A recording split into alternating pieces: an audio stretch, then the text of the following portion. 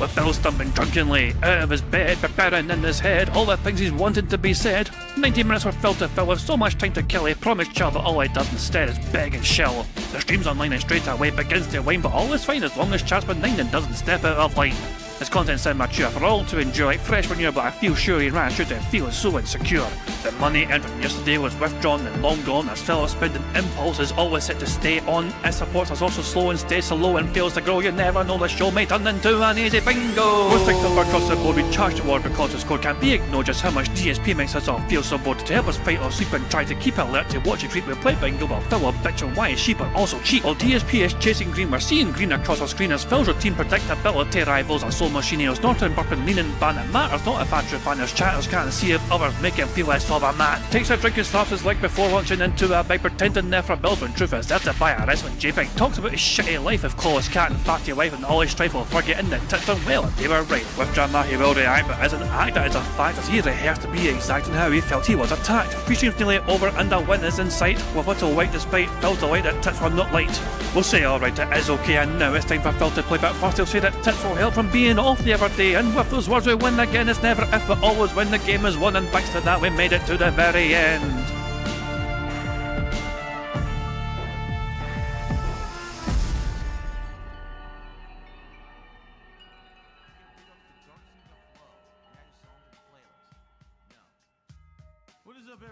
Hey guys, King Jad here, and welcome back to DSP Bingo for what is today, Sunday the 18th of January 2026. I do hope you're all doing very well indeed, and I hope you have a very fun, enjoyable weekend full of detoxing from the very bad man. And after Friday, we needed a detox from Phil.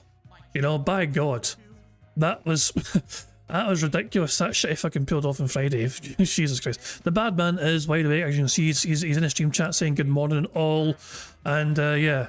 After a solid 3-4 minutes of nobody talking in the stream chat says good morning all, and the floodgates have opened. The floodgates have opened in Phil's chat, and every single person that's there is saying hello to him. Look at the chat going, Boston's kicks going off the fucking page. YouTube chat is going so fast, it's like it's standing still. It's absolutely insane shit going on here. But yeah guys, welcome back to Bingo. We'll be having a good robust bingo day today. We've got a couple of Snark Benel compilations, a day stream and night stream to enjoy. But first of all, let's cover a couple of tweets to cover some of the antics that happened over the weekend, essentially with Phil. First of all, so there's a couple of wee clips to show you. This first clip here is from Shroom Dukum. Says DSP says, if you want a new character, we need to hit some goals, and then he immediately caught himself.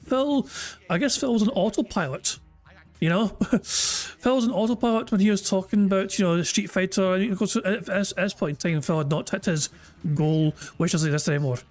And then he's on autopilot and said goals. He's, oh wait a second, they don't have goals anymore. So if you actually want to see a new character, I need you guys to hang out, engage, and support with Street Fighter. All right, and right now, it's pretty good. Let's keep that rolling. Let's hit some goals tonight, right? Let's get some goals. So you could tell he was on autopilot. You could absolutely tell he was just fucking, his natural instinct was just to say, well, I've not got 150 yet, so I must fucking encourage my chat to hit the goal. And then as soon as I fucking said it, he's like, wait a second, I forgot. I'm going to try and fucking pass this off as some sort of fucking, look at me being funny moment. There is no goal. We're good. Like, I'm happy right now, but obviously, more support for Street Fighter means maybe I can consider playing it more during the week. So if you actually want to see a new character, I need Fill a shit, of course. Fill of absolute shit. Why is he wearing a t-shirt? Because it's Friday Night Fights. Phil wears the Street Fighter t-shirts when he's fucking doing Friday Night Fights. Which is dumb, I know, but there you go. One of our clip here, this one from Post Fast here. This one just says no comment.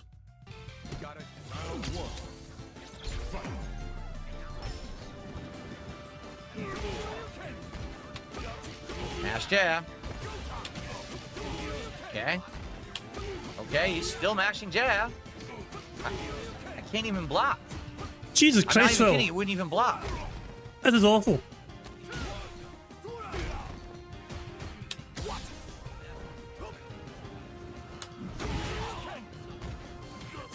He's getting hit with the same move over and over again. How can you not see it coming? Jesus Christ, man, that was awful. This fucking former pro ever. What the fuck was that shit? That was garbage. That was goddamn garbage. Fuck me, man. Oh, it was the same shit over and over again, effectively. And Phil's like, I don't know how to block this. Anyway, Gigi Anno broke down Phil's stream metrics And also, he's like, also, I always enjoy this personally. I always enjoy Gigi Anno breaking down things, you know. It shows you what Phil got today stream and night stream for super chats and tips and everything else and kicks as well. What I will say is this. The night stream for Phil when playing Street Fighter 6 ended on a very positive note. Because Iron Chef Sakai, who is banned, don't forget, gifted Phil a ridiculous amount of subs right at the very end of the stream. So there's some more discussion about this here. As you see, Gigi Anno breaks it down with a big massive wall of text here, you know. Standout for the weakest tips for DSP is dropped again. Phil basically got $25 per stream when it comes to tips. He was given $300 in tips for a week, you know. Snow chats are still the biggest pot of cash, but dropped slightly while memberships have plummeted. Kick support is originally looking to win a disaster for Dr. Alexis, not Iron Chef Sakai, appeared well after the bell, minutes before the stream was about to end with 42 kick subs. This is the same person that was known for shipping $220 for kick subs as some stupid joke, and he couldn't even get a count right that DSP mocked him for it, so there you go.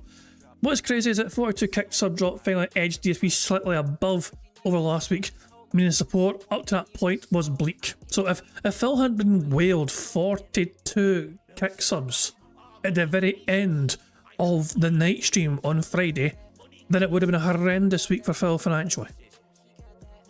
But this summary here, of course, is for the week as a whole. Reaffirmed the precarious nature of DSP's finances in 2026. We had a week where he missed out about half of his non-existent goals that still exist. If there is no whale activity, he isn't hitting a goal, full stop. As for whatever reason, the whale activity has just seemed to die off, as if they're tapped out for whatever reason or simply bounced. Considering DSP's constant complaining about kick support being poor, it's clear he's noticed a drop off in cash, which I'm sure is replacing the tits for some time. It certainly raises a lot of questions about what's happening with dwindling group of whales. Outside of Lexus tonight appearing in Street Fighter 6, I think it's a pretty big surprise that Jax Raxo was no show. Yeah, Jax Raxo didn't show up. We had no sign of Jax Raxo whatsoever. You know?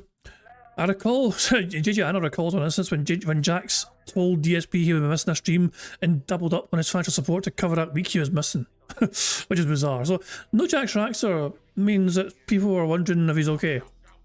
no idea what happened to Jax Raxor. But if I can go. So financially for Phil, it wasn't great. He's definitely fucking, the Aspen Gold rub has long gone. By a fucking mile, that Aspen Gold rub has fucking long gone since it's been fucking extinguished. So there you go. Right, okay, there's a couple of compilations for us to enjoy. First of all, here is the Daystream compilation when Phil also rage quit Clear Obscure because he couldn't beat the final Simon boss. So here we fucking go. This is how I play the game!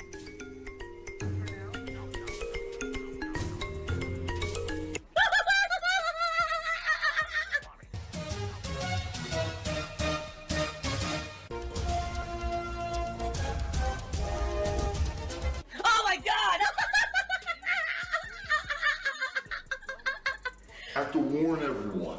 Warning. What you may see right now is going to be absolutely disgusting. Sound good? Sounds good to me. What's the reason that LTG and I don't get along? He talked shit about me for many years because people kept calling him the Black DSP, and he hated that association and or comparison. So he would, like, talk shit about me. And that's kind of actually not very fair to LTG, bizarre, because from my understanding, maybe you guys will be actually fucking better aware of it than me. LTG only talked about Phil when somebody in LTG's chat asked him about DSP. Like, LTG wouldn't just naturally go out his way to talk about Phil, because I don't think LTG really cares about Phil. You know? He only ever brings Phil up when somebody in his own stream is bringing up Phil. Otherwise, LTG, I don't think, would fucking waste any breath talking about Phil. You know? I mean, that's not a fucking defense of LTG or anything, but from my understanding, it's literally that fucking LTG is responding to people in his own stream. So Phil's upset that LTG has an opinion on him, which is not very positive, but he was only talking about it in the first place because of his own stream chat. You defended yourself time and time again, Phil, for bringing up several individuals on the internet because your stream chat asked a question. You fucking said, oh, it was your stream chat asked about you, and it wasn't you. So yeah, Phil, fuck you. say that I suck and say, you know, all this crap, right? And then They do suck. finally, over the years, I started paying attention to him because of all the stuff he had said. And eventually I had enough, and I was like, dude, just let's play then. If you really think you're so much better than me, let's play. And he has literally dodged and avoided me. I told you, give him $5,000. You want a fucking match? Look, he's basically said, you want my time. He sees his time as valuable, and he's told you, give me 5k, and we'll fucking play a set. He's laid out the fucking, the conditions were laid out very clearly. If you don't want to fucking pay to play, then that's on you. But he told you exactly what he wanted, and you fucking ran away from the fucking deal. Every single possible way, made every excuse for like 3-4 years straight now. He's done it. But I look up to LTG and I idolize him as a paragon of what the male should embody, what a true male should embody. You may not realize this, I'm the person who gives him about $30 every day so he'll turn on his webcam so I can see that massive Adonis-like form. So he's a big talker, so big mouth when he's on the internet, and then he gets called out and then he runs away like the coward he is. And now tonight on his stream, he'll probably talk shit about me again because I mentioned him today. But it's like, but dude, it doesn't matter, because when it's time to put your money where your mouth is, you never, ever, ever back it up. You'll never play me in Street Fighter. So what's the fucking point? You know, like, you'll never beat me in Street Fighter. You'll never put out a better stream than me. You'll never have a better streaming setup than me. You know what I mean? Like, everything, I beat you on everything. So there's no point. Like, just, you know, drop it. You just fucking make fun of him being black or something, Phil. You know, just fucking say what you're really thinking. Say what you're really thinking, Phil. You're white, he's black, so you think you're better than him. But he really needed to be put in his place after, you know, his behavior is just heinous. A heinous individual. LTG is a sexy man. And by the way, there's previous history of Phil fucking, like, Phil seems to hyperfixate on certain individuals of a different skin colour than him. Even though Phil's had fucking so many detractors down the years, he was kind of hyperfixated on fucking Tevin way back in the fucking day. Remember that shit? Calling Tevin a fucking criminal and all that shit. So yeah, Phil's got prior for fucking being a bit more aggressive towards a certain skin colour of a critic. You know, if it's different from him. $30, he'll turn on his webcam. All right, so everyone, if you like these indie streams I've been doing recently, let's go. Let's rally. Let's get some support tonight for Quarantine Zone. The first stream of it earlier in the week did pretty good. Let's keep that momentum going for this game. Let's get on the kick side. Let's get our first kick support of the night. Maybe a sub or some kicks, something like that. On the YouTube side, how about some super chats or a membership? Or how about a tip? Doesn't even matter who does that. Anyone can do it, right? Via PayPal. Let's get our... Well, that is, as Methbear says, LTG also said he needed to be paid $50,000 to attend his own authentic daughter's wedding and sit there stoically. Not his denied daughter. He considers her worthless. Yeah, okay. Yes, I'm saying, I'm not for any fucking second defending. LTG is an absolute cunt. So is Phil. You know, they're both absolute fucking cunts. You know, absolutely. So yeah, just because I'm mocking DSP and all that shit or whatever, you know what I mean, and because of the LTG, it's like, oh, so you're defending LTG? No, fuck that shit. No. Okay, hope you're doing well. But yeah, you know, LTG, Phil, fucking Wings, RTU fucking got his blind daughter on his stream the other day to try and fucking use her to drum up pity and sympathy support from his audience. You don't wheel out your fucking blind fucking daughter in the hope of like fucking getting some extra fucking money or whatever from your fucking, what the, I mean, that was, yeah, I mean people are fucking going to watch. Yeah, hold on, there's a clip on Twitter, hold on 2 seconds. Where is it? Why is Keem? Let's sit with streaming a lifetime, low tier god, they call DSP and Wings. Nah, that ain't happening. That is not happening, I'll tell you that right fucking now. Now, let's scroll down here. Oh yeah, whatever, this is, Jade's out here drifting. Because it's icy. So this is the Jade drift here, there you go. So hold on, 2 seconds, where is it? Where are you? Oh, that's, don't know if I can see that shit, hold on. Here it is here. Lolcow basement here. Possibly the darkest and most pathetic thing I've seen on an RTU stream. Using his blind daughter for content, the one we aren't allowed to mention. It's... I don't want to dwell on it too much, you know what I mean? But for fuck's sake, Rich. Get the fuck out of here. Stop that shit. You know? Hi, Dee Dee. Hi, girly. What are you doing? You want to be on Daddy's stream? You want to hit ocean water? Girly, I'll show you where it is. Here. Ocean water. And then you go. There you go, Smids. I love your mask, girly. What do you... It's a pretty cool mask. I have no idea. I mean, I'm sure it's a perfectly, you know, logical reason for the mask in terms of like helping. But yeah, I mean, it's a cool looking mask. I think, you know, you know. So that's just my take on that. The bad man's okay. The bad man's live. He streams live, but he's not actually live. It seems he's not talking or anything. Go stuff. There you go. You can't. I've got no idea. I mean, I have no idea. It's to protect their face so she doesn't walk into things. Jesus Christ.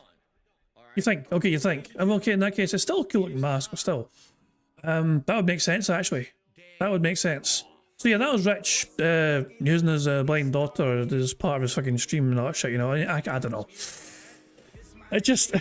it's something... Fuck me, man. I don't know. That, yeah. As I said, lolcows in general, all these fuckers are just getting more and more desperate, it seems, to try and fucking maintain an audience, maintain interest in their own fucking dwindling platforms. Look at Phil fucking doing his fucking fake snaking crap, whatever, and all that rubbish shit. You just, they're all as bad as each other, for fuck's sake, you know, so there you go. Anyway, let's continue with the compilation from Sorp and Alfred's. First of all, I think this is Thursday night into Friday morning. Our initial support, and then let's get started with Quarantine Zone. Let's get some momentum going for it, right? Bankruptcy is like the only solution, okay? Guys, I don't know if you're aware of this, okay? I'm on stream playing a game. If you bring up drama, I'm just going to ban you outright. That's your one and only warning. The same day he had drama on a day stream. Remember, Phil spent a day stream talking about that video of LTG. No one's talking. So this is Thursday night. Phil spent the Thursday daytime stream dedicating that to LTG drama. And this is the next stream, and people aren't allowed to fucking talk about what happened in a day stream. About anyone but me on stream playing the zombie game, period. All right? I'm literally, the moment I see it in chat, I'm going to ban every one of you. Okay? So that's your one warning. I see it, you're gone. We're having fun tonight. I don't care about this nonsense. Okay? Your kitty shit. Very good. I'm just going to ban.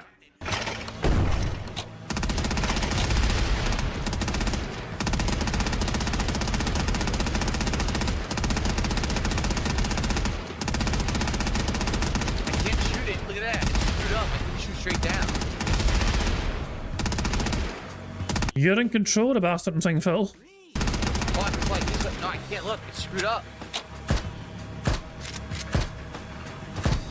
Well, I screwed this up. Yep.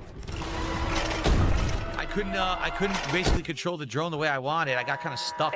That sucked. Let's try again. Prevent breach. See, when you guys say hand cart, that's a hand cart right there. That's the definition of a hand cart. Okay? That's what I call a hand cart. I've never had anything like that in my possession in my life. I wouldn't call that a fucking hand cart, Phil. I was like a finger cart, for fuck's sake. So that's what when these idiots have this meme about hand carts, I'm like, no, I don't have a hand. You created the meme because you kept saying you had these hand carts. You insufferable cunt. You were the architect of the fucking meme existence in the fucking first place. Hand cart, I don't even know what you're talking about. People are saying, but Phil, you're back. Did you guys not listen to what I just said? I bought a hand cart. I bought a foldable hand cart that allows you to, it's actually cool. It has two settings. Number one, it's just a normal hand cart that you push stuff around with.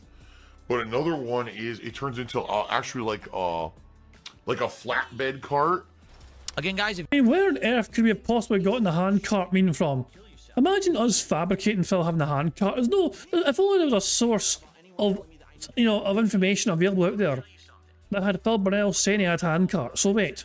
you are enjoying Quarantine Zone, please support the stream tonight to keep indie games in the rotation. I'm liking the game a lot. I hope that you guys are too. Let's get some more support for the indies tonight. Paul Logano did a $2 super chat. He says, what would you do if Kat came down with zombie symptoms? I would take her to the hospital. What else would I do? Right? Put a fucking bullet in that zombie bitch.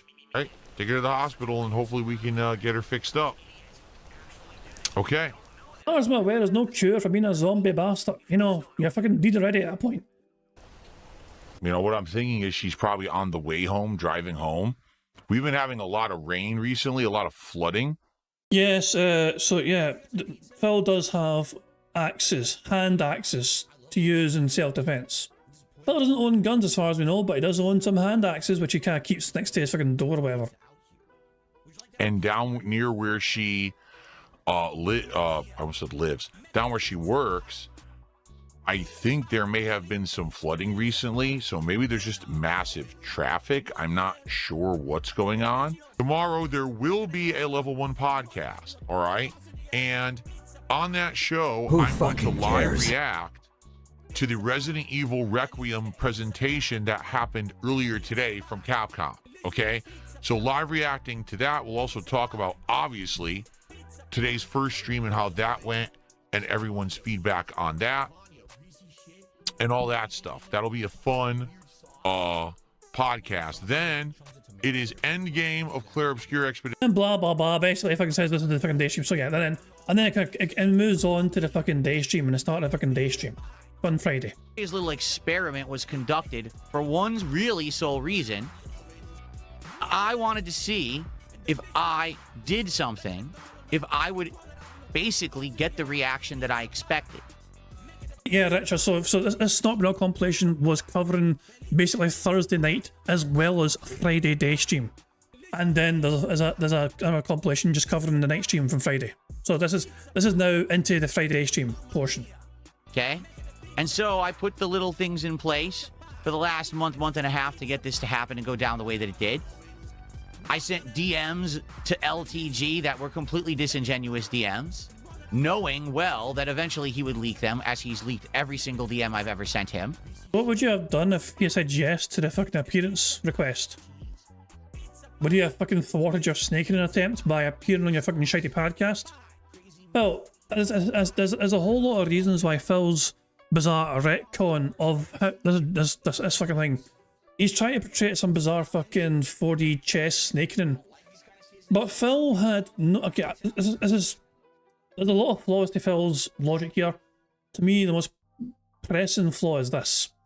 Phil apparently, way back at the end of November, had the foresight and intuition to know that LTG was going to react to something that a Wings detractor had made about Wings, and Phil also knew that an LTG detractor would make a compilation video about LTG reacting to the Wings detractor video about Wings. From way back in November. Even though that video didn't really surface or come up until days ago, because it happened days ago. You know, it does. So Phil's plan here just makes zero fucking sense.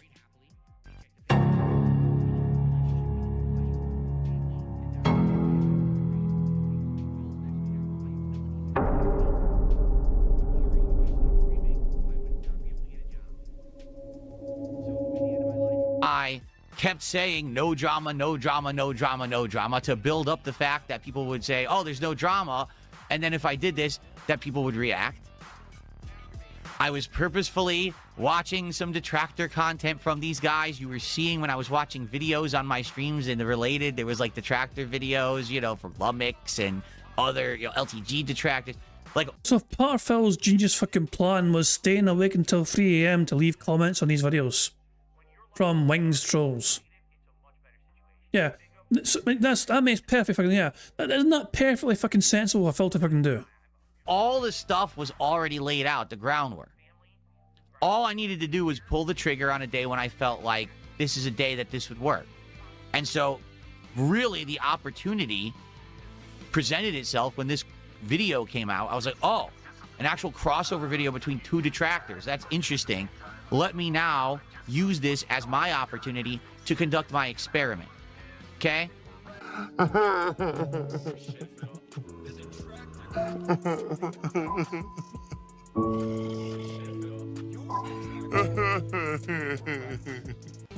And so I ran my hypothesis. I laid out the experiment, and ladies and gentlemen, the experiment was a smashing success. Well, what was the experiment? The experiment was that if I tried to actually get a reaction from the internet, that the internet would actually bite. And the answer is yes, absolutely, 100%. So much nonsense on the internet is surrounding me. As I keep telling you guys, I am the center of this vortex. That all I want to do is sit here and play games and chill and have fun. But the internet just waits. They're sitting there outside of the vortex, salivating. Ooh, when's Phil going to say or do something that we can jump on? And so I said, I will give them something. And you might say, that sounds very narcissistic. Well, it is. But the point is, Let's see if I get a bit sick. Yes, he is actually a narcissistic piece of shit. But it's okay because he's agreeing to it. You know, it's all perfectly fine. Richard's asking, does Phil know we all left once we found out what was going on? I think so. I think so. It's the fucking Shawshank Redemption, right? But with more tunneling through shit and no fucking redemption. I think only a small handful of detractors stuck around to the whole entire thing. I pieced out after like fucking 45 seconds, personally. Broadside Phil pieced out after a while. They couldn't make the whole thing. I think James, the Lesser Express, I think they were the only detractor to have like stuck it out for the entire thing. And Raw Phil, of course. Raw Phil had no choice to, of course. But I think James, the Lesser Express was the only one other person or detractor to have like covered the entire fucking thing. But as you see, Phil's going live right now, so we'll just wait for him to start here. And thank you for for the chat. I'll get to it in a second here. Just waiting to pause Phil. Anytime now, Phil. Anytime now. Anytime now. Wherever I can go. So the bad man is now live, and he's starting this fucking shitty show. Let's just fucking make sure he's on 1.5. Good stuff indeed. And yeah, we'll continue watching our compilation and all that stuff. Before that, of course, thank you very much, Tim. Okay, Florida 2000 Super Chat says this is such BS, like a snake in a Kino Casino. Exactly. Like, there is Phil. So Phil knew. So Phil waited until he got feedback from his audience, basically. So Phil waited intentionally to hear what his own audience thought before attempting this bizarre retcon and try to fucking claim it's a fucking snake in it. You know? His audience hated it. His audience were literally up in arms, revolting against Phil for doing this. They were looking forward to Arc Raiders, and someone actually fucking gave him a super chat saying they were looking forward to Arc Raiders, and Phil lashed at him saying, then where the fuck were you on the last Arc Raider stream? Where I wanted people to support it, and people didn't support it enough. You're like, you're not a real fan, you're a troll, and what the fuck is wrong with you, Phil? It's unbelievable. It really is unbelievable. Hey, Ramon Sanchez, how you doing, pal? Anyway, so we've got live DSP on pause. Let's build up some plentiful amount of speed up juice, and let's continue watching the daystream compilation. what I say is true. You might say, well, gee, Phil's so full of himself, he thinks that if he does anything that everyone's going to react to it. Well, they do. I actually am the center of this focus of attention for some bizarre reason. I don't know why. I don't think I'm interesting at all. Being honest with you, I don't think I'm interesting. I think I'm just a normal dude who just wants to play games and hang out with you guys. You are not normal, and I thank God for that. I don't know where all of this comes from. I never did. I think it's insane that a crazy amount of people hyper fixate and focus on me to get attention and content, okay? And so I said, you know what? I bet if I reacted to other content creators, if I reacted to detractor content, I bet I could get not just my community, but all these other communities would be involved. What was the fucking point of it all, Phil? Basically, you started drama, you initiated drama for the sake of getting attention. So, big fucking deal. It's not very hard. Any other lolcow could do what you did and get the same sort of reaction. If LTG decided to fucking watch, you know, Wings roast you, or, you know, not even Wings fucking roast you or whatever, or, you know, let's say, for example, imagine LTG booting up the fucking 666 stream where fucking Rich is on the stream with Phil, and Phil's snaking the casino or whatever, you know, and like LTG is listening to Rich just destroy Phil's narrative before he fucking boots him off his own fucking show because he was talking too much fucking fact, whatever. And LTG just fucking roasts ever living shit at a Phil for being a fucking delusional man-child for several hours. I was like, that would get people talking a lot. And people would fucking point and laugh with LTG at Phil. You know? It's... There was, like, you know, usually you can understand, like, so Phil's motivation is usually, let me do drama so I can get money. That never really happened for Phil on a day stream. Like, Phil usually has, I'll put it this way, Pokemon's done better than that fucking drama stream on Thursday. You know? So it didn't get him extra money. It didn't really get him extra engagement or interactivity from his audience. No extra goals were fucking hit. So really all he fucking did was give detractors more content to create. All for the sake of pissing off his own fans. For cancelling gameplay in the pursuit of making drama content. And it would be this big thing. What? But let's see what happens, because it could just be a whole nothing and maybe it wouldn't work. It worked. Folks, all the detractors of all of us are making content. All the fans are making content. Everyone's talking about what just happened yesterday. I can't believe DSP made this content. What do you think? Well, you know, it's kind of hypocritical because he says he doesn't want... Oh, okay, hold on. Phil is trying to fucking portray what the average person said. Okay? Listen to this fucking shit, and do you agree that this was the average opinion on Phil's Thursday drama stream, okay? Listen to this. DSP made this content. What do you think?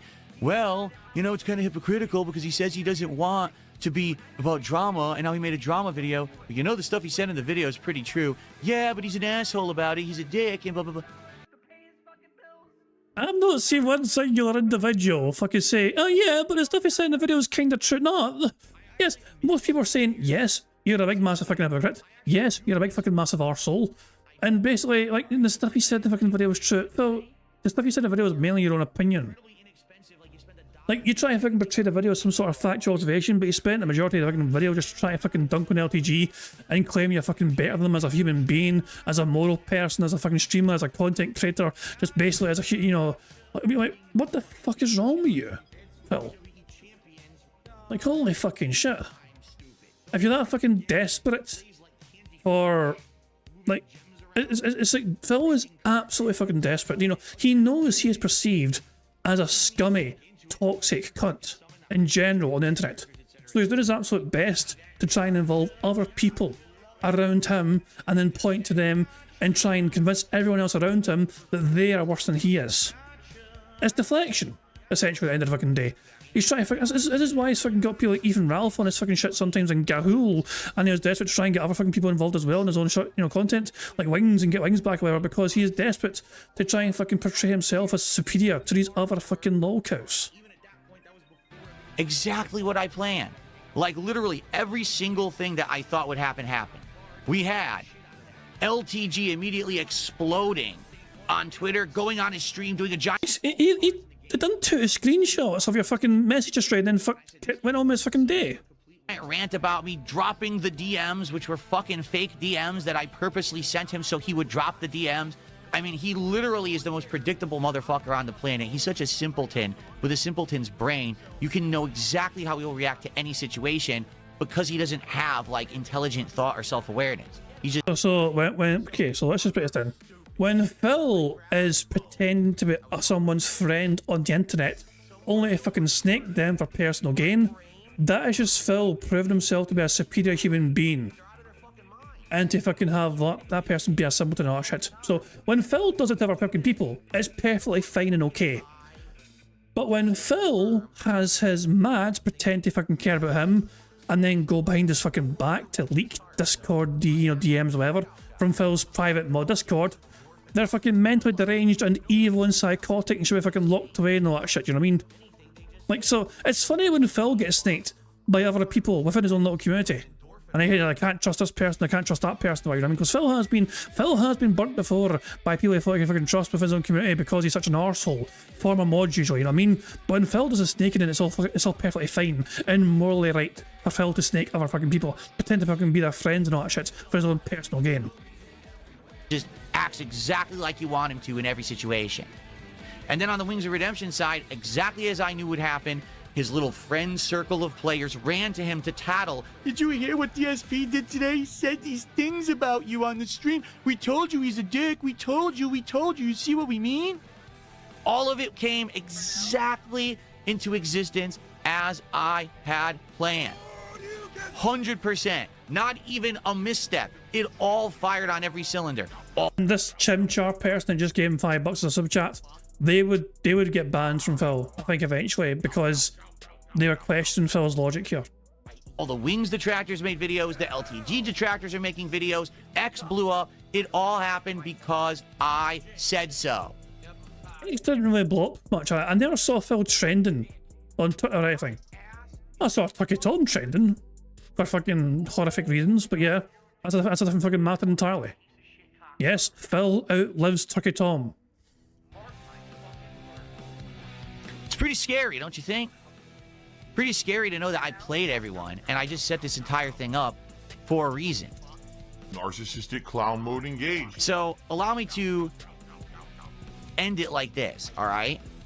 All you people out there who follow this drama content, and this is all you do, like, all you do is you follow people, you hound them, you make content about them, you watch the drama content that others make about people, all right? You're literally describing yourself right now, but okay. You're wasting your life, but I can't stop you from wasting your life, but I just want you to understand something. It's a simpleton's game. It can easily be played, it can easily be milked, it can easily be used for gain, for pain, for whatever. Because the people involved in this are not the smartest people on the planet, they're the dumbest, all right? At any moment, I could go into drama and I could easily manipulate the entire community for my own purposes. Or I could just ignore drama forever and stay out of it and also be successful. I can do whatever I want. Because someone who actually is smart and has talent can do whatever they want. And again, you could say, well, that's narcissistic. Well, guess what? It's fact. It doesn't matter if it's narcissistic or not. If it's true, I performed the experiment. It 100% worked. I proved my point. Now I'm going to go back to doing what I love. But just know that at any moment, I can manipulate all of these simpleton idiots to do exactly what I want and how I planned it. Sure, it's delusion. It's actual egotistical delusion. All right? So thanks for watching that garbage content. I really hope you enjoyed it, but I'm not going to be making that kind of content regularly at all. I'm going to move forward and do positive stuff like I intend. And I hope that you understand that. And for my fans who were freaking out and saying, oh no, why is he doing this? I'm not doing it. Don't worry. Like, that's never my intention. It never was. But I wanted to prove a point. I've proven that point. It's very simple. I am the puppet master, and everyone out there in the drama communities are my puppets. At any moment, I can snap, and I can make you jump. I can make you flick. I can make you do a backflip. I can make you say what I want you to say. I can make you do exactly what I want because I know how you think. You're not smart. You're stupid. You're very easy to manipulate. You're very gullible. Every person who's into this garbage drama, you need a life. I can't make you get a life. I've tried to convince you for years to get one. So now, if ever I feel like I need to, I'm going to use it for my own personal gain, and you're going to like it. And that's all I have to say about that. But what if your fans don't like it, Phil? You're just going to fucking dismiss their fucking thoughts and feelings? Your fans told you outright, please don't do this. You ignored them because you're a selfish, egotistical cunt. Oh my god, he's drinking Tyrone sperm? Hold on one second, because here we go. We got to ban a bunch of people, of course. Here we go. Bunch of trolls, of course, because I started speaking truth. Here they all come. They attack the chat with nonsense. Let's see here. Banned, banned, banned, banned, banned. Gone. Forever. Ignore the super chat. It's not art.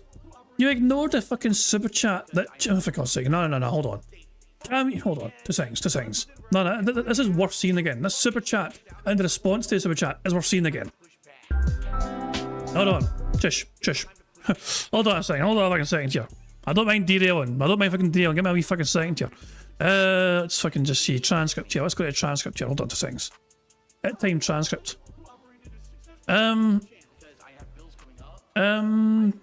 Char, I guess. For God's sake, hold on. Tim Char to the $5 super chat. Here we go. This one right fucking here. This wasn't included in the compilation. I think it fucking should have been. Because this was just ridiculous, I think. But here you fucking go. Listen to this shit. but thanks. Super chats. So, Chim Char did a $5 super chat and says, your fans wanted Arc Raiders gameplay. Why was it more important to give detractors content yesterday than do Arc Raiders? Because you're lying. You didn't want Arc Raiders gameplay. If you did, you would have been there for Arc Raiders on Tuesday when everyone complained I already did too much Arc Raiders in too short of a time, and to stretch it out more, it was getting boring. You're a liar. You're not even a regular. No one believes you. So, thanks for $5, but no, you're full of crap. Chim Char ended up giving Phil another $5 super chat, and actually, I think Phil responds to it as well here. In addition, I already had announced overnight there was no Arc Raiders, so no one should have been attending that stream expecting Arc Raiders when I had already canceled it. He announced it at 3 a.m. Phil announced it at 3 a.m. his time. So 8 hours before Phil was due to go live on stream, effectively, he told his audience at 3 a.m. his time, oh, by the way, drama's happening instead. Way in advance. Okay. And then Chim Char did a $5 super chat. He says, what do you mean you're not doing it? You did it. You literally did it. Instead of Arc Raiders, you're not making sense right now. What are you talking about? No idea. Thanks for... Yeah, so Phil was very pleased with these... So he was hoping that his audience would believe his bullshit, and the audience didn't fucking really believe his fucking bullshit, but they fucking go.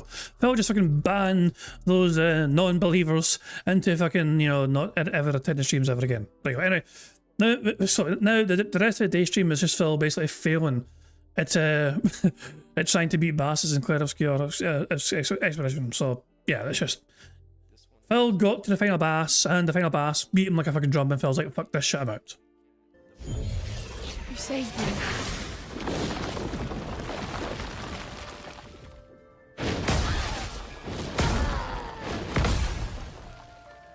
Great. I'm not an expert in playing this game. In fact, I've never played this game, but I'm going to try and fucking block those attacks.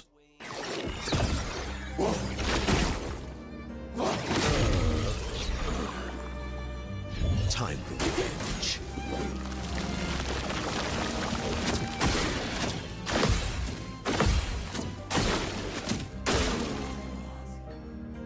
They have so many attacks, I have to learn all of them. I haven't learned any of them yet. It sucks. So get learning, bitch. So many attacks to learn. Moki, are you still here, Moki? Because Moki was playing Claire Obscure as well. I'm not sure. Didn't you finish the game? Oh, God. No. No. Jade, no. Squeaky Wheels Jade tipped £1. God help us all. Squeak, squeak, squeak, squeak. Not to be disrespectful, Daddy Philip. But the joke is on you because I can neither jump nor do a backflip unless I want to be demobilized. Oh, for God's sake. Sorry, I just went on myself again.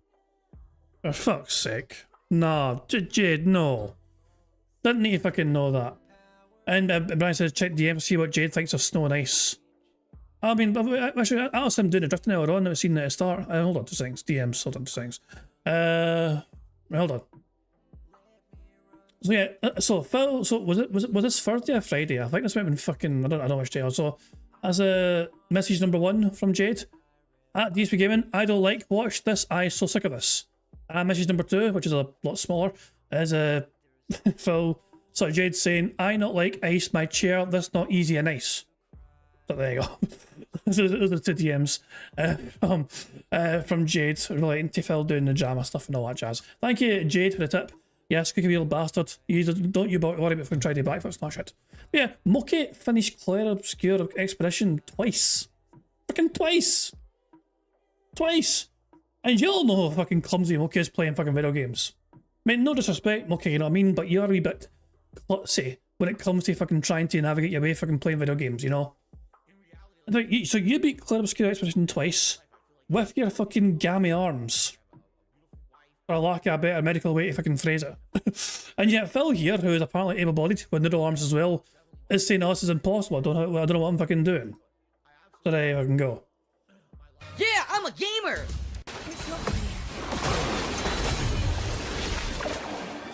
I have no idea what happened. It didn't work. He was supposed to attack next and he didn't.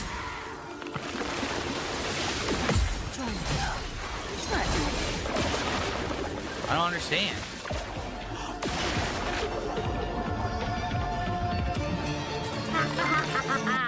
I'm gonna fuck you up. Thank you very much, Moki, for the super chat, and I'm sure I fucking deleted if I can trigger their own fucking sound effect as well. Saying twice, yeah, ball bag, yeah, I fucking go twice in. Fucking twice. And it's Moki, with all their gaming ability and expertise. I mean, to be fair, Moki is no stranger to fucking video games. They are, you know, definitely fucking enjoy playing video games. And poor Moki's going stir crazy right now. Moki wants to fucking play these games and she can't. She can't because her arm's still fucked up, effectively. They tried to play Papers, Please earlier on stream. And I caught some of that. And yeah, so Moki's arm is still out of commission right now. It's still recovering from surgery. It's still very painful for them. They still try to stream anyway, and they can't play Papers, Please, which is a very, you know, if it's a game only using your mouse and nothing else, Moki can kind of manage that. If you guys can recommend any games which only require the use of the mouse and nothing else really, like Cookie Clicker or something, please recommend it to Moki. Hey, that being said, just fucking made the stream. Thank you very much to That Being Said for joining the stream. I hope you're all doing well. Please guys, if you just joined the stream from That Being Said, please hit the like button because we need likes to fucking get free spaces to help us endure the bad man. So there we go. Hope you had a fun time on That Being Said stream.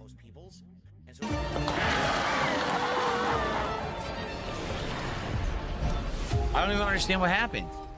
I used the ability that says your teammate's supposed to go next, and my teammate didn't go next. So what was the point? Intervention doesn't work with some super bosses, so then forget it. I'm not going to play it. Boss. Nonsense. Oh, let's just write a new rule set for this boss. No, I'm going to leave now. We're out of here. No thanks. Run, fat man, run. Holy puss.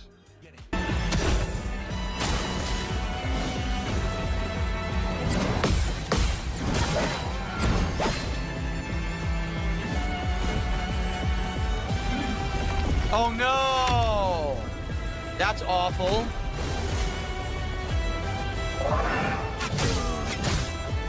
That's game. So not only can he permanently remove you from the fight, then he can attack the whole party again.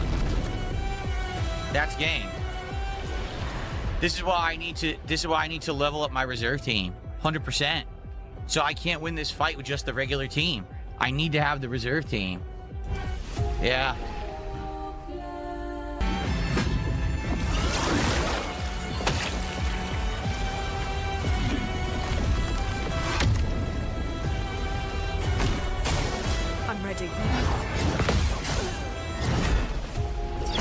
You weren't fucking ready.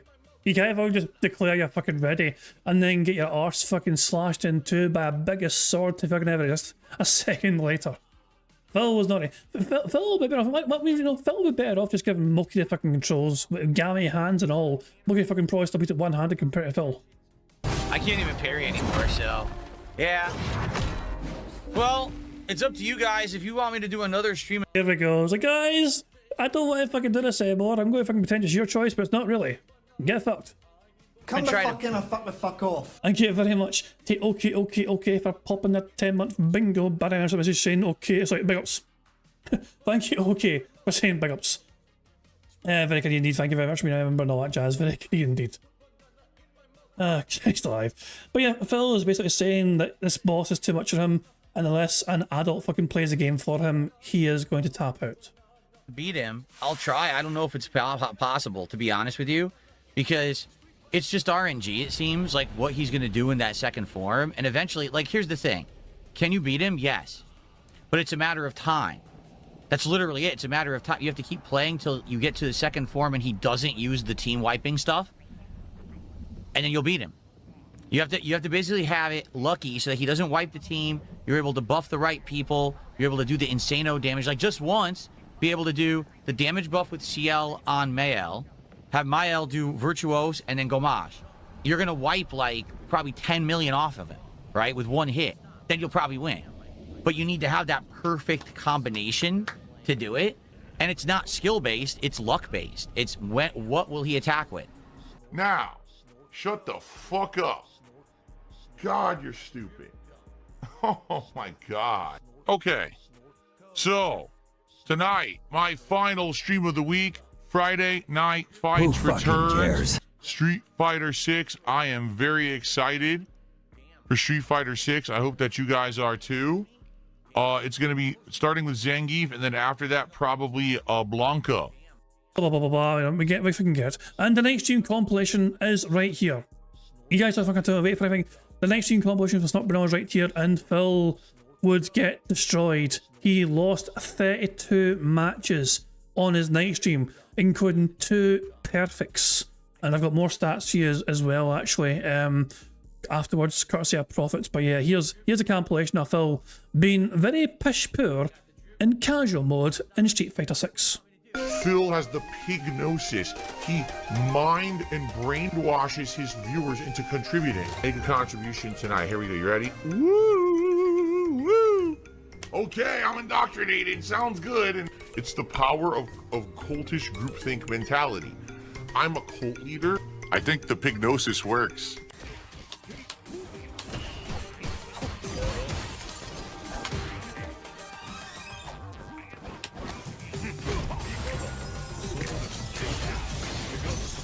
If I ever get this game, my first character is going to be fucking JP. It seems like such a kind of cool character to fucking use, I don't know. But yeah, Phil is playing somebody who's not even experienced playing as JP. It's a new challenge, I'll look at the top right. Phil is a 3-star diamond with Zangief. You know? This guy isn't fucking used to fucking playing as JG, but he's getting the flare light, you know, with him. I really cannot play right now. I gotta remember all his normals and how they hit. I just don't remember it all. So I literally pressed the wrong button like 10 times. I'm trying to remember how to get in on JP, who just stands there.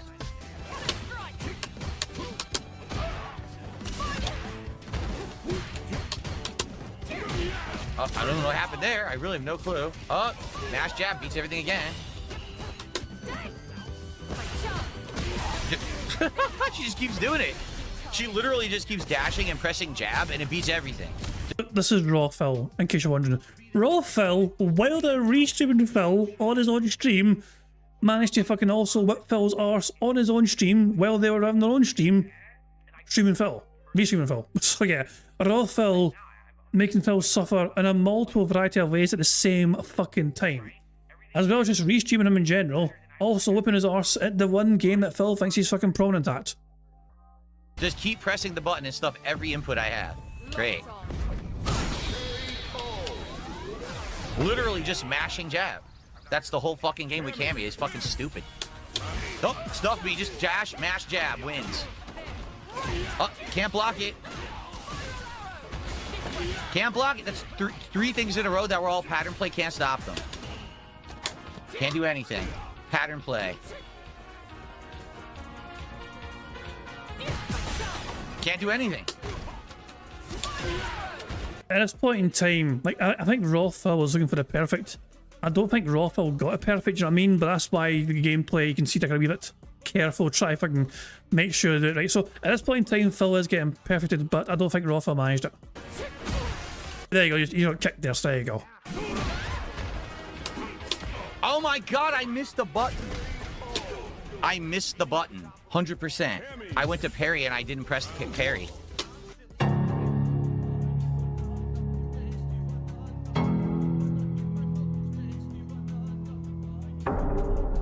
Come the fuck in or fuck the fuck off. Thank you, Archie Warren, for popping their 26-month bingo Barry message saying it's his longs. His longs? It's his longs? His longs? What do you mean it's his longs? Longs what? What longs? It's his longs. Am I misunderstanding or missing something?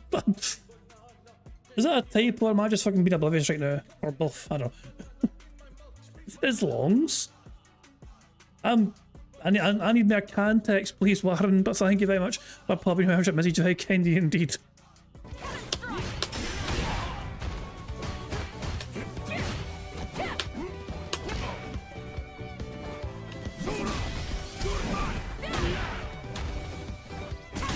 What am I supposed to do? I can't get in on it.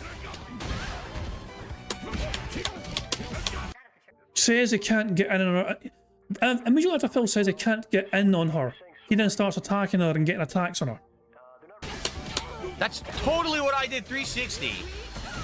And then she mashes jab and gets super. Mash jab, if it hits, just do super.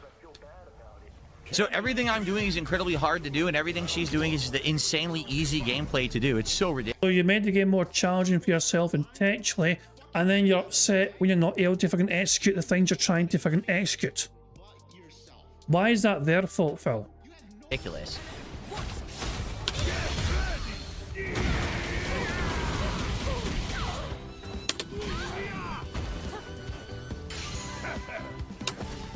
I couldn't dash. That's what it gave me. I'm serious. That's what it fucking gave me.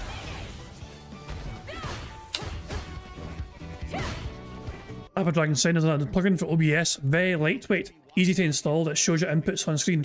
I just make tutorials, no reason Phil couldn't install it. There is a reason why Phil won't install it, because it means that his fucking bullshit fucking excuses as to why things didn't happen would fucking be completely dismissed by the evidence on screen. How is someone to fucking give excuses if you can see he's lying about what he's pressing?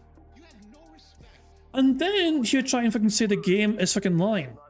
Even though OBS is not reading what the game's fucking doing, but it's reading what your inputs are from your own end. Nah, Phil would never, ever do that. I can guarantee right now, Phil would never fucking do that. He is not brave enough to fucking do it.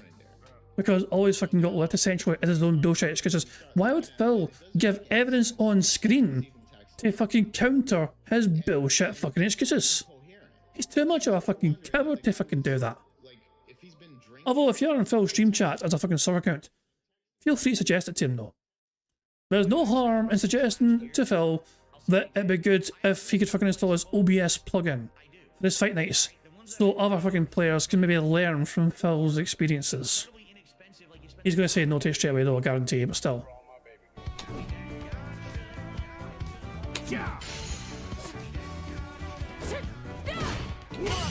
What? No, she didn't perfect parry that. That's complete horseshit. That. Buttons, but she recovers from the button mash in time, so I can't reverse her with a super.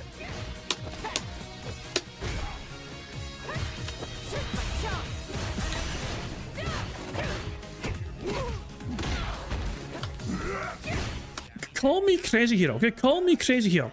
But here, Phil does well here defensively. Phil tries to fucking claim that once you're in a fucking corner, you can't get out, it's impossible, whatever. Phil defends himself against all these attacks here. He stops all that, all that offense didn't do much to Phil. And he manages to fucking get a fucking counter-attack going. So you can get the corner. Even if you're against Kami, and you're fucking getting pushed into the fucking corner against Kami, there's definitely ways out the fucking corner. But Phil claims this is impossible, usually.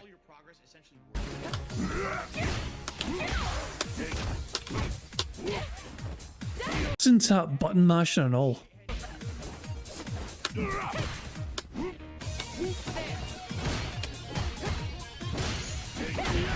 Look at this nonsense. What? Everything is safe, everything is cancelable, everything is free. Even when she's burnt out, I actually can't even attack Cammy. Basically, here's a whiny baby. Trash. Locked on. Trash.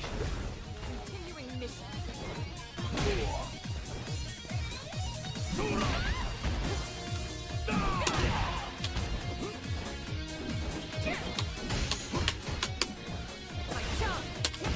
The smash jab beats everything. Just stand there and mash jab and hope for the best. Nothing you can do. I was trying to block. I was going to block and do reverse 360. Nothing. Doesn't block the fucking hit. So fuck this. Again, it's a waste of time. Whining, complaining. Just guessing. Literally just guessing, pressing buttons.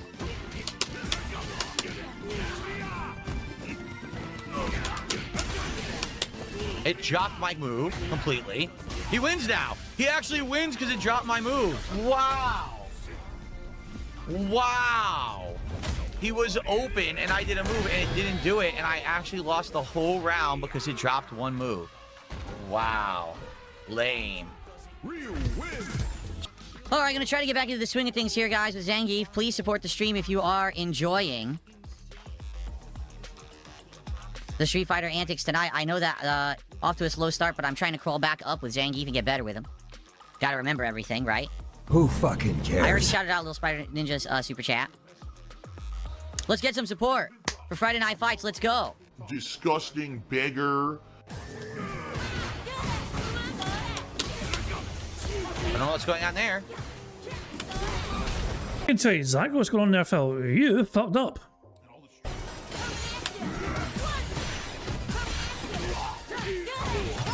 Nothing I can do. Nothing I can do because it was a drive rush mix-up. You notice she kept attacking, right?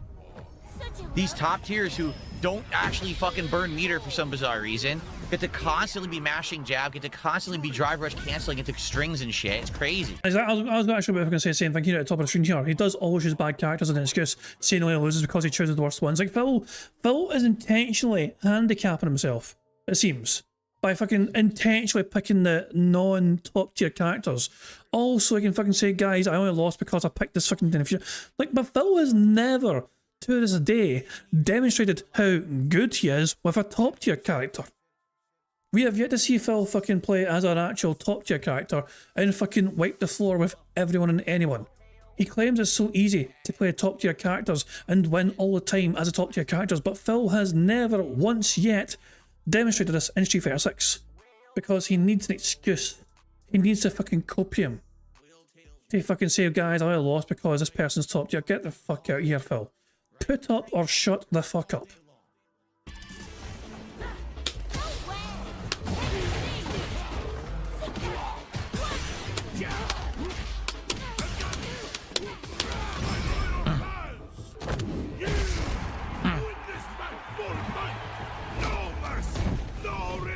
And then Dragon has been saying he's argued that he won't use top tier characters because it's not fun to. How the fuck would he know? He doesn't play with them. His only experience of fucking top tier characters is getting this fucking arse handed to him by the top tier characters. He doesn't actually play as them. So how the fuck would he know?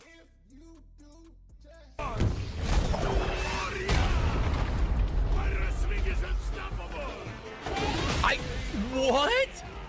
She literally did a crazy fucking anti-air. I didn't even do anything. I couldn't even do anything there.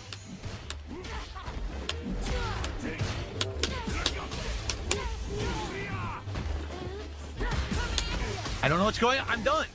Yeah, I don't know what's going on. I really don't. I'm in the middle of doing something, and I go, okay, now I'm going to interrupt. I'm going to do my move. Something else comes out, and then I... So you fucked up. It's a skill issue then, on your part. You mashed buttons incorrectly. The game's like, well, no, that's not what I want you to fucking press, and you get punished for being a not very skillful player. Lose. So any character who's fast and can mash buttons, safe hit strings, and then just keep drive canceling off of anything, they all beat Zangief. Complaining and making excuses like a whining, crying, tear-eyed baby. She has so many options when she drive rushes. She can mash, she can throw, she can overhead. That felt good, didn't it? And then she neutral jumps. Yup. She just neutral jumps. Oh, look. That was hilarious. That was absolutely fucking hilarious. So, like, literally, the second before it starts, like, hold on. So the character's there, okay? You know? So Phil is trying to just, like, wake up Super or whatever. Or his wake up fucking... But they jump, and they're in the air as Phil's fucking pressing it. Now that is just... I mean, did they know Phil was going to fucking do that? Or a similar attack? I don't fucking know, but that is just fucking clever gameplay in my opinion. They are anticipating that is happening, so they're bracing themselves by preparing to fucking just jump over this. And then she neutral jumps. Yup. She just neutral jumps. Oh, look. It doesn't matter if I whip because I know I can't punish... He can't punish me anyway, so I'll just... You got punished because you went for something which they seem to have read, and you paid the price for it. Either that, or, you know, whether they fucking knew you were going to fucking do exactly as like fucking move, who fucking knows, but yeah. They just fucking did something because they assumed you're going to do something else, and their assumption was right.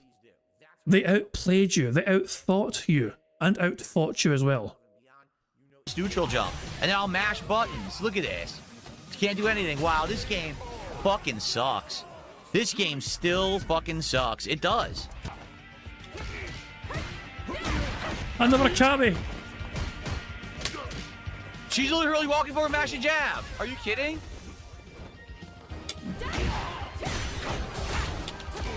What do you want me to do? Are you fucking for real?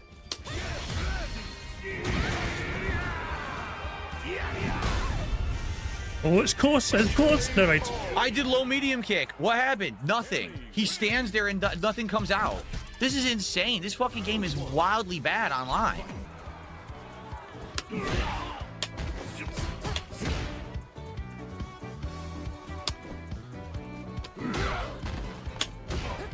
Surely Phil can't fuck this up. He's so close to winning. Look at that health bar. For Cameron at the top left. It's so low. What the fuck?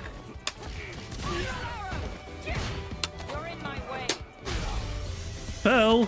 Phil! Wow, this is great gameplay. Phil! What are you doing, Phil? There's nothing I can do. There's nothing you can do to react to that. You're done. Playing online, you're done. Grabs you. Wow, you're a great player. Mash, jab, and throw out random special moves and beat me because we're fucking playing top tier to low tier.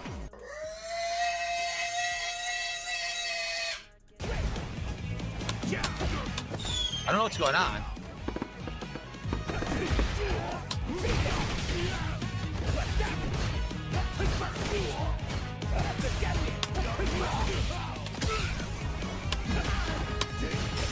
Good one. I'm trying to parry. I can't parry it. Oh, I fucked up bad. That's not what I did. I did level 3. I did level 3 to try to grab him when he was landing, and I got level 2. It might have worked, but I'm not sure if it would have. Oh, wow. What? I wasn't expecting that at all.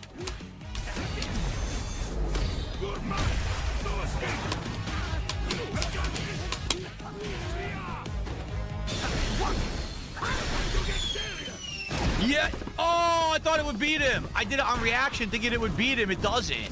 But I didn't know that. I just wanted to try. Nope. That sucks. I thought that would stuff it. Yeah, there's nothing I'm doing there.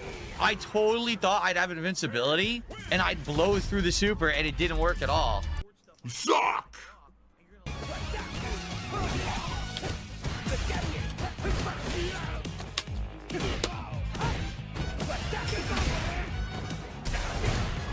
Really? I didn't know I was close enough. I had no idea I was close enough.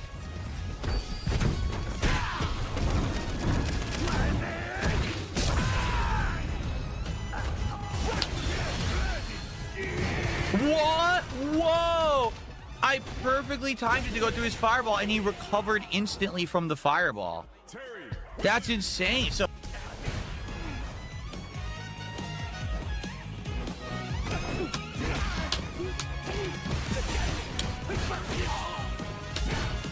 I'm trying stuff. I am. You're also failing stuff. Really, you are.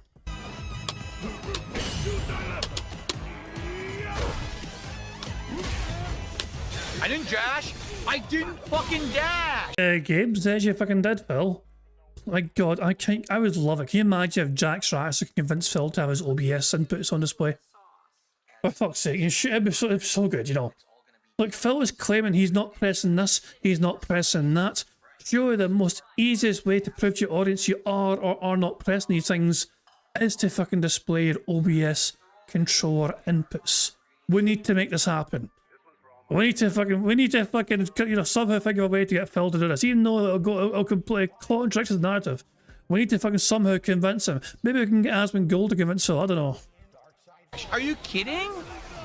Dude, the game is dropping so many inputs, it's ridiculous. I tried to do a meaty headbutt. Fuck you. You're a liar.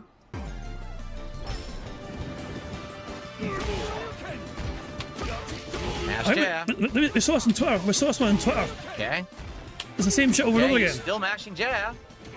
I can't even block. And a throw. I'm not even kidding, it wouldn't even block. Then it's the same 3 moves here.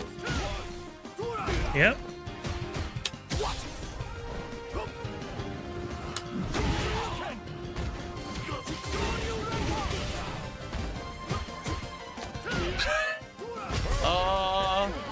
I literally can't do anything. It won't let me react to anything.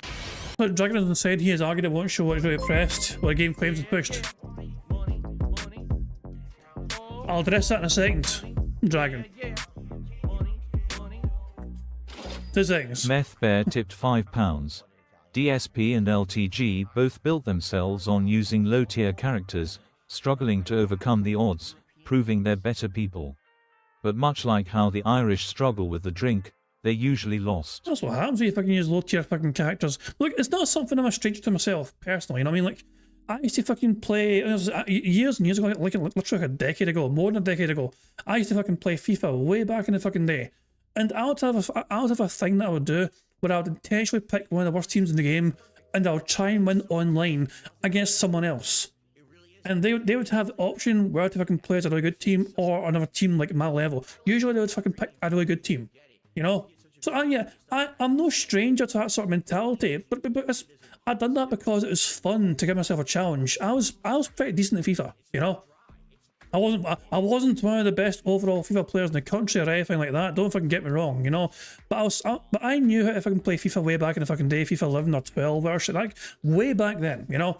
And I fucking enjoyed playing it, and I want to give myself more of a challenge. I would try and fucking win as a bad team, you know. So I'm not stranger to the notion of it at all. But yeah, but I wasn't trying to like. That was for me though. Like I did that for me to enjoy playing the game and give myself an extra fucking challenge for a game that I at the time enjoyed playing.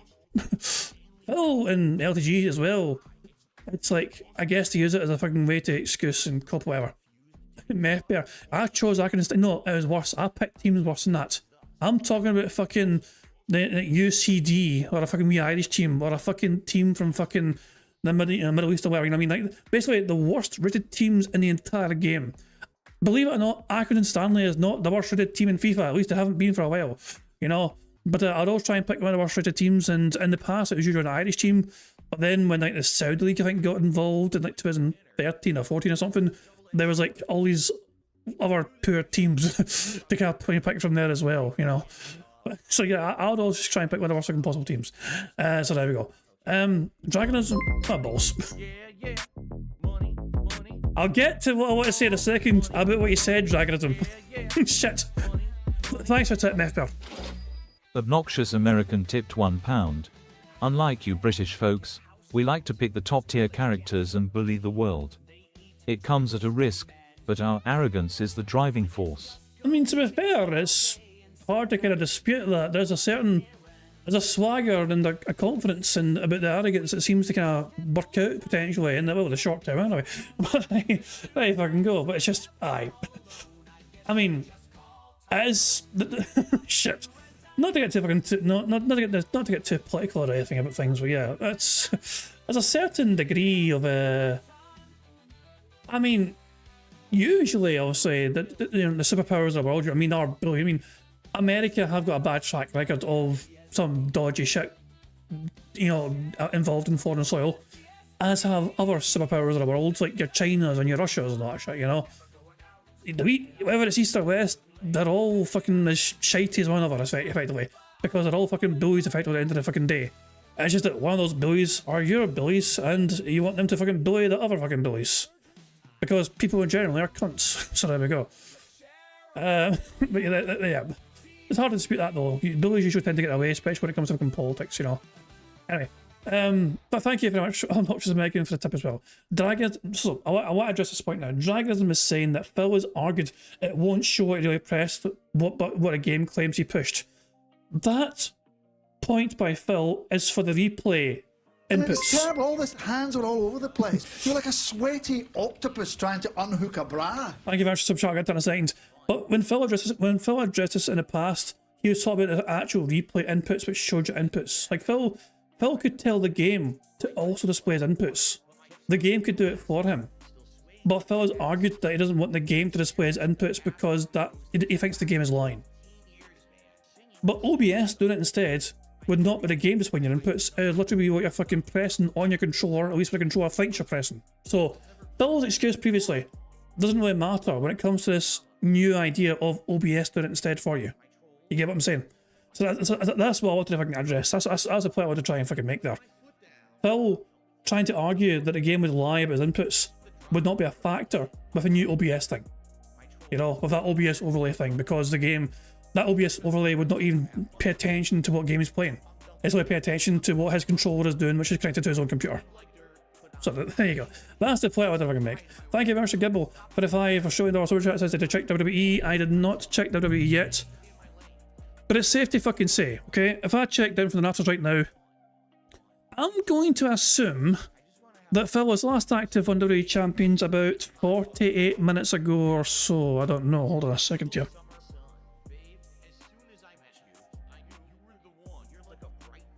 The thing is though, it's like, I mean, it doesn't really, like, because Phil keeps it open anyway, like, we know Phil has it open at all times. he done a fucking daily crap one time and the fucking game was still open. So if I fucking pressed the refresh button on this fucking thing, it's like saying active a minute ago, you know? So, yeah, Phil has been live since 11:30 his time. So he's been live for about 50 minutes or so. Like if I go back like 5 seconds here and then fucking press play.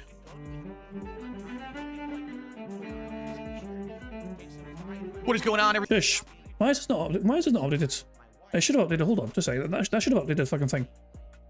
Usually that would update like the fucking. What do you call it? Hold on, 2 seconds. I want to update the fucking timer. Yeah, there you can go. I'll do that, then go back to that. We're behind live DSP by about 49 minutes. There we go. About the ban list. Hold on 2 seconds. Control, refresh this shit.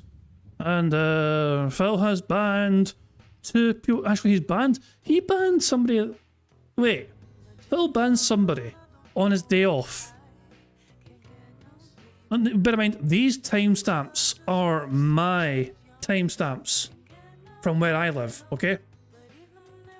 But it looks like Phil was on Kick on Saturday evening banning people from his Kick stream.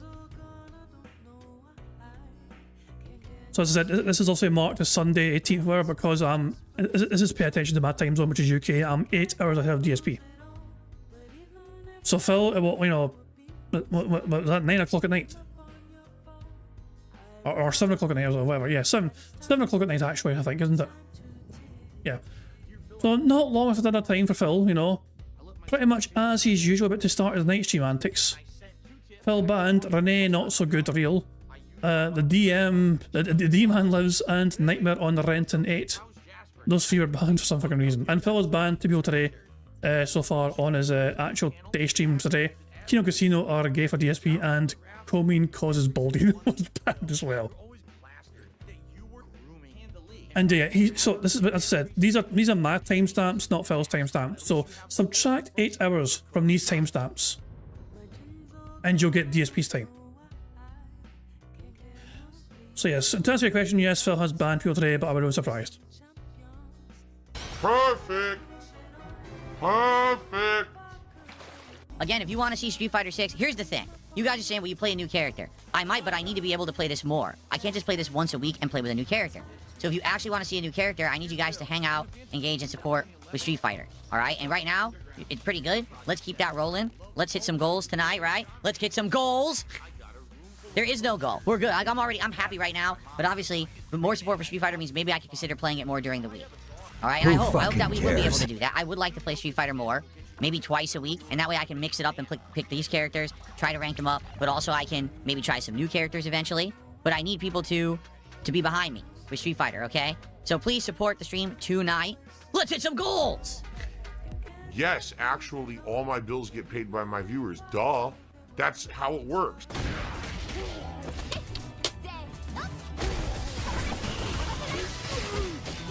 I don't know what she's doing.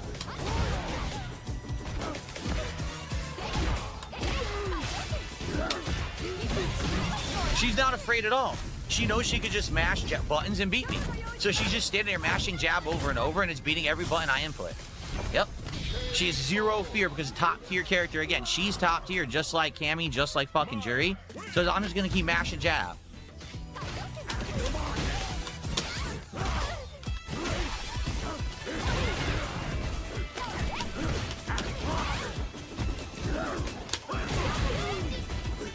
Can't block. I tried. She won. Wouldn't block.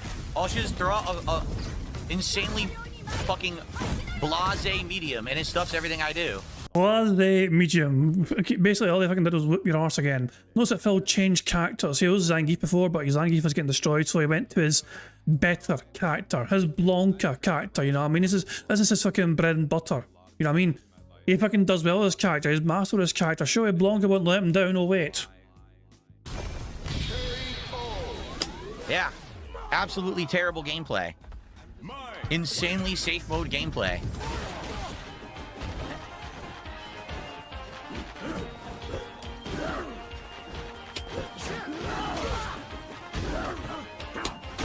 What the fuck again? One punch. Why did that stuff a kick?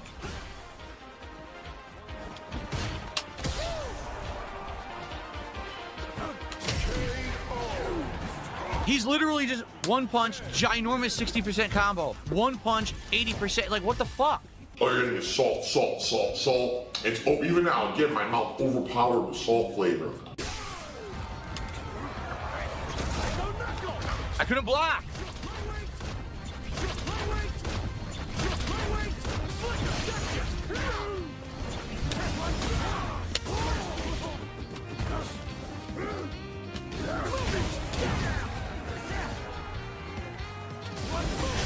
Huh?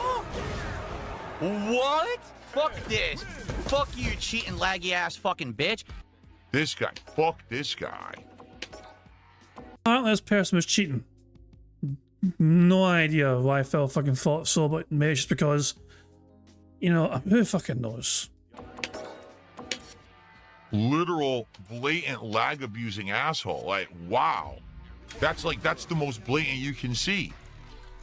Oh, it is so salty. Seriously, it stopped it? Wow. This part, isn't this Zangief? He's now fighting a Zangief. He stopped being Zangief because he kept getting destroyed while using Zangief, and now Zangief is about to fucking destroy him.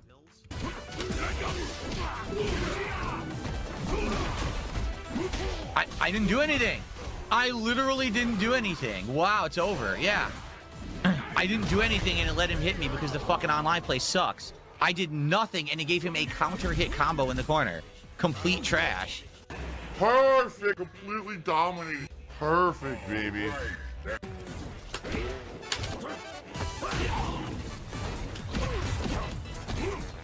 Got my inputs again.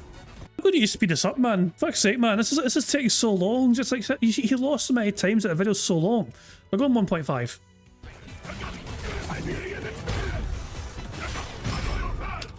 Huh? I'm telling you, there's a massive delay. He's getting away with these Hail Mary moves because my fucking game is massive delay dropping inputs and shit. Like, what is going on? Literally, it was 3 Hail Marys in a row and not anything he does on medium. So his mediums hit me every time and I can't stop it. Complete trash. There's nothing I can do because everything is delayed. Can't move. This was so close to being a perfect again, but Phil got hit in right there.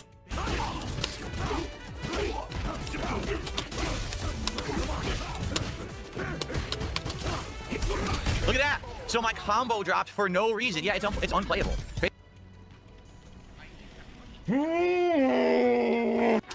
Of course, right. I whipped again from mid-screen. Of course, here we go again. Oh my god.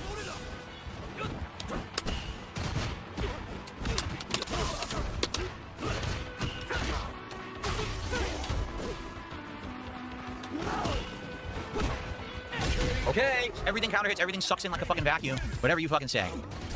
I did it! I fucking pressed it, I got nothing. Wow. What just happened? I couldn't block.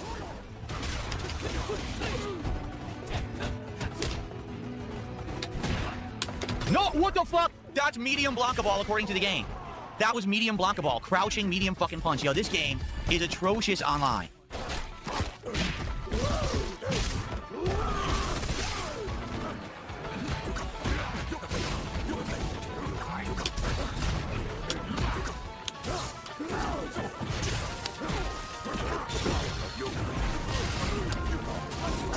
I think I've got an idea as to why Phil's actually struggling. This is what I'll say.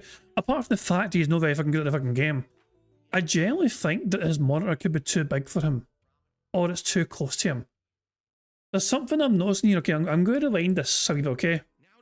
There's something I've been noticing, okay? And the fact is, like, most people that are fucking playing a game don't have to fucking adjust their eyes too much when they're fucking looking at the screen. But Phil looks like he's fucking watching a tennis match. Let me fucking just focus on Phil, okay? Focus on Phil and what his eyes are doing effect, okay? You know? And nothing else, okay? And you'll see what I mean, I think. What just happened? I couldn't block.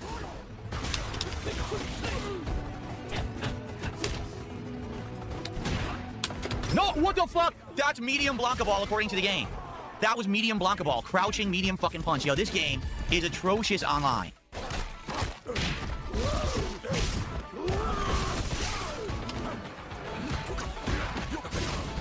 You get what I mean though there, especially at the start of this. The start of that clip here. This game. Look at his eyes going like upper left and upper right as well. Like he's so close to this big monitor of his that he can't take in all information at the one time. So he's missing some of what's happening on the screen because he's ever so close to it, or it's too big for him. Is atrocious online.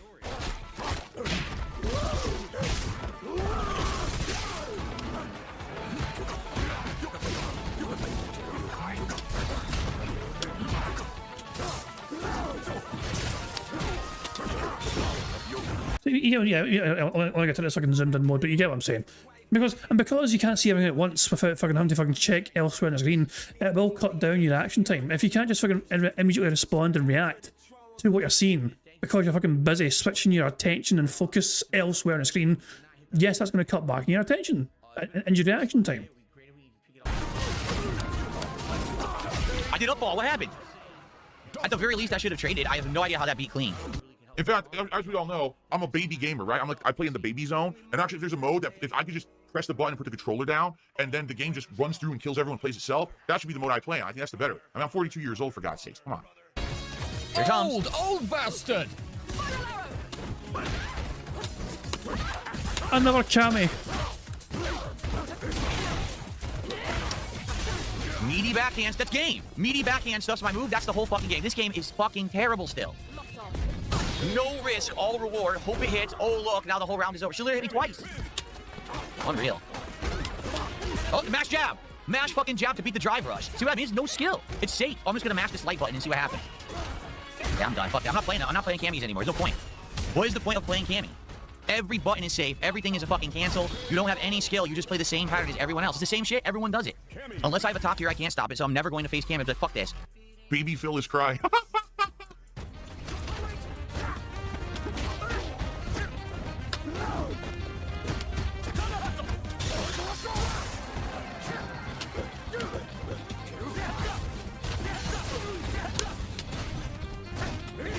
I can't do electricity. It won't do it. I couldn't do electricity. 3 times I did electricity input. Bad. It's nearly unplayable tonight. The amount of drop shit is ridiculously bad.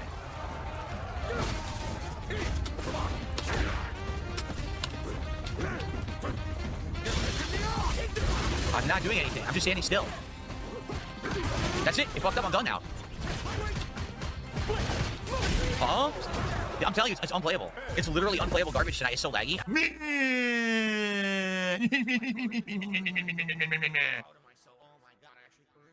So is it seriously Iron Chef Sakai again for the millionth time? Like, dude, what? He's just not a troll. Then why did you do 42 subs? Again, listen, it's not a troll because I keep it. But if it is ICS, then it's kind of a lame joke. But if it you know, it still counts. It's still 42 subs. It's amazing support, right? It's $210, man. Well, thank you. Like I said, I think what I want to do, I want to try to play Street Fighter twice a week. I'm going to see what people have to say about it. If people will show up twice a week, then I will play it twice a week, and that way I'll get better. I won't get better playing it once a week, being honest. I just won't. I can't. I need more time than that. Everyone around me is like half retarded. They can't even do basic shit. There's still this back here. And it's still in the back of my neck, the back of my head, the back of my mind, and it's always telling me. It's WWE Champions time. I love it. I love it. I'll fucking love it, for fuck's sake. There we go. Good stuff indeed. So, I think it is now time for us to get some bingo going underway. Actually, before we even begin bingo, I do actually want to break down all the Street Fighter 6 stats that Prophet sent me. So, he actually fucking made a notepad file. This is the first time I've fucking seen this shit. Wait a second. Hold on a second. We must do this properly here. So we got a breakdown here, a little breakdown of Phil's Street Fighter 6 night stream here, okay? And the simplest way to put it is, so Phil did win sometimes, you know? He lost against JP, then he played against Kami, he won the first one, then lost most of the fucking other ones, and he rage quit the fucking thing. So these are all losses. And so he played 35 sets as Zangief. And then in total he played 60 sets, okay? In total it's 60 sets. He called the frames are dropping for this loss, not matching top tier here, game's terrible still. Pattern guess here, there's a rage quit there, another rage quit there. Whatever you fucking say, some of these quotes here, some of these fucking quotes from Phil. Cheater. Games Ducks Online dropping all inputs, massive delay. Top tier complaining, rage quit. Game dropping so many inputs. Fuck me. Phil did have a spell where he won 3 in a row. I think he wanted to end his Rangi set with a fucking like victory, so like a fucking. Phil doesn't fucking like ending things without fucking winning. So yeah, Phil. So in Phil's final match tonight was him winning a set against Ed. He lost the first 2, but he won the last 3. You know, he claimed the frames were dropping, but they had full green bars. There was no drop frames. So there you fucking go. That was a breakdown of that shit. Good stuff indeed. And I think that the metrics as well. So Profit said that Phil won 25 times, he lost 35 times, his win ratio for the night was 41%. His total one and done rage quits on a night equals 6, and his one and done rage quits average percentage on a night is 10%. So Phil 10% of Phil's Street Fighter 6 gameplay is him rage quitting after being one and done. So there you fucking go. Right, okay. As now, so thank you very much, Profit, for that. Very kind you need to share those metrics with Phil's shitey Street Fighter antics. We now need to start playing bingo. It's time for us to start playing bingo, and of course, for us to play bingo, we're going to have a random number to generate today's bingo card. The first number in chat I see, we number is today's bingo card, and the first number in chat I saw was from Sideways Welshman, who said 4. So I'm going to type in 4 in here and we'll see what bingo card we have for today's show. Here we go. We need Phil to say and do the following for today's bingo card. We need Phil to either say Q&A or do Q&A, him being on defense mode, him smacking his lips, him saying example, and support. The second row is Silk in a years ago story, him doing hand graphs, him saying people saying, him ignoring a troll tip, and him clearing his throat. The third row is Saul scratching his stash, him saying here's a thing or here's a deal, him being all victim mode, him making a weird noise, and him saying nobody or no one. Fourth row is Saul saying interactive, him applauding randomly, him saying excited on demand, and him leaning into the microphone to whisper into the microphone. The fifth and final row is Saul saying momentum, nonsense, him discussing politics in some manner, him saying what I mean by that is, and finally him saying DSP tries it. That is our bingo card for today's show. Now of course, there's a variety of ways we can get free spaces to help us on our way to a Full House bingo card. For example, for every 10 sips, snorts or burps that Phil does, we get a free space. For every 6 minutes and 40 seconds that Phil begs, we also get a free space. If Jade shows up to Phil streams and Phil says hi to Jade, not only do you get a free space for that as well, but you guys also get to enjoy this wee animation to celebrate Jade gives us a free space. Squeak, squeak, a free space. If Satan shows up to Phil streams and Phil says hi to his good buddy Satan, and not only do you get a free space for that, but you guys also get to enjoy this animation to celebrate the free space. What's up, Satan? Good to see ya. There's also a variety of ways that you guys can help us get free spaces as well. For example, for every 5 new or new members we have to the bingo streams, we get a free space, and I've had 2 today so far, courtesy of OK and Warren popping their membership messages, which is very kind of indeed. So there we go. 3 more members either new or renewed to get a free space. For every 5 super chats, we also get a free space, and we've had 3 so far, so 2 more super chats will get us a free space. But the easiest way, in my opinion, for us to get free spaces is for you guys liking the stream. 25 likes is 1 free space. 50 likes is 2 free spaces. 35 likes is 3 more free spaces. And 100 likes on this bingo stream would be 4 more free spaces on top of all that. And every time we get a free space courtesy of one of the lights goals being hit, we also get to enjoy the Bubbles animation made by supremely talented Pixar animations to celebrate the likes on the stream getting us a free space. So you guys are in full control. Some ways we can get free spaces, but the rest of it is controlled by Phil and his bizarre body functions, as well as him begging the little bitch that he is. So please guys, if there's only one thing you want to fucking do, whether you're staying or going, please like the stream before you go, because the more likes we have, the more free spaces we have to try and get a Full House bingo for today. And of course, if we do get a Full House on a bingo card, we get to celebrate and enjoy ourselves afterwards by having a very robust, fun marble race afterwards. And the winner of that marble race could potentially win a little prize as well on this bingo Baddies Wheel of Prizes. They could win a weekly pass to the Scottish Soundboard. Basically, if they land on that, they can request me to press the Scottish Soundboard button, and I had to do it. I'm gonna fuck you up. They're gonna win a Full House ticket, which basically means that for 1 week they have a fucking ticket valid to just declare a Full House whenever they fucking want it. they could win an intro shout out, or they could also win one of the special bonus prizes where they could win a $10 Amazon voucher or a $10 console voucher. So there we go. But of course, that is for the person who wins the marble race, and that will only happen if we get a full house on today's bingo stream. So there we are. And contrary to popular opinion, you cannot win feet pictures if you fucking win the marble race. So never mind. Don't listen to the fucking bizarre bald Canadian lad. There you go. Now, there's some more things to cover, of course, but I'm going to an AI film and I'll explain that for us right now. Well, hello there, AI. Phil Burnell here in the digital flesh. Here to tell you about Marbles on King Jad's Bingo Baddies stream. To add your name to be part of the Marbles games, use the exclamation point Marbles in chat to see how easy it is to do it. And at the end of the month, a winner will be picked. It's just that easy, like wear a t-shirt under a Hawaiian shirt. There we go, good stuff indeed. Now, I think I've covered all the bases. There's only one thing left for me to do before we start playing bingo, and that is for us to press the random Scottish symbol button to send us off into battle once more. I mean, it's terrible. All this hands were all over the place. You were like a sweaty octopus trying to unhook a bra. On that random note, at time bingo. Good luck, everybody, because finally, here we fucking go. Everyone, guess what? It's time for a brand new streaming week here on DSP Gaming. So, get ready, because we got a fun and chill podcast in store today. What's going on? Well, how about this? We actually have information regarding The Elder Scrolls 6. But the thing is, the information isn't directly from Bethesda. It's not good. What a shocker. Plus, updates on everything that's going on, including the Expedition 33 playthrough, Street Fighter 6, now getting a shot at redemption, and more. It's a great beginning to the streaming week, ladies and gents. Happy Sunday. Sit back and relax. It's time for the Level 1 podcast. Attention! Oh, just skip the shitty intro. Thank you. Here we go. So, yeah. No, for God's sake. That's fucking face. But I fucking go. Right. Here we fucking go. 25 fucking bingo squares if I can tick off first to try and get a full house. Oh shit, we got 43 likes. I'm sorry, I forgot to ask. So guys, I didn't realise we had 43 likes. Thank you very much, guys, for liking the stream. So 25 likes, of course, is one free space. So we've got one free space. Very good stuff indeed. If we get 50 likes, we get 2 more free spaces, by the way. So there we go, good stuff indeed. So yeah, I completely missed the fact about 25 likes. I can't see my likes, so relying you guys to let me know. I'm just, that's just the way it goes for me.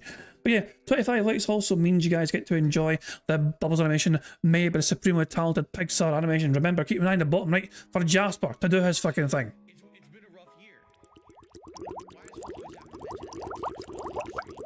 Fuck him up, Jasper. Good cat. I love that fucking cat. Never fucking misses. Anyway, thank you very much, guys, for liking the stream. Very kind indeed. And yeah, as I said, 50 likes. We're very close to 50 apparently, but we have 44 apparently likes so far. So 50 likes will be 2 more additional free spaces. On that note, let's crack on with the bingo.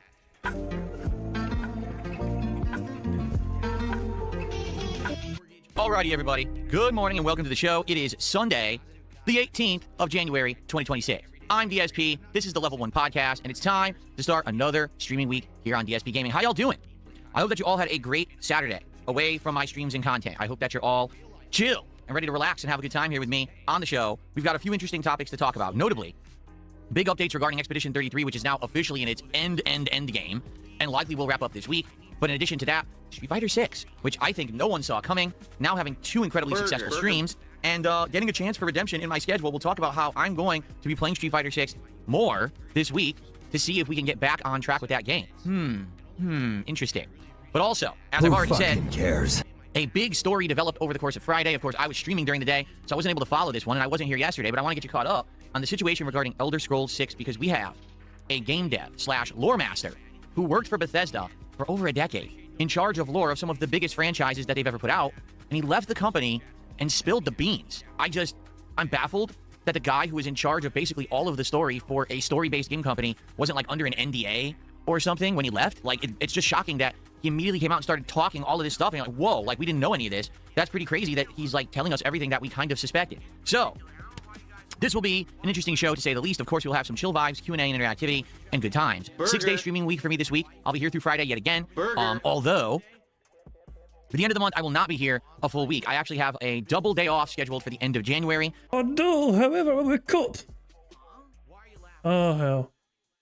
So, Dabber Dragon says, let me cut him off here. A guy didn't get a promotion he wanted. He quit and started throwing a temper tantrum. That's the fucking Bethesda former employee. Okay, no worries. Although it is somewhat surprising. I mean, I'll say I'm not too clued up on the story myself, but yeah, it's like I mean, as well as is this a new fucking overlay? By the way, I don't remember seeing this before. It would make sense if he was still fucking playing this game, but he's not even playing this game anymore. And like, I don't think he's going to return to fucking playing this game. So why is this overlay this? Shouldn't it fucking be more in line with Arc Raiders since he's playing Arc Raiders today in the day stream? Has he not got an Arc Raiders overlay? Which is good. It'll give me some time to spend with my wife and to get caught up on, you know, certain things like appointments and stuff. But when I come back in February, we have some things to discuss. In fact, one of the things that we need to discuss right now is an impending marathon. Yeah, look, it's January 18th. The last marathon was December 23rd. We're almost a month since my Christmas event, and we haven't even really discussed a marathon at all. Who fucking cares? The question is, do you guys want one? The thing is, I like doing marathons because they usually give me an opportunity to do something a little bit different than just a standard stream. Whether I'm trying out a variety of games of a certain theme, or maybe we're marathoning a certain style of game like Mega Man, it gives me an opportunity to do stuff that doesn't fit into the normal schedule. And because of that, I have a great time usually with the marathons with a variety of content. The thing is, we haven't really spoken about a marathon at all since Christmas. And I'm curious if you guys have any ideas of one that we could do. And what I would say is that when we do a marathon, the next one, if we do one, should be that first week of February. All right, here's why. There's a couple reasons. Number one, like I just said, at the end of January, I have to take a double day off. So it wouldn't make sense to do a marathon that week and even lessen the schedule even more because I have a day for a marathon. But also, my birthday is coming up first week of April. And every single year, we do an annual birthday marathon bash that first week of April. So if that's the case, we kind of want to get marathons in line with the first week of the month again. So let's bump it, because normally it would have been like, you know, 1 month from the last marathon. But if we do one, let's do one that first week of February. But let's figure it out. And here's some ideas. So his birthday is not for another 4 fucking months. And he's telling his audience already to fucking, you know, prepare themselves in their fucking wallets. What the fuck? Guys, just a wee heads up for you guys. This is your 11-month warning, okay? It is my birthday. My birthday is in less than 11 months' time. It's fucking gonna be here before I fucking know it. I hope you guys are ready. I'm just fucking saying. I expect some robust, you know, birthday surprises from the Bingo Barry. Get the fuck out of here. It's like, it's so far away, Phil. Like, we're still fucking, like, it's like we're halfway into a fucking brand new, the first month of the year. And Phil's like, you know, my birthday's not just around the fucking corner. And he's acting with profit. He's going to be doing this for a Bull Marathon even though he fucking hates sports. It's just classic hypocrisy from Phil. But yeah, he's bracing his dents and preparing them for fucking, you know, preparing their contributions till hey, the king's coffers out again. Ideas that I have, and I'll just throw these out there. You guys can say, oh, I think this sounds great or this sounds terrible, all right? First off, in previous years, we had done a Super Bowl marathon. If you're not aware, the Super Bowl is the biggest National Football League game. That's our American-style football, not worldwide football, which we call soccer here. But it's our big game, the World Series, the World Cup. It's our big one. And it's one of the most broadcast, one of the most watched events in the United States. Traditionally, people, you know, dress up. They'll be wearing jerseys and eating food and having beer and stuff. And I did a couple of marathons based around the Super Bowl that did pretty good. But we also haven't done one in a while. There's been a while since we kind of stayed away from it. So I don't know if that would be something anyone would be interested in. To be honest, I don't think I want to play any sports games. So maybe it would be as silly as me just wearing football jerseys, which I have, by the way. But instead of having actually have any sports in there, maybe we just play a variety of games that we choose. Maybe it's just games we nominate, or maybe we do a bunch of multiplayer games that day or something while I have some booze. I don't know. I'd definitely be down to do that. And if I did that, maybe I could have some like Super Bowl themed snacks and things during the course of the day. Maybe do some taste testing of various different things. Could be kind of interesting, I think, right? Now, that's just one idea. Nope. All right, another idea that I had was to bring back the Mega Man Marathon. Last year, we actually did one around January, and then we did one way later in August, September. So we technically did 3 of them last year. And we got to the point where we were at the end of Mega Man 8, I want to say, which is the one that's on PlayStation 1, but we didn't get to finish it. So maybe this time around, we finish Mega Man 8, and then we head into 9 and then 10. That would be pretty cool, because I haven't done a Mega Man Marathon in a while. But definitely the Mega Man Marathons are for a certain audience. And what I mean by that is there's some people who absolutely love Mega Man. They love seeing me do different things like retro games, and that's up their alley. But that's definitely not everyone. You know, it's not. Like, there's a bunch of people who just don't like that throwback stuff. And so I don't know if that would work again. I'm not saying I would never do a Mega Man Marathon again. I'm saying maybe give it more time. You know, it was just September, and here we are, what, like 5 months later, maybe jumping into it. I don't know if it's too soon or not. Outside of that, you know, you can always open up the realm of possibility to anything. I'm just not sure what. Like, I would like to get some ideas from you guys. What do you guys think? Here, I'm just going to open it right up to the chat immediately before we even talk about anything else. Any marathons you guys could think about? Let's see. Roden says, what about a roguelike rundown? Try a handful of them that you haven't played before. So just play a variety of roguelike games. and maybe I'll let you guys nominate them. We pick the best ones or something like that. Nothing Here 182 says, thumbs up for a marathon and trying a bunch of new games. I brought Ball X Pit after seeing you play it on the last marathon. I'm excited to see a bunch of new games again. So maybe it's just a new games marathon where you guys nominate stuff I haven't played before and we just play a big variety. That's a possibility too. A tryout marathon. See what kind of new games we can discover together. I could see that working. You like the Super Bowl sim, says Darkside Dabbing. Well, I've only done, what, 1 or 2 of them?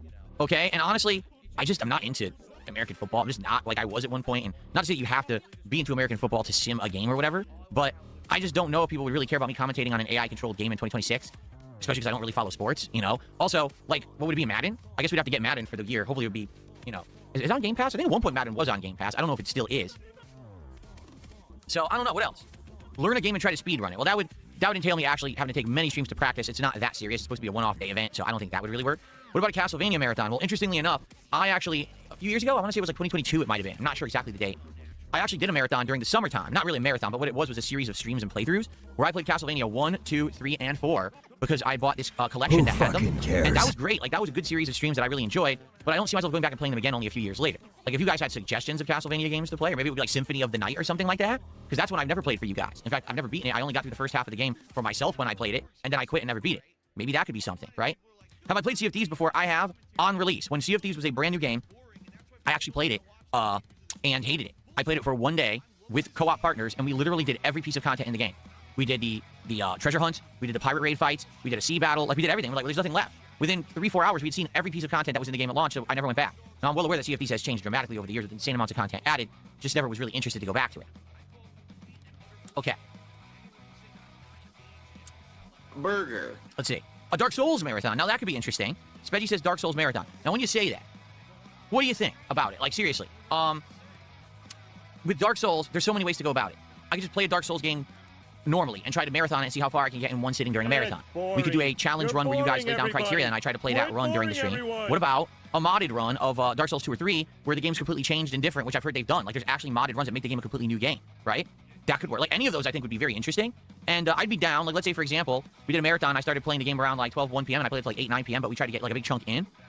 That could be pretty fun. As long as we take breaks and stuff, and it's not just me playing the game for 7, 8 hours straight, because then I get bored. But as long as we're doing other stuff in between food and having some drinks and stuff, that might work. That's an idea. All right, so fair enough. I would say we could either do a Super Bowl theme where I do a variety of games. We could do a Mega Man marathon, picking up where we left off last year. Or we could do a Dark Souls style marathon of some sort. All right, that sounds good. Awesome. I think we need to talk more about it over the week. How about this? How about this week? Every morning we discuss it, we get more ideas, and maybe by the end of the week we lock it in and decide exactly what we're going to do. And then we lock in the date and everything for around early February. I'm okay with that. That sounds like a plan. Because I think, you know, January was a good month because I updated all my equipment, right? Still, endlessly. I have little tweaks and updates. As you can see, things have been appearing, you know, in the set over the past couple of weeks I don't really talk about, but there are improvements and changes that have still been happening. But finally, I think by the end of the month I'll be settled down, and then it'll be fun to do a marathon again, I think. So that could be cool. Cool? All right, let's keep talking about it, all right? And let's try to brainstorm and figure stuff out. Yeah. Cool. All right, by the way, who's here today? Let's give some shout-outs. Hello, everyone. We got Broden, Bookworm, CSJ, Grandmaster Scrub, what? Can't even read that one. Ellipsian, Autis, Moid, Beba. Who else we got? ZXT, Michael, Chris is here. Good morning. I can't read that name. It's a mess, a jumble of letters. Abdullah's here. What's going on, everyone? The Villain, how you doing? What's up? There's no sign of Jade whatsoever. And then on the other side, shout-out to Variety Lover, Spoons O, Chinese Food MSG, an Unemployed Lurker, Hell No Ways, Darkside Dabbin, Eddie Chill. Who else do we got? Ornament. Cool. And many more. Just a lot of these names are new, fresh socks. Oh, yes. It's really worth it learning those names, isn't it? They'll be gone soon. Anyway, so, how y'all doing? Burger. Happy Sunday. Welcome to the show. A couple quick shout-outs, actually, to do today. So, first off, we had a resub as I was getting the stream up and running from Kino Casino Are Gay for DSP. And then you banned them. You know? They're banned. By Botrix. I guess it wasn't Philip banned them then. They were banned by Botrix. So there you go. Anyway, sure, let's get that on the leaderboard, but I'm not going to put that full name. Here we go. Thanks for the sub. Sure. Then we've got Guitar Player. How you doing, man? 55 months as a member. It's good to see you this morning, Guitar Player. I hope you're doing well. Lance Catamaran just gifted our first sub of the day. Thank you very, very much, Lance Catamaran. I appreciate that very much. We also had a tip, interestingly enough. Hold on. Oh, Princess Luna has gifted a membership over on the YouTube side. Let's get that up on the leaderboard. Nothing here. Congrats on getting that. Let's get Princess Luna up there on the leaderboard. Thank you, Princess Luna. Who fucking cares? There was a tip, and it came in really late. Hold on. Yeah, here. This tip came in Friday night, okay? And it was, I guess someone had been watching my Friday Night Fights stream or the videos on demand, and they decided to send me a tip. Just listen to this. First of all, it was a $10 tip, okay? Let's play a $10 tip animation. That's our first tip here of the stream. Now, it is an anonymous tip, okay?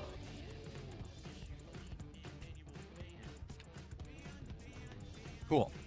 So, this person says, no name attached to this tip. Here's what it says.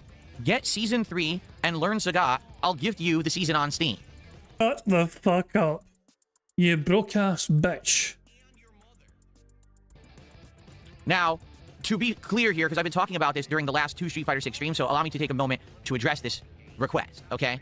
I have nothing, or let me put it this way, I have no problems learning a new character. And in fact, if it were going to be one of these characters that have come out, like for example, since I played Street Fighter 6 consistently in 2025, there's been Elena returning from Street Fighter 3, there's been Sagat returning from obviously original Street Fighter 2, and well actually technically Street Fighter 1, and C Viper now returning from Street Fighter 4. I've only played against Elena like twice, and I played against C Viper like once, and I don't know what the characters are capable of. Sagat I fought maybe 3 times.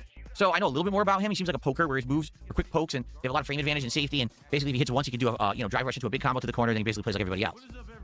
Who fucking cares? I think the more interesting thing about Sagat is that a lot of people tend to throw a ton of fireballs with him, which a lot of characters you don't do that because everyone can parry in this game. But it seems like it's viable with him because his fireballs are quite fast.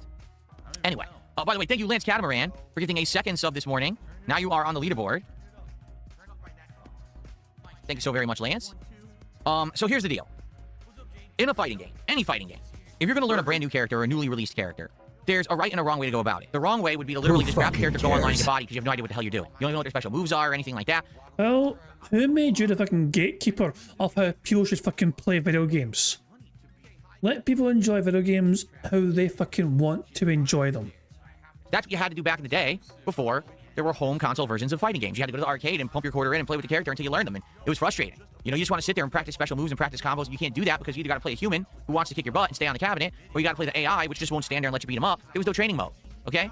Obviously today, every single fighting game has a training mode. They now have combo tutorials and the like. And so, if you really want to learn a new character in a game like Street Fighter 6, step 1 is to go into their actual tutorial mode, which has trials where it'll be like, you know, do this combo, try this special move, cancel into this. So you learn the basics of the character by doing those trials. Then you go into training mode itself and you practice some strategies and things. You practice, oh, how do I combo into this super? How do I do this? And you mess around. And in general, doing that with any new character, the quickest I think I've ever done it is an hour. But to be fair, if you really want to give it a go and learn a character, it's probably 90 minutes to 2 hours. All right. So the thing is, I've definitely done this before. I've had efforts on a stream to learn a new character. And I kid you not, it has happened every single time. When I have this character in the trials of the training mode and I'm learning them, everyone complains. Absolutely everyone says, this is boring. Why? Yeah, because it is. Phil, why can't you fucking do that shit? Dedicate like an hour or so off stream to learning the nuances of the shit. You know? Or maybe like Phil, oh, I forgot he can't play games offline because he hates gaming. I mean, he's not streaming, he's not gaming. I argue doing this. Take the character online. To which I respond, because I'm not stupid. What a dumb request. All I'll do is lose, because I won't understand what I'm doing. And I say it just like that, just to be annoying. I even bob my head when I say it. So there's always complaints. Then when I eventually take that character online, and I'm starting to use the strategies and things that I just learned in the trials and the training mode, then people get more excited. So here's the thing. If I don't do that, it's going to be a horrible stream. There's just no point in trying the character without knowing what you're doing first, right? And you might say, well, why don't you do it offline? Okay? There's 2 reasons for that. Reason number 1 is because there are people who follow that 90 minutes to 2 hours to see me learn the character, and they watch it and they learn for themselves the basics of that character. Make it an on-demand video. Record yourself doing this shit, Phil, offline. Upload it for your audience to enjoy off-stream. That way, a stream audience don't fucking have to endure the shit on a stream. And then they say, oh, maybe I'll like to try that character or not. That's been a part of the content ever since I started playing fighting games. Is seeing me mess around in the lab with a character allows you to see if that's a character you're interested in. So it kind of skips that part of the process if I do it offline. In addition, I don't want to be offline for 2 hours at some random point playing with a character and not making content on it. So... And make it a video on demand. Simple. It's all or nothing. It's either you have to get the entirety of me trying the new character, which is the big 90 minutes to 2 hours of practice, or you don't. In which case... Oh, I just gave you the fucking solution, you dumb bitch. Look, I fucking play games offline as well. So I don't stream every single game I play. You know? I stream bingo, that's a fucking live stream thing, whatever. I do sometimes stream games I'm playing, but for the most part, I play games offline, and I'll sometimes record that gameplay if I feel like I think my audience might want to watch it. You have the option, Phil, to record this shit. You just choose not to, because, let's be honest, you're a greedy bitch. And most of your income comes from streaming, not on-demand videos. In which case, I won't pick a new character. I'll stick with the 5 or so that I'm using, which would be Lily, E Honda, Dalzim, Zangief, and Blanca. I could easily... Lily? Didn't you complain that Lily's top tier when they were whipping your arse all night? So, would that mean that whenever Phil's playing as Lily, he's not going to fucking use a top tier excuse as to why I can't win? stick with those 5, play with them, master them again, and have a good time alternating between. Because the truth is, in any fighting game, even though you do need to have knowledge of every character, okay? You do. You need to have general knowledge of what each character can do, what their moves are, their combos, so you know how to avoid stuff. At the same time, you don't have to play every character. I would argue that for most competitive fighting games, the most you probably want to have is a rotation of 5 characters. After that, you're spreading yourself too thin. Your knowledge isn't going to apply enough to the specific characters you're trying to play competitively because you're just not spending enough time practicing the character. You're not going to get the muscle memory you need, the timing. You need to practice those characters over and over to get better with them. So that could be a pitfall that someone falls into. You like a game so much, a fighting game. Oh, I want to learn like the whole cast. Yeah, but then you're never going to really perfect any of the cast if you do that. I mean, even for... Not necessarily, Phil. Somebody could enjoy playing as the whole cast, get used to the whole cast, get to grips with all of them, learn what makes them fucking tick and what makes them work, and then when they're done going through all of them, then dedicate themselves to sticking with a fucking set amount of ones they want to pursue further. Wouldn't that be a logical thing? But to me, if somebody fucking really enjoyed, so I don't play Street Fighter 6. I don't have it. I've been tempted to get it though. I've been tempted to fucking get the game. Just think, I don't know. Because it does seem, it seems like a kind of fun game. It seems kind of fun to fucking play it sometimes, for sure. No one Phil's fucking playing, of course, you know what I mean, because it's fucking insufferable fucking watching him play, but yeah.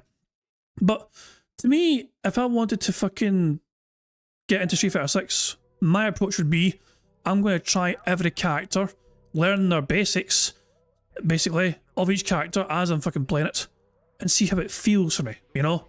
And once I fucking play as all characters, the ones I felt I resonated with, you know what I mean, and liked the most, I would stick to them. But I would fucking make it a point, first of all, to fucking actually enjoy and play as every character, you know? And the ones I don't fucking like, I just say, fuck this shit, then I can't get the hang of this character, I can't master this character's not for me, their style, whatever. I just fucking dismiss that, you know, and then never go back to them ever again. Simple as that. Prophet sent me the current season 3 tier list. He's purposefully sticking to the worst characters because if he plays the top tiers and fail, he won't look at it. Yeah, exactly. It's his fucking way to fucking cope. It's his way of fucking... It's copium, essentially. So what is the current tier list? Who made this list, by the way? I assume there's a source for this list here. Kami's A mid-tier. What? I thought Kami would be fucking top tier. But JP's S tier? Fuck me. So who is responsible for this fucking list here? So Blanca is in the top 10, is A+. So this ranking system is from Event Hub, okay, so there we go. So you've got who the I know JP, but I don't know these fucking two. Oh, the name escapes me for this one. This fucking one at the top left here. The name escapes me.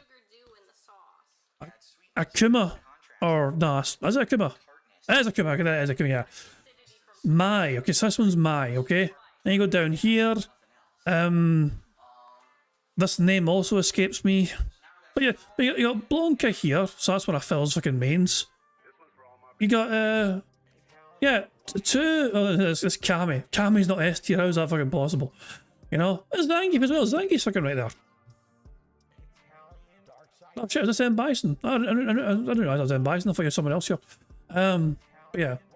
So Phil is playing with an A tier character. You know, he's in the top 10. And his other characters, well, he's got Zangief. He's got where's Lily? Lily's over there. You got Lily as well. You know. So yeah, so his worst character is Honda. Who's a bit of a struggle. So. And he rarely plays as Honda, by the way. Rarely fucking plays as Honda. But Ian Lloyd in here, Prophet, I think, sit Lloyd C tier. Well, I'm more surprised that JP's up here. I thought JP was a very awkward one. So, according to Phil, Cammy is the easiest fucking one to play as, and everyone plays as Cammy, and everyone wins as Cammy. And Zangief isn't. So why are these two in the same tier? If this one's impossible to win as, and this one's fucking broken. It doesn't make sense to me. You know, according to Phil Burnell, I'm just going by what Phil tells me. He's an experienced fucking former pro style player, you know. Oh, Christ alive. What an interesting list. Anyway, let's get back to Bingo. Cheers for sharing that, you know, you guys have needs. But yeah, as I said, if I was ever going to fucking play Street Fighter 6, the first character I would try and play as and learn and master would be JP. JP just seems like a fun character to use. I think they're a trigger character. I mean, it just seems to me like there's a lot of like thought goes into how to utilize them, you know? I'm not, so yeah, I don't think I would do well as Cammy. I think Cammy I would struggle with personally because they seem like they got a lot of tricky wee combos to fucking get the hang of. But JP just kind of seems like a wee tricky bastard, you know? I don't know. For me, the fighting game that I'm ultimately the best at is Super Street Fighter 2 Turbo. Okay, everyone knows that. That's fucking cares? And stuff. Do I know how to play with every character in that game? Yes, I do. Is it at a master level where I could win a tournament? Absolutely not. In fact, to this day, I would argue probably only DJ, Vega, and probably Balrog are the three characters in that game that I could play at a competitive level. I'm not good enough with any other character to really use them in a tournament. Even though I've tried Honda and stuff in tournament and been successful, but I just, you know what I'm saying? Like, you have to really practice a ton to get good with the character and hang in a competitive arena. Apparently we have 50 likes. Pure Monarch says we've got 50 likes. Thank you very much, guys, for liking the stream. That's going to be another 2 free spaces right there. 50 likes is 2 more additional free spaces, and as well as that, of course, you guys also get to enjoy another Bubbles animation made by the supremely talented Pixar Animations. Remember to keep an eye in the bottom right for Jasper to once again do his thing. Fuck him up, Jasper. Good cat. Excellent fucking stuff indeed. There you fucking go. Arena. So, that's thing number one. If you really want me to play a character like Saga, there's got to be a stream where half the stream is me learning the basics, and a lot of people might complain about that. It would basically have to be a daytime stream, because you need to have... Why can't you fucking do a recording for your on-demand viewers just to fucking see the training mode? That way you learn a character, and you're still producing content for your audience. And here's even a fucking cool wee trick for you, Phil. Set that on-demand content as a premiere. You can fucking have that fucking video premiere as a video that fucking goes live as a premiere before your day stream goes live, and redirect your audience at the end of the premiere towards your live stream. That way you can still receive super chats and memberships on the premiere. Of course, you think Phil Burnell, being an experienced fucking professional YouTuber, would fucking understand these fine little mechanics of how to fucking capitalize on on-demand content and premieres on YouTube and all that shit. Have enough time, or else the entirety of a late stream would just be that, and I'd never even play online, and no one would like the stream. Okay, so that's number one. Okay, number two. If I were to get Season 3 and play with Sagat or other new characters, you know, that would entail a lot more investment in Street Fighter 6. That would mean I'm not playing it either once or twice a week. That would mean major streams of Street Fighter 6 that we need people to come out, watch, engage, and support. I cannot learn a new character by playing one stream a week of 2 hours. That will never happen ever. It's never happened ever in my history. 5 in a row. That's concerning. Never happened. No person ever playing a fighting game learned a new character by playing for 2 hours a week. That's just insane to even believe or think in the realm of possibility. Okay, so I need to play more. You know, and is that something that people want? Do you want me to go back to the days of 2023 and somewhat 2024, where I was doing alternated daytime streams, and I was basically putting in big efforts in the Street Fighter 6? All right, I guess what we could do, since this tip is on the topic, let's transition into the discussion of Street Fighter 6. I also want to give you a big update on Claire Obscure Expedition 33, which has also had giant updates on Friday. All right, let's address all of this stuff now, shall we? Okay. So, in regards to what's going on right now with Street Fighter 6, we've done 2 streams. The first stream had great attendance, great engagement, great support. People were like excited to see me back with Modern Fighters, because let's be honest, even though I had a great time last year playing Capcom vs. SNK 2 for an extended period of time, I think people want to see me play more modern fighters, right? That's really where it's at and what people want. It's really not, oh, let's see Phil go play this old game that most people aren't even talking about. Let's see Phil play the modern. That's the big thing, right? Right. Hold on one second. I was going like this, and I touched my webcam over here. I want to be sure that it's working. I didn't smudge it. Does it look clear?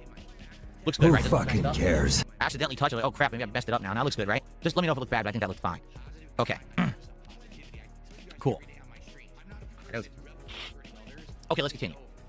So the first stream of Street Fighter 6 returning did really well. I'm not going to lie. Everyone was excited to see me playing modern fighters again. This week, well, I should say last week, Friday night, was the second Friday Night Fights. Hyped it up all week. I said I'm only doing it once a week. Attendance was pretty good. It wasn't as good as the first time, but still pretty darn good. Phil is about to fucking try and argue that it didn't get good support for the fucking date, the last fight. Phil, hold on a second. Wait a second. Let me just fucking make sure you guys all know how well supported Phil was on that night stream. Okay? So here is the end of a night stream, okay? And let's see. There we go. $336. Although that was courtesy of a 42 kick bomb. 42 member kick bomb. You know?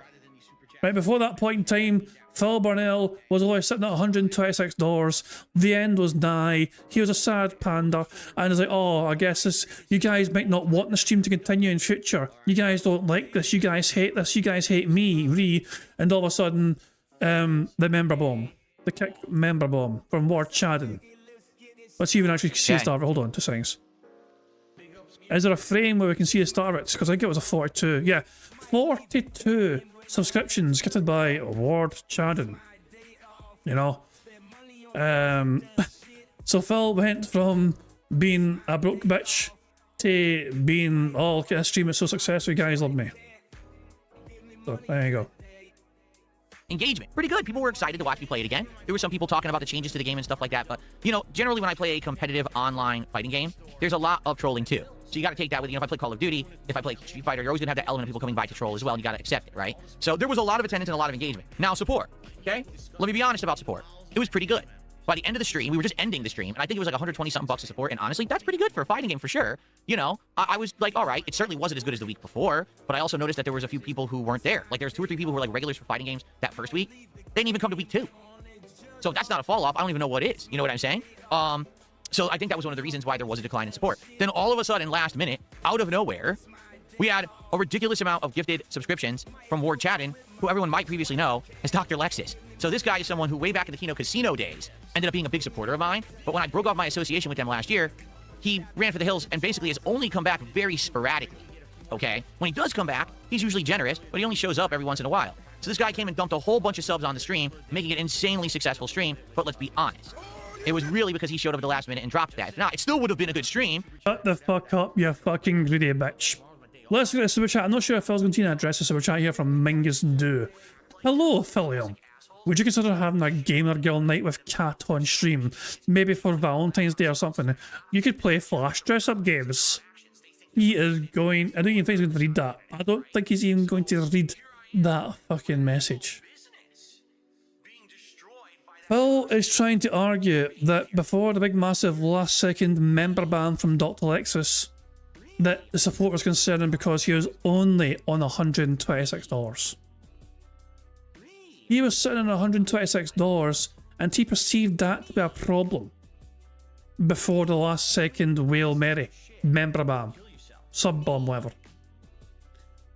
126. It's funny how it's like, that seems so very close to some magical previous known goal target. You know? But it wouldn't have been nearly as good as it was the first stream. So here's the thing. I am starting to get the bug again. Alright, what is the bug? The bug is when I get that craving to play fighting games. It sucks because last year, again, I was hoping we were going to have a classic collection of Street Fighter that would stay and have longevity, and it didn't happen. It lasted maybe 3 months, and then it died out and everyone stopped playing it and ran back to Fightcade again, which is what I said happens every time. And once again, like clockwork, it yet again happened. Everyone bought the collection, played it for 3 months, dropped it, went back to Fightcade, stealing, emulating, and basically breaking the law. But Capcom does nothing about it, so it just continued. So yeah, so because of that, there's really nothing for me to play but Street Fighter 6, and I've got that craving again for fighting games. The thing is, Street Fighter 6 is still annoying in all the ways that I thought it was annoying. There's still tons of dropped inputs when I play this game. Without fail, it drops inputs a lot. It does it to make the game look good, meaning it looks smooth when you play it online most of the time. Not every time, but most of the time. But that's at the expense of the game literally dropping your inputs. I couldn't tell you how many times I had a match where the game looked smooth, but stuff just wouldn't happen. There was one particular match against a Zangief, and I'm not actually trash-talking the Zangief for their skill level. They were pretty good. But they would do what's called a meaty headbutt. It's forward and fierce punch like this. Zangief is a headbutt. And you do it when someone's getting up off the ground. Now, there's all these options. You can block it. You can parry it. You can do a move through it like a super. There's like 3-4 options of things you can do to it. He would do it every time, and every time it would hit me. It didn't matter if I tried to block it, if I tried to parry it, if I tried to do a super through it, it would hit me anyway. every single time the game would drop my input because that connection I had with that guy just wasn't good. Why don't you back it up with a source? My source is that I made it the fuck up. So it wouldn't let me react quickly to the headbutt. But the game looks good, but it plays like crap online. It just does. It doesn't matter what the competitive FGC says. It does. They're fucking full of shit because they want people to keep watching and playing this game so they have streams with viewers and they make money playing in tournaments. The game has issues playing online. It does. Maybe offline it's fine. Online, it's got a lot of issues. All right, and I'm one of the How in the fuck would you know how to fucking well to play games off? You don't play this game offline. You have no idea if I can play it with, for fuck's sake. people who call it out for that because I don't have any stake in this game. If people were honest about Street Fighter 6 and a lot less people played it, well, I wouldn't hurt me at all, but it would hurt them. So that's why they'll never admit it, okay? But Phil, if you're fucking more honest with your fucking audience, they'd fucking know that what you want more than anything else is them to fucking just pay up and shut up. You'll play games on stream as long as they pay up and just shut the fuck up and keep playing. Keep paying for you to play. And Prophet has reminded us all, remember, he said he never insults the FGC or has ever said he's better than the people in the FGC. Yeah, Phil's kind of forgetting his own bullshit narrative again. Look at him going out his way to just fucking randomly throw shade at him. Maybe he wants one to start talking about him again so Phil can pretend to be a fucking victim again. Anyway, since all of those things haven't been improved, it's still frustrating to me to play this game. It's not perfect, but I crave fighting games again. I want to play them. Right now, I'm not kidding you. I have a craving to play Street Fighter 6 right now. I do. Like, literally right now, I want to play Street Fighter 6. You know what I want to do? I want to play with Lily, and I want to go into ranked matches, and I want to get her up to Master, because right now she's at 1-star Diamond due to incredibly ridiculously bad connections. When I did her placement matches on PC, she never got past 1-star Diamond, and I never played online again. So that's literally what I want to do right now. I'm actually craving playing with Lily this very moment to get her to Master. I'm not going to do that. You know, we got an Arc Raider stream coming up, but I mean, I have that craving. It's bothering me. Like, right now, like, fuck, I want to play Street Fighter 6. I do. So that's what I mean. Like, this happens from time to time. I get that bug. Now, the thing is, thank you very much to Naruto Ronin for the $5 super chat and the very well-timed Scottish soundboard notification as well. Moki saying what we're all fucking thinking. Thank you for the super chat. Naruto Ronin says, remember, Phil doesn't like a rollback netcode. He would rather have the days of early 2000s with delay-based netcode where things were always laggy. Yeah, Phil's always fucking bitched and whined and moaned about rollback netcode, but he's never fucking offered a superior alternative himself. Mister, don't criticise me unless you got something constructive to offer me. Doesn't offer any constructive alternative to rollback netcode. Because Phil has no idea what would fucking be better than it. All he fucking knows is that he hates it because he's convinced that the Cannon brothers have somehow hard-coded rollback netcode to always fuck him over. Like, Phil thinks that every single fucking fighting game that exists today on this planet that incorporates rollback netcode has something in it which recognises when Phil Burnell is playing and therefore means that every single fucking person fighting Phil Burnell is always going to beat him in a fucking trade-off. Fuck, I want to play Street Fighter 6. I do. So that's what I mean. Like, this happens from time to time. I get that bug. Now, the thing is, it very well could be I start playing Street Fighter 6 regularly again, and then I lose that bug because I'm tired of it and I'm frustrated. That's basically what happened in early 2025. I just don't want to play this anymore. I'm not having fun with it. The game is busted beyond belief and unbalanced, which it still is for the record. Who fucking cares? So, to get back to the subject at hand, right? In regards to someone wants to buy me Season 3 of Street Fighter 6, and they want to see me play with Sagat. First off, I would absolutely accept if you wanted to donate the season of Street Fighter 6, but this person's like, oh, I want to send it to you on Steam and everything. Don't do that. Just send a contribution and say it's for that the season, and I'll buy it. Much easier to do it than have to have someone on the friends list, and they have to gift it, then there's codes I have to click to get it to go into fucking Steam. It's a pain in the ass. Just say, hey, here's a tip. Just give me your fucking money. And then I'll fucking buy it. Okay? I don't even know how much it is. How much is that season of Street Fighter 6? I don't know, because I haven't looked at it in so long. Who fucking cares? Street Fighter 6. Where would it list the DLC shit? I have no idea where it would list that, actually.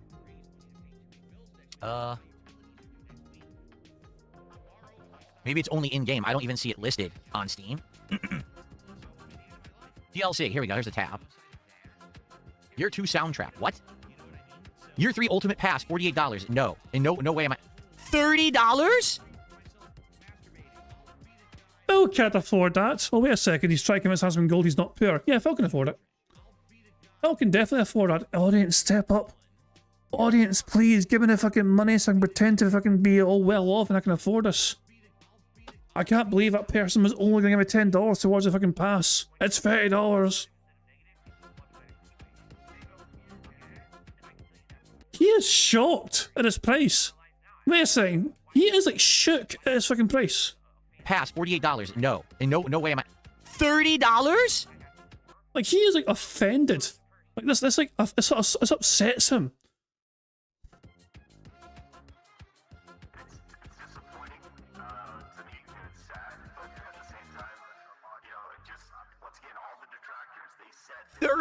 I'm speechless. $30.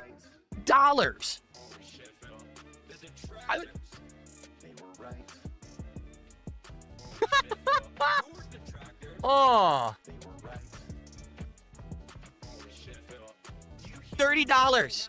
I see Jade and Phil stream chat. Say hi to him, you bastard. We need free spaces. To basically just play Sagat, because I don't know. I mean, maybe I would try Sea Viper. I'm not interested in Elena at all. I never was. I didn't like her in Third Strike either. And I don't give two diddly dicks about Ingrid. Fuck that character.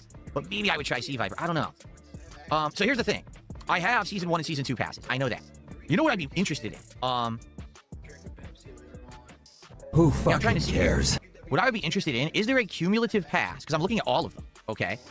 Is there a cumulative pass that gives you all of the outfits, all of the colors, and all of the stages?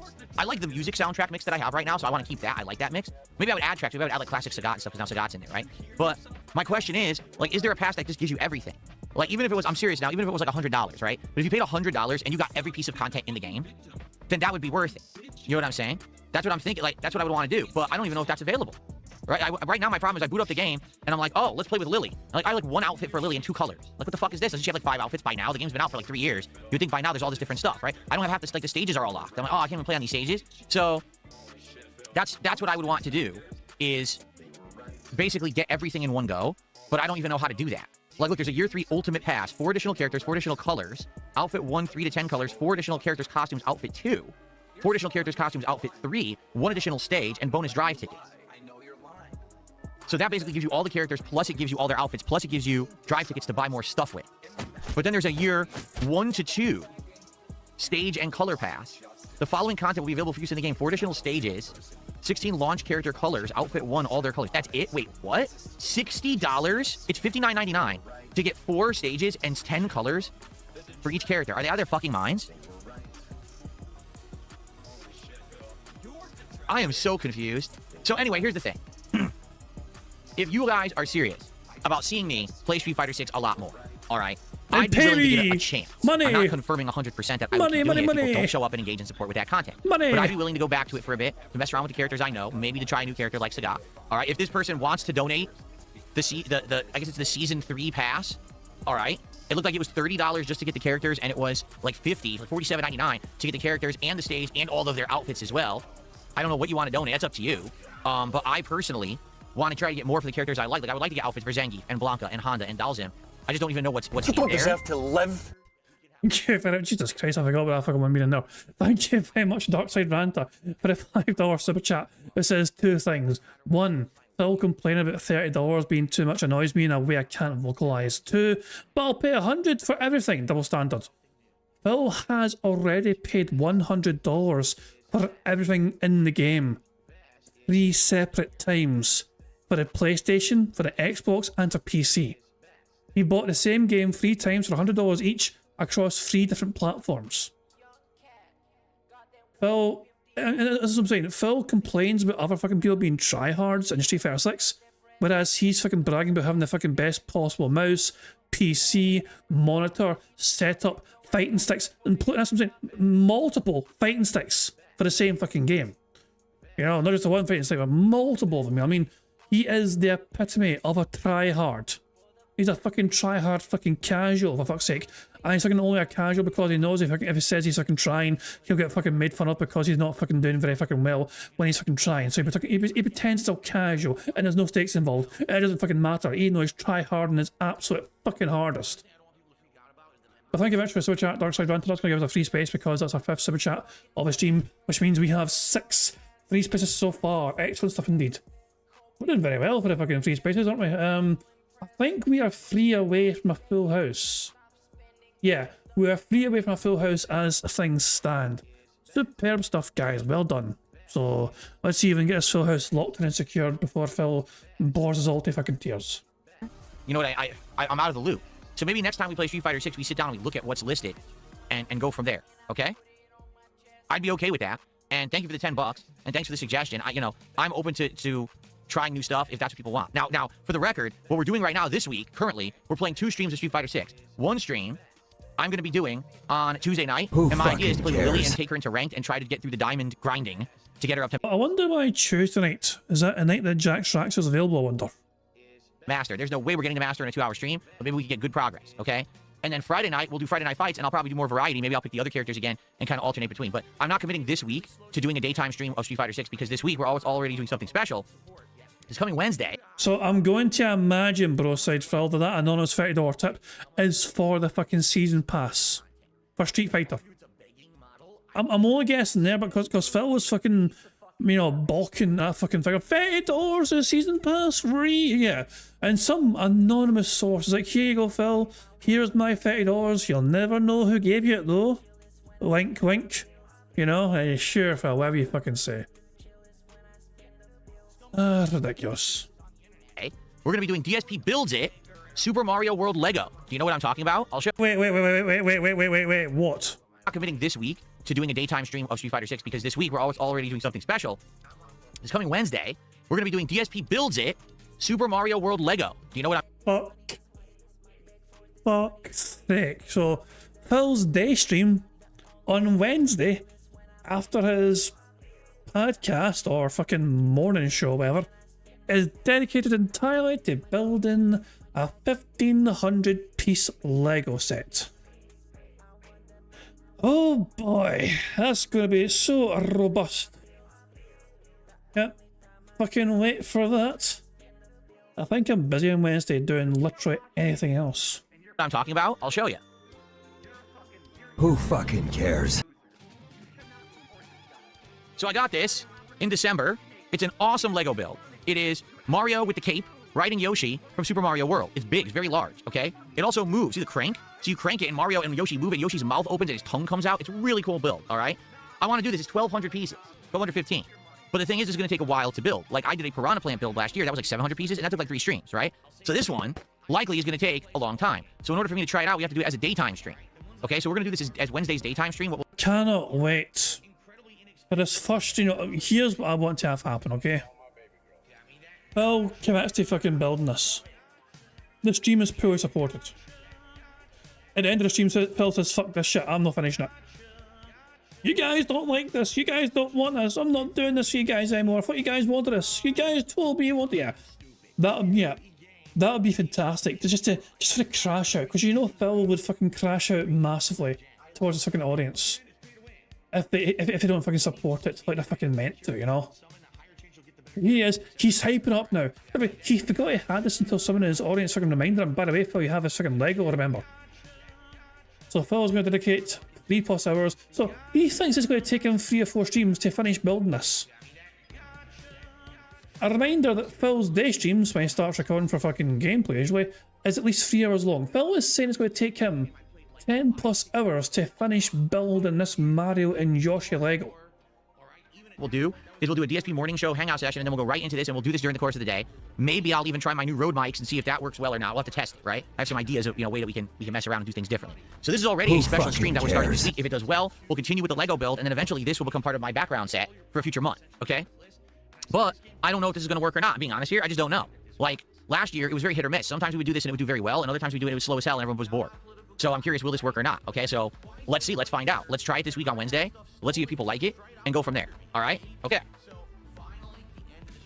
This is the fucking Shawshank Redemption, right? But with more tunneling through shit and no fucking redemption. Thank you very much, Renato, in for the $5 super chat. It says I can build a master grade gunpla set in half the time Phil can build a Lego set. Remember, I should race him for the fun of it and stream it all. I mean, you're not the only one who's done this. Like, how many other fucking people have built things on their streams just to fucking prove how better their hand-eye coordination is compared to Phil? Vega, I'm pretty sure, done it for a stream. You know? Vega built something in Lego before, remember? I remember him doing that. What was it? Who was the woman that Phil called a slut before? They had a wholesome, like, Lego stream of the same fucking figure that I can't mind who it was. Lex, that was it. Stranger Lex, wasn't it? Stranger Lex or something. Yeah. So or I think that was a fucking name anyway. So there we go. Aye, and they did it a whole lot faster than Phil did, despite streaming the fucking thing at the same time. So they were also interacting with their stream, talking to their stream, interacting with their stream, and they still managed to complete the puzzle in a far quicker fucking time than Phil did. Profit finished building the entire PC from start to finish before Phil finished a fucking non-podcast. There you go. Oh, yeah, he is so, for whatever reason, Phil is just so insufferably slow with working with his hands. I guess maybe it's just not very fucking good at fucking using his hands, you know? Some people are fucking very good at using their hands when it comes to fucking the professional, whatever, you know, where they're just kind of skilled with their hands, where they're fucking working with tools, whatever. Phil has never came across as that sort of person that would have that sort of skill set. So you see, we already have a special stream taking away from our standard gameplay. Who I don't want to fucking commit cares? a daytime stream to Street Fighter 6, 2 night streams to Street Fighter 6. That's going to be Street Fighter overload. I think right now 2 night streams to Street Fighter 6 is the way to go to keep it balanced. All right, and to see how it goes. Let me put it this way. How about this? First of all, if this person is interested in donating the season pass, yes, I'd accept it. Okay, let's do 2 streams of Street Fighter 6 this week. One on, what did I say, Tuesday night? One on Tuesday night, one on Friday night. If both streams do well, if we get good attendance, engagement, and support on both streams, then I will officially consider having Street Fighter 6 again as a major part of the rotation, bringing it back to daytime streams, practicing with new characters like Sagat, the whole 9 yards. I'll even invest money in it. How about that? I'll throw some money in it. I'll try to buy skins, colors. We'll have fun. We'll have a good time with Street Fighter 6 again. We'll bring it back as part of the... You'll invest money as long as your audience invests even more money, is what you're fucking saying. If your audience don't fucking pay up, you're not going to fucking do it. I'll even invest money. That's the fucking absolute bare fucking minimum you should fucking do, Phil. If people are going to be fucking throwing you $300 fucking dollars across 2 days of you playing the fucking game. Regular rotation, because I think that would be something fresh, something I haven't done in a long time. All right? But guys, this is only the basically 3rd time I'm going to be playing the game in a year. If all of a sudden we get a huge dip in attendance and support, then I'm not going to keep doing it. Okay? Because that's what it is like, I'm afraid to commit because I've been there and done that. I played this game a ton in the past, all right? I've invested a lot of time, money, effort, streaming, everything into it. And did it pan out? It did it first. But then basically it kind of petered out, and every time I played the game, I got more frustrated, and people said, well, it's just not entertaining anymore. So let's see how it goes this week. I'm down for it. I want to give it a shot. All right. So let's go. Let's see how it goes Tuesday night, Friday night. If you want Street Fighter 6, if you want more of it, if you want me to try new characters and you want more content, support those 2 streams. Let's go. Let's get people showing up for Street Fighter 6 again, and then we'll go from there, okay? Cool. Give me 1 second because the breeze moved my curtain, and now there's a lot of sun on that side. It's bothering me. I'm going to try to close the blind a little bit here, or the curtain. Fucking pale fucking skin vampire prick. Ah, natural daylight, get it off me, it burns my fucking pasty light. Get the fuck out of here.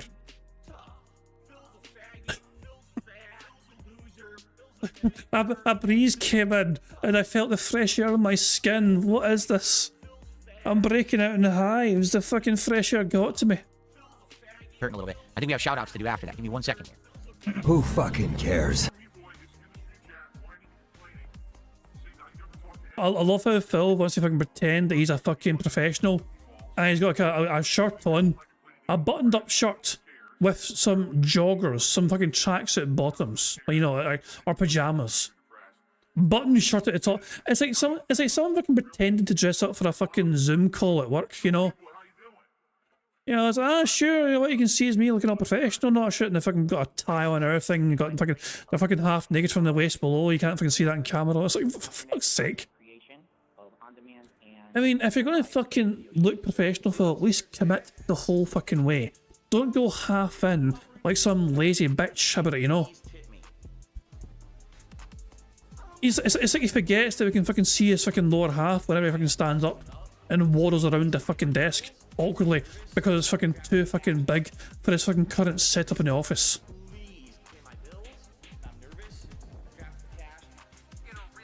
Little crab walk, shuffle back in.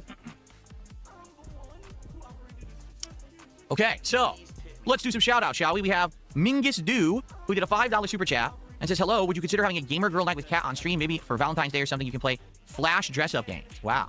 My wife is not interested in appearing on my stream. I know it's Phil. I thought she loved your content. I thought she was a huge fan of your content. After all, that's how you fucking met, when she was a fucking fan of your shit, and you went straight into a fucking DM. So why does Kat not want to do anything? It doesn't even have to be, you know, so she's not a fan of your content. Imagine, hold on, wait a second. Say that again, Phil, hold on. For Valentine's Day or something, you can play Flash dress-up games. Wow. My wife is not interested in appearing on my streams. If she was, she'd be here. The door is always open for her to come back and hang out, whether it's just a chill stream where we talk with the audience, whether it's a gameplay session, whatever it is. She has no interest in coming on. I think you guys know why, due to, you know, things in the past and history. So, yeah, we're not, you know. Phil, what did we do? We didn't force a fucking big beefy bitch on. That was you. We didn't fucking, like, Phil, all we fucking did was factually observe the massive difference in Kat's appearance between her last appearance several years ago and when she resurfaced like a whale from the water on your Yakuza stream afterwards. You know? Are you complaining about people having a factual fucking observation about the mass of the ass and the huge difference in appearance between her previous appearance and her newer appearance? I don't know. Clownface is asking, it's all but confirmed that he only brought her on in preparation for the Mick Clum documentary, right? I don't know about that actually. I mean, you gotta bear in mind there was apparently a meeting between Mick Clum and Phil and Kat. Like, I think, what was it?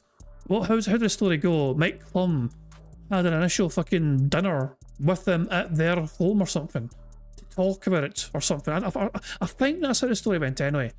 They had a fucking discussion, they had like a wee meal or something as well while they fucking discussed possibly what it could fucking be, and in the end it never fucking happened. Oh, they went out for dinner, that's what it was. They went out for dinner. Heaven fucking forbid Phil Burnell have a, you know, host a fucking other human being in that home. I can't have that. That's what I'm saying. Mike Clum, like, I thought he actually did visit the home as well, the Snotterfort. I don't know. We might have to encourage that being said to get Mike Clum on as a guest. So we can get the full story, the full scoop of what Mike Clum actually fucking said or whatever. He said he went inside that part, so there you go. But aye. Look, well, basically, well, there's a lot of things in theory that Kat and Phil could do and stream together that would be very fun and enjoyable for the both of them. In theory. The problem is that Phil doesn't care about Kat's well-being. He only fucking cares about how things go for him. Like, he didn't do enough to fucking ensure that Kat was not going to be affected by the troll element, you know? Trolls didn't fucking have to work very hard to fucking upset her. But that's Phil's fault. Because he didn't fucking do enough to ensure that she would basically fucking be seeing all these nasty messages from his audience, his community. You know? The easiest way to fucking, you know, is like, they could easily fucking play, there's a lot of games those two could fucking play together, which might make for some entertaining streams. But the fact of the matter is that Phil has burned that bridge because he never did enough to fucking make sure that she was protected from his own community. Simple as that. That's all I have to say about that. There's really nothing else to speak about. There's been no updates, okay? Okay. There's been no updates. Basically, she keeps telling you no.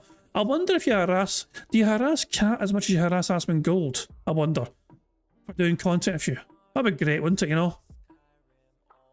I wonder if Phil would fucking do it in person or fucking sends like a message and like, you know, a text, whatever. Like, he won't ask Kat directly person to person because he's fucking not brave enough. He'll just send a wee message to her. I was like, hey, by the way, honey, hey, darling, just to let you know, I'm streaming again. And people have been asking if you want to do something on stream together. Hint, hint.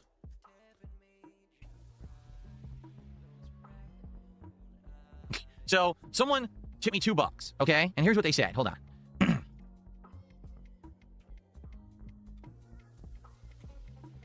I will say this as well, like, I have contemplated doing gameplay streams with my good lady.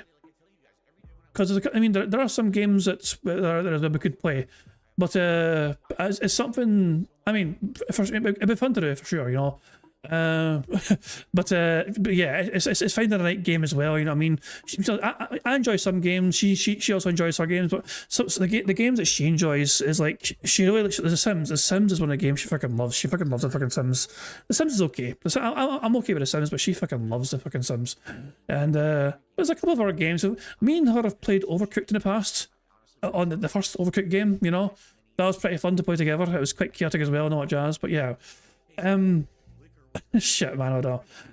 I don't know. Like, it's something potentially down the line or in the future, whatever. I mean, I'll have to wait and see. But the thing is, if you both enjoy playing video games, it would make sense for you to try and maybe play a game together and share that enjoyment together. And if you're having a good time, why not fucking at least fucking record it so your audience can also enjoy that if they want to? I don't know. But yeah, Cat though, I got let down by Phil. Phil didn't do enough to fucking protect Cat, and Cat is saying no thank you, never going back again. I'm sure she's fucking not regretting her decision to fucking marry you whatsoever, Phil. Anonymous $2 tip here. They said, you have a craving for Street Fighter because you're good. I think that you have the potential to be... Excuse the fuck out of me! Anonymous $2 tip here. They said, you have a craving for Street Fighter because you're good. I think that Why would I lie? I imagine it's like breathing for you. you have the potential to be a Grand Master in rank. Commit 1 or 2 characters and you'll be a Grand Master. You would shut up the salty FGC doing so. I see amazing neutral when you play. Okay, first off, First off, this is a fake tip. This is the fakest tip to exist ever today. There's never been a fucking tip faker than that today, so far. And that's including Jade's one to me earlier on. never reach Grandmaster unless I play the game a lot more. I can't reach Grandmaster even with 1 character if I play it 2 hours a week. That's just physically impossible. The game requires a lot of commitment and time investment to get good enough to play enough to hit the ranks, because you have to win a ton, and you have to consistently win. Didn't Justin Wong manage to get Grandmaster on every fucking character of his within a few hours each time?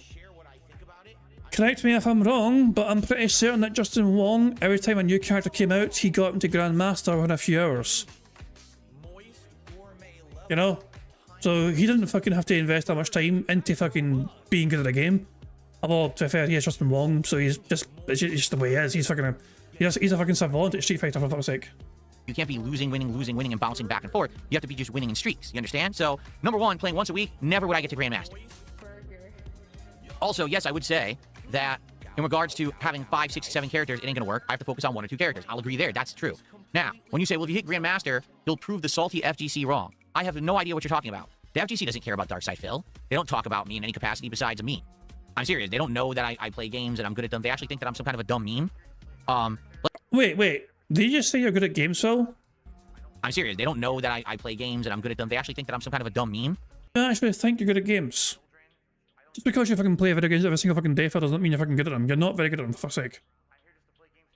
Like the last time I heard the FGC say something about me, it was when, before I had my Asmongold interview, but it was like leading up to it, and that guy Button Check had covered the fact that basically Asmongold was covering me and then I called him out for it. And basically what his like viewers were saying, because they represent kind of like the common FGC viewer, right? They were saying in the comments of the video, DSP is a guy who looks like he's rich, but he's actually poor. Oh, that burned him so badly. I was like, oh, what do you... It looks like he's rich, but he's actually poor. I'll tell you what. Phil Burnell, right? I think we can all agree in this centre, okay? Phil Burnell has been making 6 figures a year for the past 15 years or so, okay? 15, 16 years, Phil Burnell has been making 6 figures a fucking year. He should be rich. It is actually embarrassing that he is not better off financially. With the amount of money that he had fucking coming in, you think he's fucking maybe take a fucking leaf out of fucking Asmongold's book. I'm not fucking saying go full roach mode and fucking don't clean up after yourself. But Phil fell into a trap that a lot of fucking people do when they fucking get a lot of fucking money. They spend it all as fast as fucking possible. Now, I'm not a fucking big Asmongold fan by any fucking means, but don't get me fucking wrong. But he actually had a... Like, he got called out before for like not having a maid. Because he should be able to afford a fucking maid, because he's fucking one of the top streamers in the fucking planet. And his rationale was that he can clean up after himself. Like, he doesn't want to, like, waste money on something that he can fucking himself take care of. As I said, it all comes down to him being a lazy bastard, you know. And apparently Asmongold has cleaned up after himself. He's got a bit better in that respect. Fair play to him. You know what I mean? It's easy to spend the money when you have it, but sometimes people don't think about, should I spend the money? Just because you have the fucking money, should you fucking spend it? Phil, though, has always been in spend mode. Like, Phil thinks as soon as he gets it, he's got to spend it, otherwise that money might go to something else important, like fucking bills or taxes, you know? Can't fucking have that money go to fucking bills and taxes when you got to fucking buy DoorDash and the Raid Champions and more alcohol at total fucking mine. You know, he just lives to fucking consume. He's a fucking... He's a seller's wet dream, because he fucking just... He's a sucker for every single fucking sale. But yeah, Phil always falls in the fucking trap of like, just he got the money, he spent the fucking money. And that's how it burned him. So FGC say that he fucking... He looks rich, but he is poor. But Phil should be rich. It's his own fucking fault he's not rich. He was in a position where if you're given 6 figures per year for the past 16 years, If you've made over $1 million creating content on the internet, and you're still forced to beg every day, and you get worried and panicked because you only made $126 on a day stream, then you have fucked up your life, Phil, and your finances.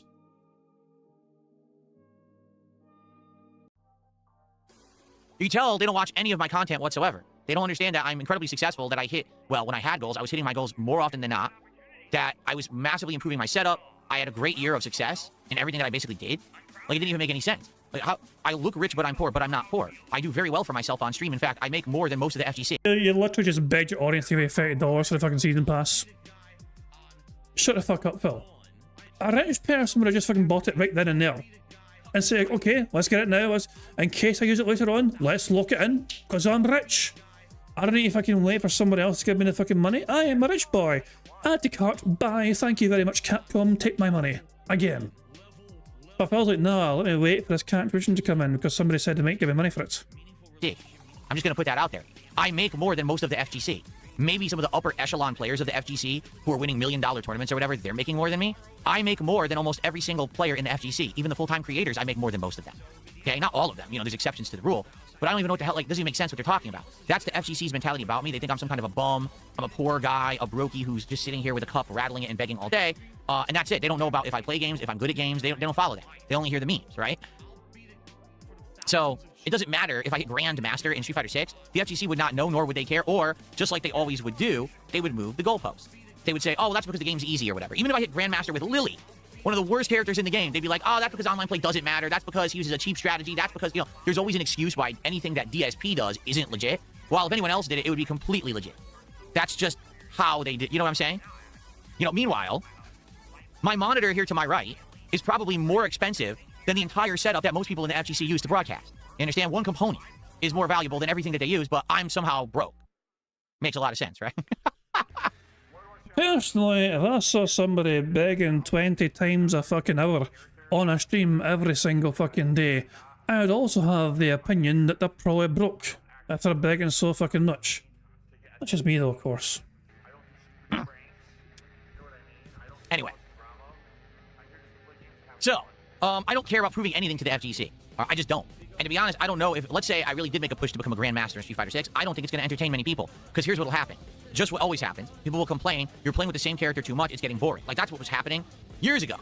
Alright, in regards to, when I was getting, like, Blanca to Master and stuff like that, everyone complained I was using the same characters too much. And the characters were boring, because it was just the same gameplay over and over, and you don't do anything different. There's always an excuse. There's always a reason why it doesn't matter what I'm doing, it's bad and it's boring. You see what I'm saying? I'm not saying that I couldn't get to a competitive level in Street Fighter 6, I'm just saying I don't think it would entertain the audience that much, in which case, what's the point? I'm streaming to entertain an audience. You understand? I'm not a competitive FGC player. You're like a sweaty octopus trying to unhook a bra. Thank you very much to Winner Guardian for the $2 super chat, who says, what a materialistic clown. That's exactly what Phil is. Like I love how Phil has this massively high opinion of himself, you know, like the ego's out of control, you know? It's like he claims he doesn't care what the FGC dates say and do about him, and at the same time he's trying his best to fucking flex on them, even though he claims he doesn't fucking follow them all or know what all fucking like. It's like, it's just, the double standards are all over the fucking place, you know? Like, money does not buy quality, you know? Phil has surrounded himself with expensive new toys and flashing RGBs and all that crap. His content is as bad today, if not worse, than it was a year ago. You know, like, so Phil can surround himself with as much shiny new toys as he fucking wishes. The fact of the matter is, the actual content itself is still as garbage as it's ever fucking been. Would entertain the audience that much, in which case, what's the point? I'm streaming to entertain an audience. You understand? I'm not a competitive FGC player. I'm not playing Street Fighter to get good and go to a tournament and place and then get signed by a team, and now my lifestyle becomes flying around the world playing tournaments. I don't give two shits about that. I mean, I got past that phase of my life 15 plus years ago. I grew out of it. You know what I mean? Like, I just don't care. You're more like you bankrupted your way out of it, Phil. You maxed out credit cards in the fucking first place to fucking do that shit before. And then when it fucking led to you not being able to fucking afford to keep doing that because you maxed out all the fucking credit cards, you stopped fucking doing it. And then you fucking lucked out massively when you fucking went to YouTube with tail between your fucking legs, and the hot chip Machinima managed to fucking convince Machinima to give you a fucking contract, a views-based contract, and then you lucked out and blew up in popularity with your ridiculous fucking takes, like, look at her titties and all that shit. Like, Phil, it cannot be underestimated. Like, the amount of luck that Phil had been given from way back in the fucking day. Like, he's like, the amount of luck he breaks. He wants to fucking pretend he's the fucking biggest victim in the fucking planet when it comes to making content on YouTube. The amount of good luck that he had in the first place, he just fucking memory holes. You know? There are content creators who would wish to have had those sort of opportunities that he's fucking had. You know? But no, Phil's a victim. He's always a fucking victim, guys. Care about that stuff anymore. It doesn't mean anything, nor would that be an improvement to my life. It would actually be worse. I'd actually be making my life worse doing that because my lifestyle now is better than when I used to live that grind. You see what I'm saying? So for me, I would like to play characters and just have fun, get better at the game, make some variety style content of Street Fighter 6. But yeah, I would eventually like to maybe lock in with a few characters and do well. But again, it all depends. Will people show up, engage, and support? We'll find out Tuesday night when I play Street Fighter 6 again. In the meantime, if this person wants to donate the Season 3 pass, I'd accept it. But I would say, let's not go through the rigmarole of getting people on friends lists and then sending, just donate. Just say, hey, I'm sending you this contribution to buy it. I will do it then. All right, and we'll do it that way. And like I said, if people do keep showing up for Street Fighter 6 and supporting it, I would be okay with investing more into it, buying the outfits, buying the colors, buying the stages because I want to. But I'm not going to do it if I'm going to play 2 more times and then drop it because no one shows up. Okay? Now, in regards to Expedition 33, the big update is really quick and simple. I got to the end. We are now fighting Simon, the final super boss of Expedition 33. I've already gotten some big advice on some tweaks and things that I can do to make the fight easier or improve the fight for me, and I want to try them. There will be another stream of Expedition 33 this week on Tuesday's daytime stream. So in a lot of ways, Tuesday's an interesting day. We got Expedition 33 Endgame, and we got Street Fighter 6, like a night test stream. Let's see how it goes. Everything. Okay? Let's go. Let's see how it all goes, and hopefully we'll have a good time. Okay? Okay.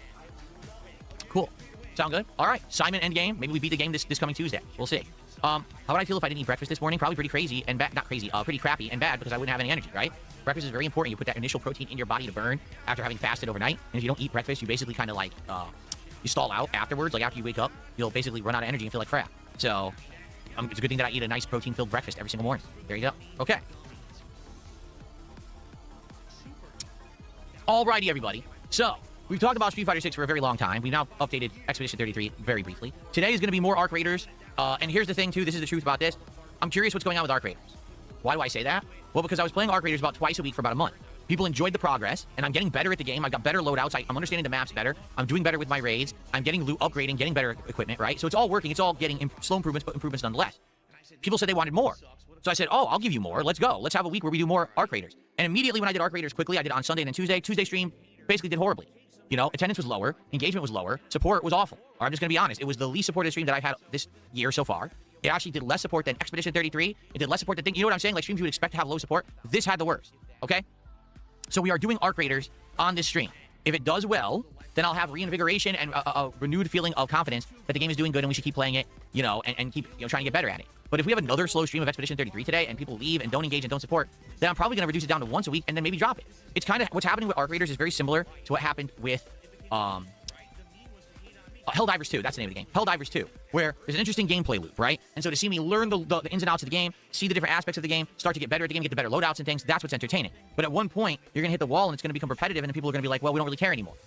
I hope we haven't hit that yet, because I feel like there's a lot more to do. There's still big challenges, like I haven't taken out a Leaper or a Bastion or a Bombardier yet. There's things to do that I haven't done yet that are daunting tasks that could be fun to see. But I don't know if people are going to be along for that ride or if they're already burned out on this game. So today is, again, kind of a test. Let's see how it goes. If you want to see more Arc Raiders, stick around after the podcast today. Hang out with me, engage, and support with that stream. Let's go, and let's get some loot, and let's have a good time today. If today ends up being another slow stream, and that's 2 in a row of Arc Raiders, then I'm probably not going to play it as much, and eventually might phase it out. I'm not saying that I'm doing that right now. I'm just saying it's just cause and effect, okay? So let's see. Let's go. Let's see what happens today with Arc Raiders. Tonight is more RimWorld, and we're starting off with another group of survivors because, yes, last time, folks, I completely and miserably failed. It was just basically utter disaster, bloody murder.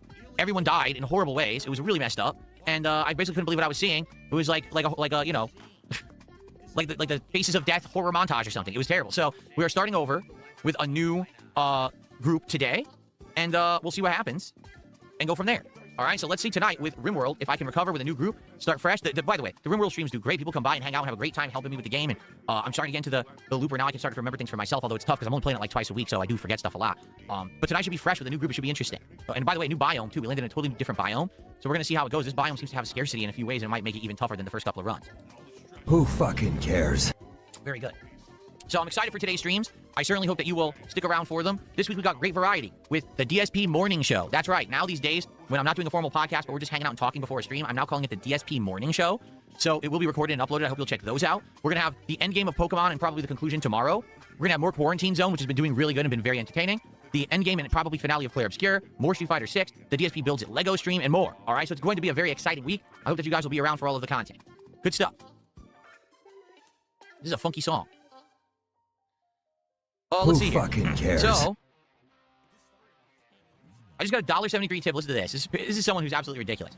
I understand your concerns with your audience, but what would entertain everyone would be a massive comeback to fighting games, bringing back the Beast, the top-ranked US player from Super Turbo, the sequel to Cinderella Man, beating the odds, holding the Grandmaster, something LTG could never do. Again, I'm telling you, no one cares. I'm just being honest here. Like, the people who really were heavily into my Street Fighter climb years ago, in Street Fighter 6 when it first came out in 2023, most of them are gone. You know, they saw that I stopped playing the game so much and they stopped caring so much. So, because of that, I just don't think it's going to be that big of a deal. Like, I will enjoy it. There will be part of the audience that will enjoy it, but it's not as if this was a true Cinderella story of someone coming from rags to riches, from the bottom to the top, and everyone's along for the ride. There's this, you know, I'm not even an underdog. You know what I'm saying? Like, I have... No, you're a cunt. Let's just fucking be, let's just cut to the chase, so you're a fucking cunt. Mehbear has told me to check DMs. Oh god, what's Mehbear found? This is how Phil thinks his money rant against the FGC was like. What's the problem, pal? You, Moss. You're such a hero. You're so rich. How come you're coming down here and waste your time with such a bunch of bums? You see this watch? You see this watch? Yeah. That watch costs more than your car. I made $970,000 last year. How much you make? You see, pal, that's who I am, and you're nothing. Jesus, yeah, that's basically, yeah. Phil basically just trying to fight, because I make money, therefore I'm better than you. But does that mean Asmongold's better than you, Phil? Because he makes more money than you, but PewDiePie, he better than you? What about Keemstar? Is he better than you? He makes more money than you. Like, Phil tries to fucking use, like, he tries to fucking flex in these things. He tries to fucking use his, apparent success as a fucking flex. And then he points out these other fucking content creators who are far more successful than he is. And then you question, well, if Phil's trying to use fucking money as a way to fucking flex on motherfuckers, then surely, then that way by Phil's logic, then Keemstar's better than Phil. Just fucking insane, you know? But there you go. Well, thank you very much, Mepper, for it's a good comparison, basically, yeah, for sure, good. That is what Phil was thinking of. Maybe along those lines, that's what Phil was thinking of when he was trying to flex and dunk on the fucking FGC. Fact of the matter is, the FGC don't really give two shits about Phil anymore. They barely fucking mention him. He's not really relevant anymore. Even Button Check, I think, doesn't fucking mention Phil much anymore these fucking days. Experience in Street Fighter. It's not like this is a nobody coming out of nowhere. It's someone who at one point was good, So it's not that big of a deal in my opinion. Okay. I got a $2 tip. This person says, what are your thoughts on Street Fighters Online compared to other fighting game online connections? And what do you think of players using cheap characters and thinking they're good because they have a high rank online, only to go to EVO and get thrashed? That happened last year. I mean, yeah, it's representative of every fighting game online, okay? What happens online is not what's really offline in competitive play, period. Okay? Just being honest here. For example, not talking about Street Fighter 6, but I'll give you a game that I know a lot about, okay? Super Street Fighter 2 Turbo. Who fucking in Super cares? Turbo, Blanca is rated one of the worst characters in the game, if not the actual worst, all right? He has little to nothing he can do against zoners who throw fireballs, okay? He can be interrupted from any attempt at a good hit string, okay, by anyone who has a good reversal. And he has just too many weaknesses. Hitbox is too wide, so he gets hit a lot more often than other people, stuff like that. So offline, he's terrible. He's literally one of the worst ever in a fighting game. It sucks. I like the design of the character. I think he's cool, but he's just not good. Online, Blanca is probably top 3. You might say, wait, what? What's the difference? Because online, Blanca can lock you down with strategies because you can't time anything properly to stop his attempts to do spamming attacks. For example, if Blanca ever jumps on you online and lands above you, he can do a hit string that's uninterruptible because the game will not give you the proper reversal timing to break through it, and then he goes right into a throw combo, which then leads to a loop. There's certain characters that literally, if they get thrown once by Blanca, cannot win. Bison, Honda, there's a few. If he throws you once, it's a loop. You can't get out of it, all right? So online, Blanca's godlike because the lag doesn't allow anyone to counter what you do. Offline, Blanca is utter dog shit because everyone can easily blow through what you do because it doesn't drop inputs to delay them, okay? So that's just a perfect example of offline and online and how they don't equate. With Street Fighter 6... Well, Super Turbo 2. I mean, to be fair, okay, correct me if I'm wrong here, but what year did Super Turbo 2 come out? Because I don't think that game was originally made when online play was a huge thing, if at all. Like that game wasn't originally online, was it? Like that kind of predates online gameplay. So no wonder it's so fucking like broken. Like Phil was complaining about the game being broken online when the game was never created originally to fucking be played online. Like people have had to try and fucking, you know, remaster the fucking original game. Just for God's sake. Is he seriously trying to fucking use a very ancient game which never had online play as a fucking as even a fucking possibility in it to try and argue this fucking shit? Man, online play is different. Like, there's just certain strategies of things people try online. For example, offline, you could drive impact instantly. There's no delay. Online, there always will be delay with drive impact. But, you know, so people are using strategies online with drive impact setups and traps that don't work. And they get away with them because you swear you countered, but the game didn't give you your input fast enough. So that's just, again, one example. So yeah, that's what always happens in fighting games. And by the way, this has been since the dawn of online fighting games. People think they're hot shit because they're like a top rank online. Then they go to a tournament, they get bodied immediately. Some of them don't even get past like the first 2 rounds. They're 0-2 out of the tournament because their strategies don't fucking work and they don't actually know how to react to anything. Because when they play online, they never react. They just constantly use this abusable strategy and get away with it and get wins. So they never learn how to counter what other people do to them because they've never experienced it before. So yeah, I mean, it's a completely different experience playing offline and online, and people get exposed all the time at tournaments like that. Here we go again. Here's another $2.50 tip asking. Hold on. Give me a sec here.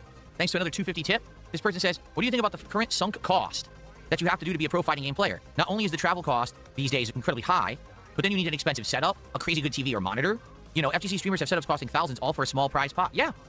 And you know, it always used to be like that. Here's the difference, okay? At first, back in the day, to play fighting games competitively, you had to always be able to go to an arcade. You couldn't play the games at home. So you always had to have the freedom to have a way to get to an arcade that had machines that actually worked all the time and weren't broken down or busted. You needed to have people come and play you so you had competition. Then if you actually wanted to actually get better at the game, you had to pay for travel to go to a tournament because there was no online play. There was no YouTube. There was no, streaming. So the only way to get exposure was to travel. You had to get your butt to another state to play people from other locations, to be exposed to new strategies and tactics that you had never seen before and to figure out how to either adopt them to your own gameplay or to counter them yourself effectively. Okay? So, yeah, it was pretty crazy different in the arcade days, okay? Then, you want to talk about like the early console days, like Xbox 360 days and stuff like that. Basically, it was a mishmash mess because everyone played differently. Everyone had a different TV. Everyone had a different setup. You had to get a joystick. There wasn't even like widespread gamepads and stuff to play Street Fighter on, so people were spending $300 to $500 for custom joysticks and stuff to be able to play Street Fighter competitive. Okay? Then when you talk about the dawn of like, Street Fighter 5, now people started to get into the better, low input delay, better monitor, better controller. Now I'm going to hitbox and what do they call it? Leverless, like no joystick. Controllers, everyone had to buy another one, It's crazy because you're right. If you think about it realistically, like I just said something a few minutes ago. I say I make more money than most of the FGC. That's 100% undeniably true. Who fucking cares? Because if you think about if you're an FGC competitive player, what are the... Phil, based on what? Have you seen all their bank records? Are you going to show yours? Like, based on fucking what, exactly? Like, you're right, okay, what exactly? Your opinion doesn't make it fact. You think you do. You think you do. You're confident you fucking do. But don't try and fucking pass it off as an actual fucking fact because you don't fucking have a clue what they're fucking making. Is playing games this way, is that their fucking be all and end all?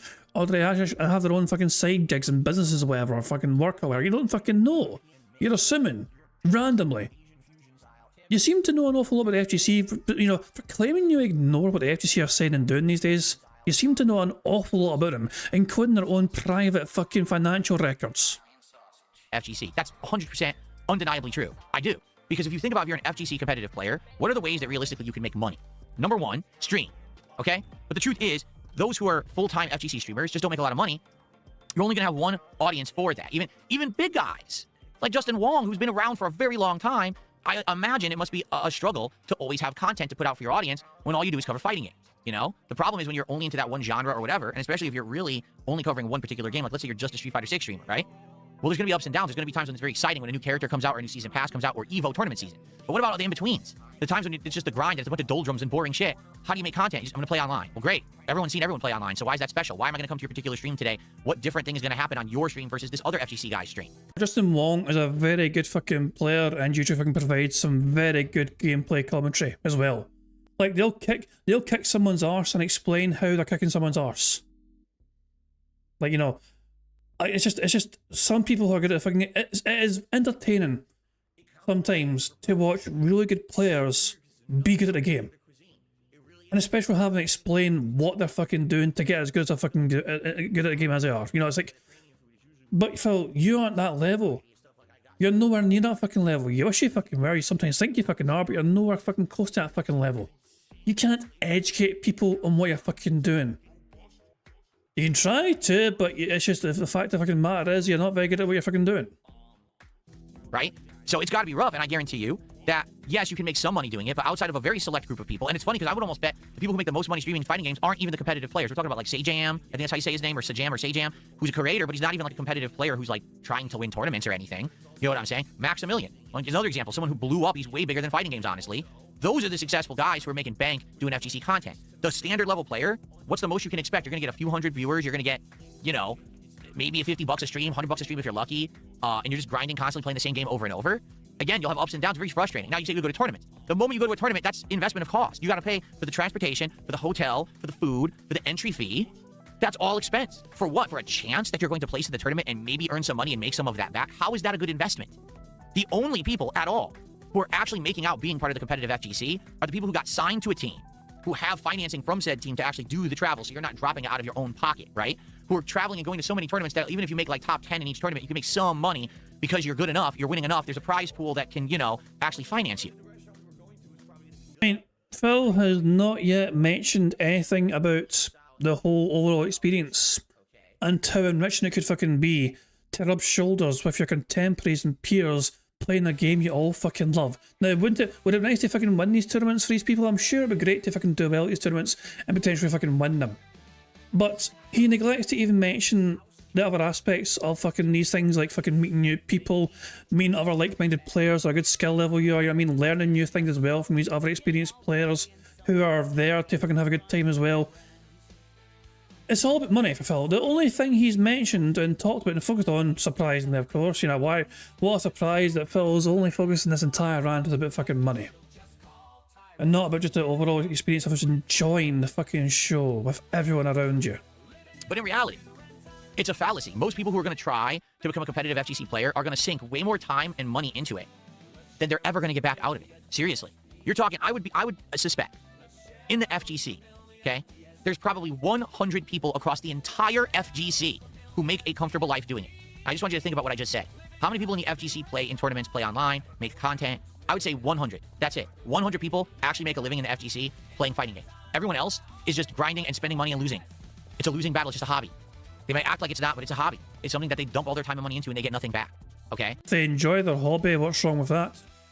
As long as they're not fucking begging their audience to fucking fund their fucking lifestyle since they won't get a fucking proper job.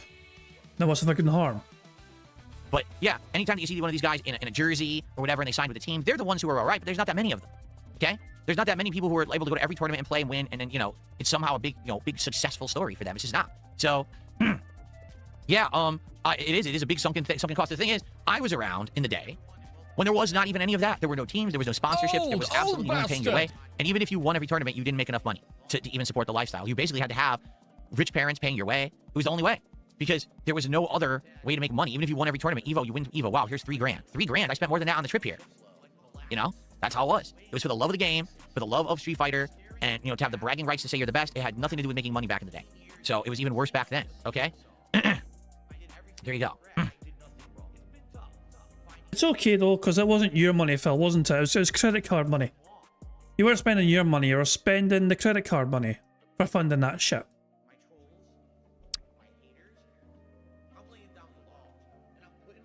Geez, I'm getting so many questions. I'd like to do this Bethesda story. I got a $2 tip. How important do you think diet is in terms of maintaining your health? I'd say it's important. More important than exercise, even though everyone pushes exercise. Oh god, don't tell Broside Phil. We have no fuck. Oh god. Hopefully it's a very short fucking answer so it won't trigger Bro into another fucking meltdown. Excuse me. I didn't see a difference. I didn't start seeing a difference during weight-wise until I started scheduling my meals and doing meal preps, cutting soda especially. I would argue you can't even have a successful exercise regimen if you're eating poorly. Because what's the point of exercising if you're just going to put all the wrong things in your body that will then not allow you to build up what you're trying to do? For example, you can work out as much as you want, but unless you're putting protein in your body, you're not going to replenish the muscles that you're breaking down when you work out. If you work out all the time and all you're doing is eating bags of Skittles, you're never going to get gains and you're never going to lose weight. It's just not going to happen. Outside of running, most exercises don't even burn that many calories. Okay, being honest, like let's say you lift weights, you do sit-ups. Oh my god. Hold on. Hold on.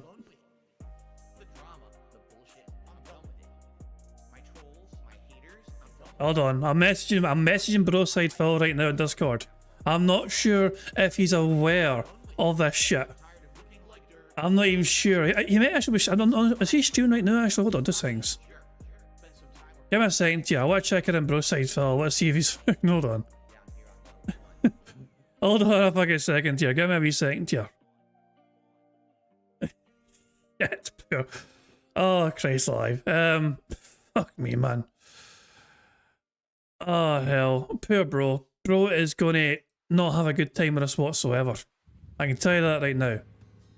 Give me a second. Maybe he's heard about it on Twitter. Hold on 2 seconds. Broside Phil. He might be aware of it. He might already be aware that Phil has said this. Yeah, he is. Okay, yeah, he is. He is aware. What a surprise. Broside Phil is aware of it already. He said, I shit you not, in reference to protein cupcakes. Oh, that protein will immediately be expelled from your body because your body doesn't want that kind of protein. It wants protein that's in something that's healthy. Safe to say, bro's already fully aware of the bad man and all the bad man things he's fucking saying. So yeah, he knows. Okay, he knows. The big beefy bastard is very aware of Phil's latest health take. Oh, he's not getting a break right now. It feels like Phil is intentionally being annoying to Broside Phil because he knows Broside Phil's shoulder is fucked right now and he can't do his usual workouts to fucking just let off that steam. So he's deliberately. Phil is deliberately poking the big angry Broside Phil bear with a stick just to deliberately fucking, you know, annoy them into ranting and raving out of control. You do squats, that barely burns any calories. It's only like the cardio stuff, like running, that really burns calories. So unless all you do is cardio, you're probably never burning calories anyway, and if you're just eating the wrong things and putting the calories back in, it doesn't even matter. So yeah, diet, 100% is the way to get healthy first. And by the way, changing your diet, cutting out sugars, cutting out fats, etc., carbs, that's going to allow you to drop water weight. Because when you have excessive sugars, calories in your body, okay, carbs, you retain water. The moment that you cut that out, you drop a ton of weight because all the water gets expelled from your body. So that's actually one of the hardest things that happens to people who want to lose weight is they'll cut the sugar out of their diet, they'll immediately start losing weight, then all of a sudden they can't lose weight anymore and they don't know why and they get frustrated. It's because they lost all the water weight first. And then they were like, oh, now the hard work truly begins. So no, diet, 100%, okay, is the way to start, in my opinion, with any lifestyle change. Cutting sugars like soda. So, but you're not a health professional. You had a go at low tier god for attempting to give health advice to Lynx on Thursday. What makes your opinion on health any more valid or less valid, whatever? You know, if LTG was wrong to attempt to give advice to someone else because they're not a health professional, why the fuck are you attempting to do the same right now? Is out, okay, doing healthier proteins, lower fat proteins, things like that, and more increase the protein, reduce the carbs, reduce the sugars, better proteins, more proteins, finding things that are loaded with protein, okay? And don't fall for any of this nonsense where it's like, oh, you can eat cupcakes with protein in them. Well, you can, and you're still going to be eating the carbs and the sugar your body doesn't need, and that protein will immediately be expelled from your body because your body doesn't want that kind of protein. Yeah, Broside Phil. I knew exactly where you were from your DC message. The first thing I did was like fucking just like message you in Discord. I thought I'll check Twitter. I'll see if Bro said something on Twitter, and yeah, we saw your tweet on Twitter. We saw your annoyed tweet on Twitter. Apparently, if you eat Skittles, you can't lose weight or get gains. Shout out to Taste in the Rainbow, motherfucker. The Skittles right now. He's the Skittles right now. Praise all. Right, fucking go.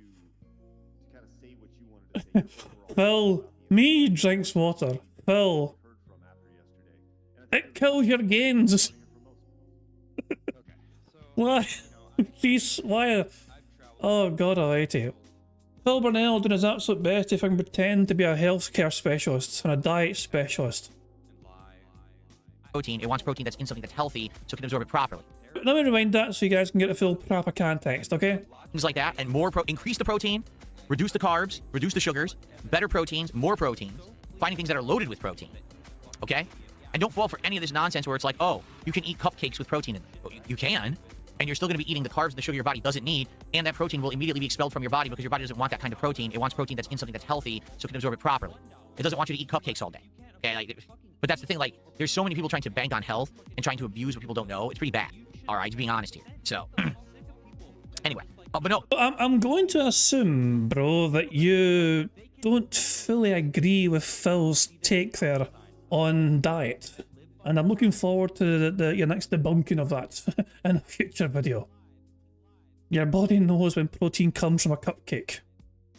Because your body's just fucking dialed in like that, apparently, you know? So wait a second, this motherfucker's trying to cheat me.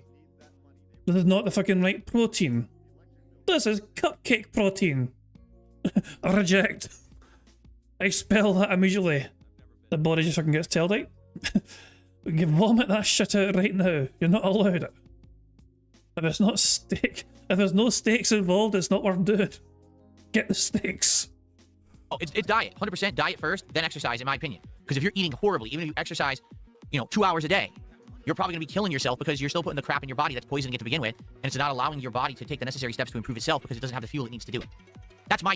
So here's as somebody who is a big fat lazy bastard who hasn't worked out for a while because they're a big fat lazy bastard, please allow me to give my uninformed opinion if you want to try and lose some weight, at least at the very start, okay? There's two things you can do that will help you lose a bit of weight straight away, okay? One, do a little bit more exercise, even if it's just fucking just going for a walk. A 30-minute walk can do fucking wonders for you. If you're not somebody who's fucking active whatsoever, usually. If you're usually just sitting around because of your job or whatever, a 30-fucking-minute walk per day, at the very least, can fucking have great health benefits for a start, okay? That's the first thing you can fucking do. The second thing you can fucking do, eat less shit. Now, I'm not fucking telling you to fucking grab a fucking salad and just only eat a salad, but most people who are not very healthy, myself included in this situation, will often, it's like sometimes it's overconsumption. So just try and train your body just to not consume as much. That is something I'm better at these days. When I was younger, when I was a lot younger as well, I could consume a lot of food. Like it felt like it took me a while to get hungry, you know what I mean? Or, to get full when I was eating before, you know? And these days, I'm definitely a lot better at not consuming as much food. And that's a good thing, in my opinion, you know? So yeah, eat less shit and just be a bit more active. Aside from that, okay, aside from all of that, okay, any future health advice I can give you, I would recommend going to your doctor first and asking them for their opinion. And get, measured for fucking things like, your heart rate and all that shit. Just get a doctor to do a checkup on you, so they can fucking keep you right. And then, if you have a fucking professional opinion fucking for exercise, not shit, go to a gym and get advice from there. There you go. But at the very fucking least, 1 half-hour walk, and 2, just try and consume less shit. That's my initial advice for starting, trying to be a bit better. My take anyway, and you could be disagreeing, that's fine, I'm no doctor. I'm telling you from my personal experience, it was diet changes that made me... Eat whatever you want, it's just a cupcakes with a bad protein and it's making you fat, so have that burger. Yeah, burger time, burger. Fuck you, cupcakes, you're not real protein. Capable of then going the next step. Okay. And there you go, Dapper Dragon says they've been doing fasting for 2 weeks, haven't changed their diet much, you've lost 3 to 5 pounds, congratulations. I mean, also, so from my experience as well, I mean, I've got experience before of, like, sometimes for me anyway, okay? If I haven't worked out for a long time and I start trying to fucking be good again when I'm like, I'm exercising and going to the gym or whatever, sometimes you'll lose like a good bit of weight straight away at first because your body's kind of in shock because you're fucking doing something for once, But then it'll fucking like, it'll kind of normalise essentially, and then it's not as easy to fucking lose that fucking weight. But yeah, there's different ways you can go about it. I mean, some people have a fucking thing where they fucking focus more on their diet compared to exercise. Other fucking people have maybe go their way. Some will do both, whatever. But literally, I would say that the best thing you can do is consult your doctor, get advice from the fucking professionals before you fucking do anything. But at the very fucking least, of course, at the very least, if you don't do anything, just fucking have a walk.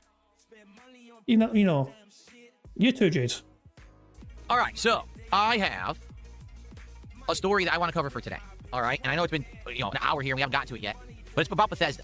Okay, and this is a story that I feel we all kind of knew that. You know what I'm saying? Like, we all knew that this was the case. It's just that no one said it. Bethesda wasn't saying it. No one involved was saying it. But now someone has finally said it. And now we can say, all right, it makes sense now what's going on. You ready? Let's go. Let's just jump right into it, shall we? Here we go. That's not what I wanted to click. Hold on one second. That's what I wanted to click. Okay. Alas. So, ladies and gentlemen, Elder Scrolls veteran Kurt Coleman reveals the reasons for leaving Bethesda after working for the company for 20 years. That's correct, okay? So, Coleman joined Bethesda in 1996. He contributed to games like Morrowind, Oblivion, and Skyrim as the co-lead designer and became the series lore master before leaving in 2023 for Lightspeed LA. He cited Bethesda's shift from a tight-knit team of 50 to 400 employees across locations, layers of management replacing casual chats, and Starfield's long delays with communication issues.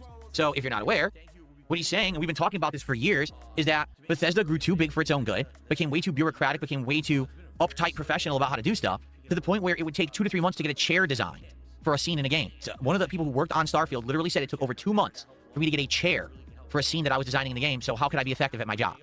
Okay?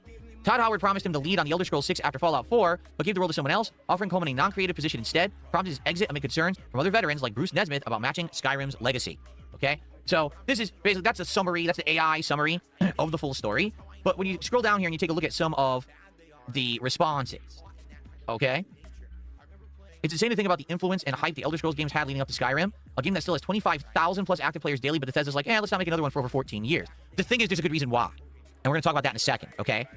The vibes for Elder Scrolls 6 have never been worse. Look, Bruce Nesmith, Skyrim lead, says Elder Scrolls 6 might disappoint the fans. Kurt Coleman, Skyrim co-lead, says he's highly skeptical about Elder Scrolls 6.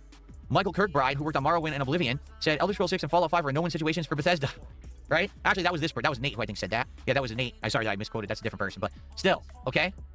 And if you actually scroll down here, the best, absolute best response, in my opinion, is right here from Legacy Killer Age Game. Right, this is what he has to say about this. Elder Scrolls 6 was supposed to be their next game after Fallout 4. You want to know what changed? ZeniMax and the private equity arm pushed for live services. That's why we got Fallout 76, Wolfenstein Youngblood, and Redfall from Bethesda's iconic single-player studios. Yep. In fact, even going further than that, if you really want to talk turkey, let's be honest, what's the only new Elder Scrolls content that's coming out of Bethesda? Elder Scrolls Online, which is exactly the same. Okay? So what happened is exactly what happened to everything in the industry in the last 10 to 15 years. This industry started to see that they could milk the consumer for money if they hooked them on a repetitive formula, and for absolutely minimal effort and dev time investment, they could pump out seasonal content that people would just pay more money for, and they didn't have to put in the time, the effort, or the talent, or the budget that previously they would have to do to pump out a full-fledged single-player game. So there is a certain irony here that Phil seems to be fucking missing. When he's going to fucking bitch and whine and moan about game devs fucking doing the absolute minimum for a maximum profit, it reminds you a whole lot of a certain content creator, doesn't it? I wish I could fucking put a name to it, you know what I mean? It's like, it's on the tip of my tongue. Who does that remind me of exactly? Who the fuck is... It'll come to me eventually. So for example, okay? In regards to Elder Scrolls 6, okay? Skyrim comes out as a massive success, a humongous smash hit. So let's make a new Fallout. They go all in on making Fallout 4, and it gets a mediocre reception, meaning a lot of people bought it, but in general, people just aren't that excited about Fallout 4 like they had been about Fallout 3 and Fallout New Vegas and Skyrim. They're like, it's... Fallout 4 was still quite a success, so I wouldn't agree with that take. Fallout 4 still done quite well, I thought. It sold quite well, it's people are still playing it a lot, you know, there's a whole lot you can do to make, you know, it's still a popular game, isn't it? Yeah, Fallout 4 is the first Fallout I played. I really enjoyed it. I played it through multiple times. I love the fact that there's a lot of different ways you can fucking go about playing the game. Like there is a whole lot of ways you can go about just completing the fucking game as well. It's not fucking on the rails. You can fucking change. You can easily just fucking change outcome of things, just to fucking just suit whatever, you know. And I'm currently also I'm also going to play New Vegas. Apparently New Vegas is the fucking best of the bunch, you know. Dark Dragon says it was beloved. There was people upset at it changes, but people loved it by large. Mostly just the New Vegas fanboys getting pissy. There you go.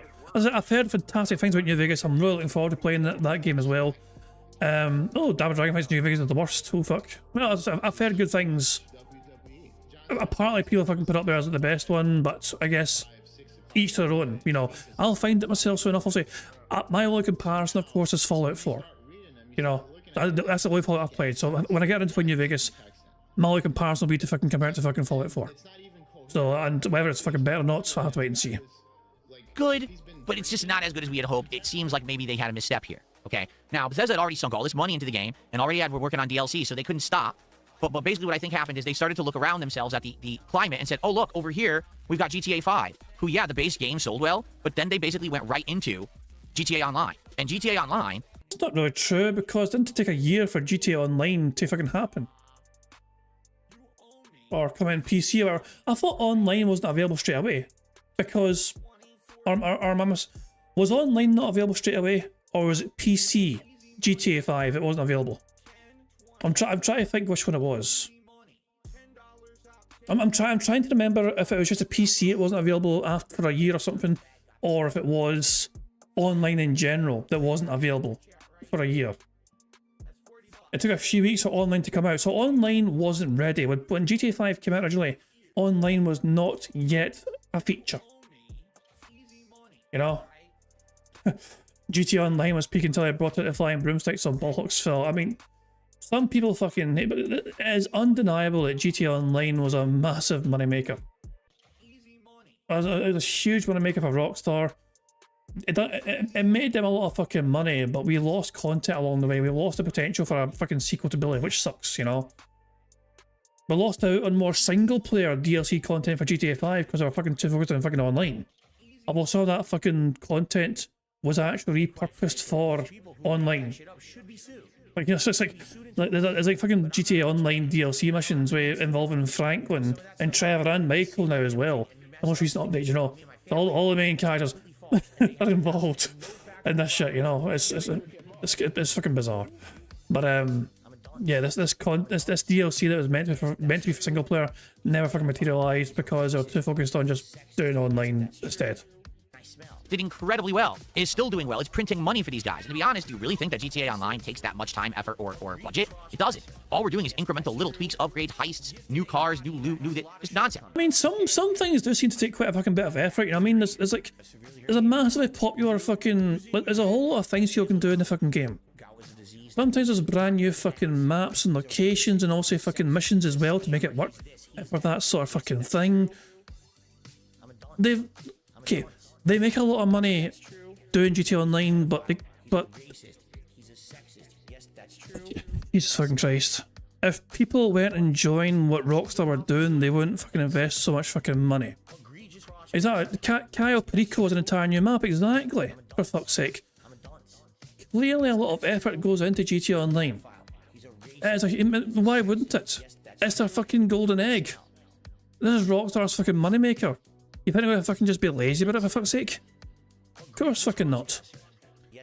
Look, right, Rockstar fucking made sure they spent fucking plenty of fucking time fine-tuning all the fucking new additions they're going to add to the fucking game. Oh, we're gonna add yachts and submarines and all that shit, you know, super yachts, and you can own your own penthouse casino, and yeah, we're gonna have these fucking crazy fucking vehicles you can fly around in and all that shit. And then people can fucking go into online mode and create their own fucking races. Well, these crazy vehicles, whatever, and all that shit. Like, it is still massively popular. And that's a good thing, in my opinion as well. It's a good thing that Rockstar is rewarding that customer loyalty. Their consumers loved what Rockstar were doing. Rockstar repaid their investment by investing more into GTA Online. The game is still alive and popular and still going to this day because of the support from the community. That's a good thing. You don't see that happen a lot with games. Sometimes we fucking have game developers will sometimes just forget about a game a few years after release and say, fuck this shit, we're not really too focused on this anymore, we're thinking about the fucking next thing, you know? So, in one hand, it's a fucking good thing that the loyalty that people have shown GTA 5 has been rewarded. But also, on the other hand, it means you don't fucking get other things like there's no Billy 2 sequel. You know, that got canned because of GTA Online. But people eat it up and pay for it as if it's a full game. So why in the holy hell are we going to make another Fallout, another Elder Scrolls? We tried that with Fallout 4. People didn't like it as much. Well, screw them. Instead, we're going to try to emulate and we're going to try to copy everyone else. So what happened? If you remember, not even that long after Fallout 4, they announced Fallout 76 and people were like, ooh, another Fallout right away? How exciting. And then it came out, right? And it was absolute ass. It was just not good at launch at all. It was absolutely rife with bugs, just an unfinished game, obvious asset dumps. Remember when the game came out, there were no NPCs? You probably don't remember that. There were no NPCs.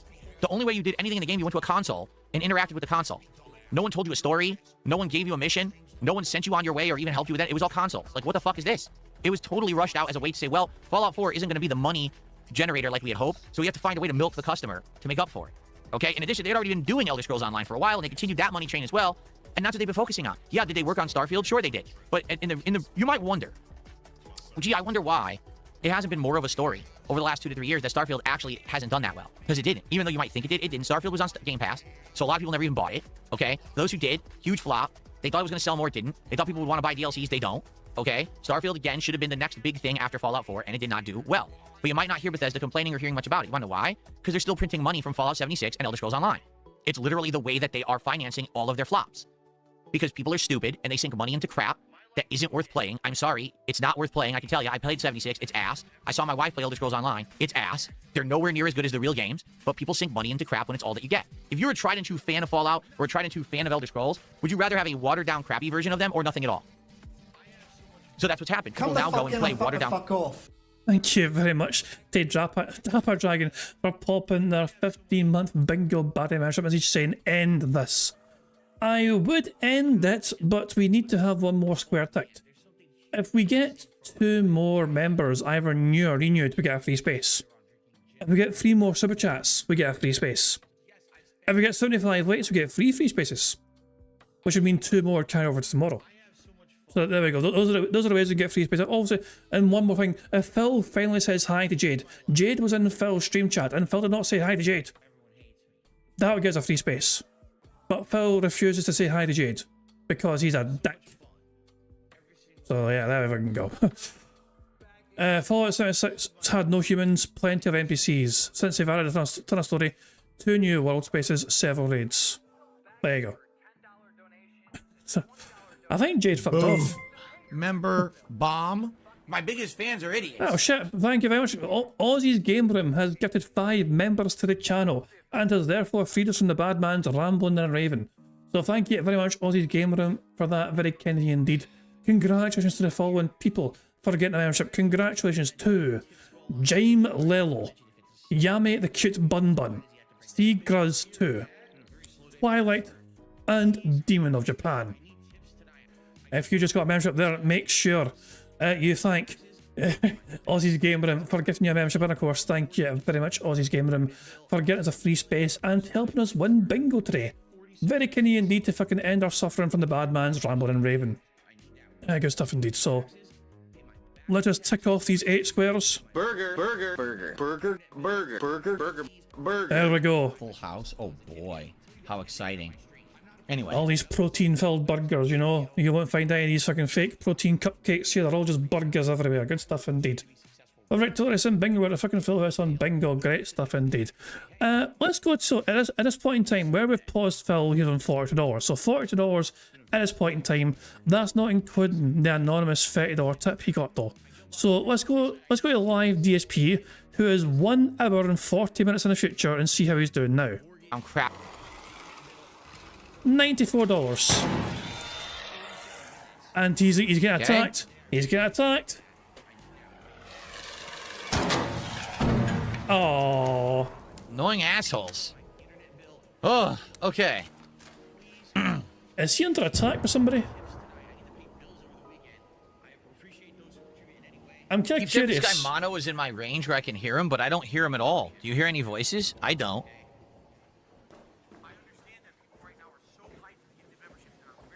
I want to see if Phil gets fucking his arse kicked by somebody. Hold on. Well, back to trying to do this. I don't know if I'm going to make it. I'm really not feeling too good about it. There's too many arcs on this map. It's like, nice. If you don't spawn there where you want to be on this map, you're kind of screwed. I'm in the... Oh, boy. Oh, okay, okay. He's trying to escape. I'm not escaping. Oh, I thought Phil was going to get fucked up there for a second. Boo. Look at him try to be sneaky. I guess he just has his mic on like ambient noise or something. Always on, Mike. Christ alive. Come on, Phil. Do something that's interesting. This is boring. You're boring everyone, Phil. Quit boring everyone. You know what? Fuck it. I think we're just gonna... Can I make it up there? Who cares? I'm gonna fucking put you on mute for now, okay? And let's instead enjoy some lovely wee otters. If they want to come out of the fucking water, they fucking go.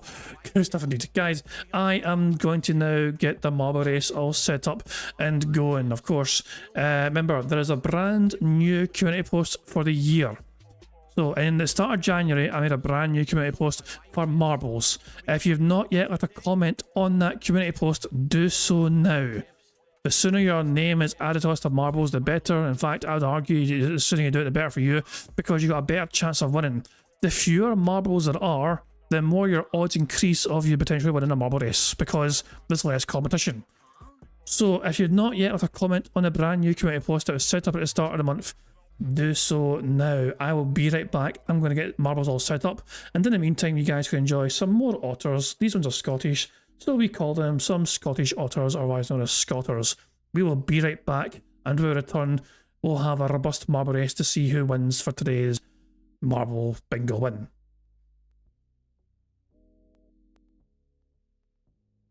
It complements the flavor perfectly, and it's so weird because it's nothing like any other cuisine. It really isn't. I can't even tell you another cuisine that tastes like that, but it's so good. And what I like about Mediterranean food is usually when you get it, you get such a good variety of stuff. Like I got, it came with hummus and pitas. You dip the pitas in the hummus, and that was delicious. Robust, insanely flavorful chicken. It's not dry. It's freaking robust. Give you this dipping sauce, garlic infused dipping sauce. Robust. I will tell you guys is thus. Robust. Robust. Rice, which is the seasoned rice that tastes again, it tastes kind of different from other cultural rices. It has peas and carrots, but it's also got this unique seasoning in it that's really good. And then also a side salad, which was like lettuce, tomato, onion, robust, insanely flavorful chicken. It's not dry. It's freaking robust. Give you this dipping sauce, garlic infused dipping sauce. Robust. I will tell you guys is thus. Robust. Robust. Robust.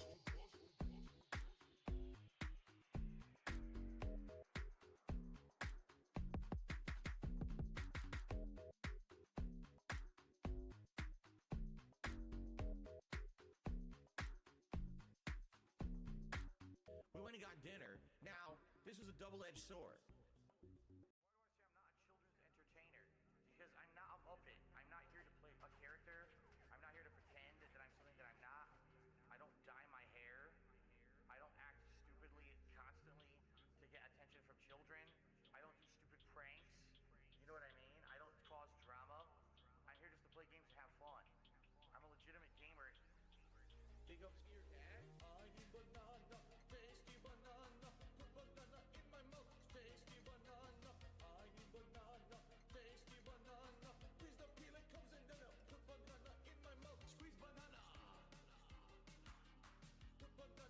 Alright, you bunch of dafties, we have returned and we're ready to start playing some more marbles.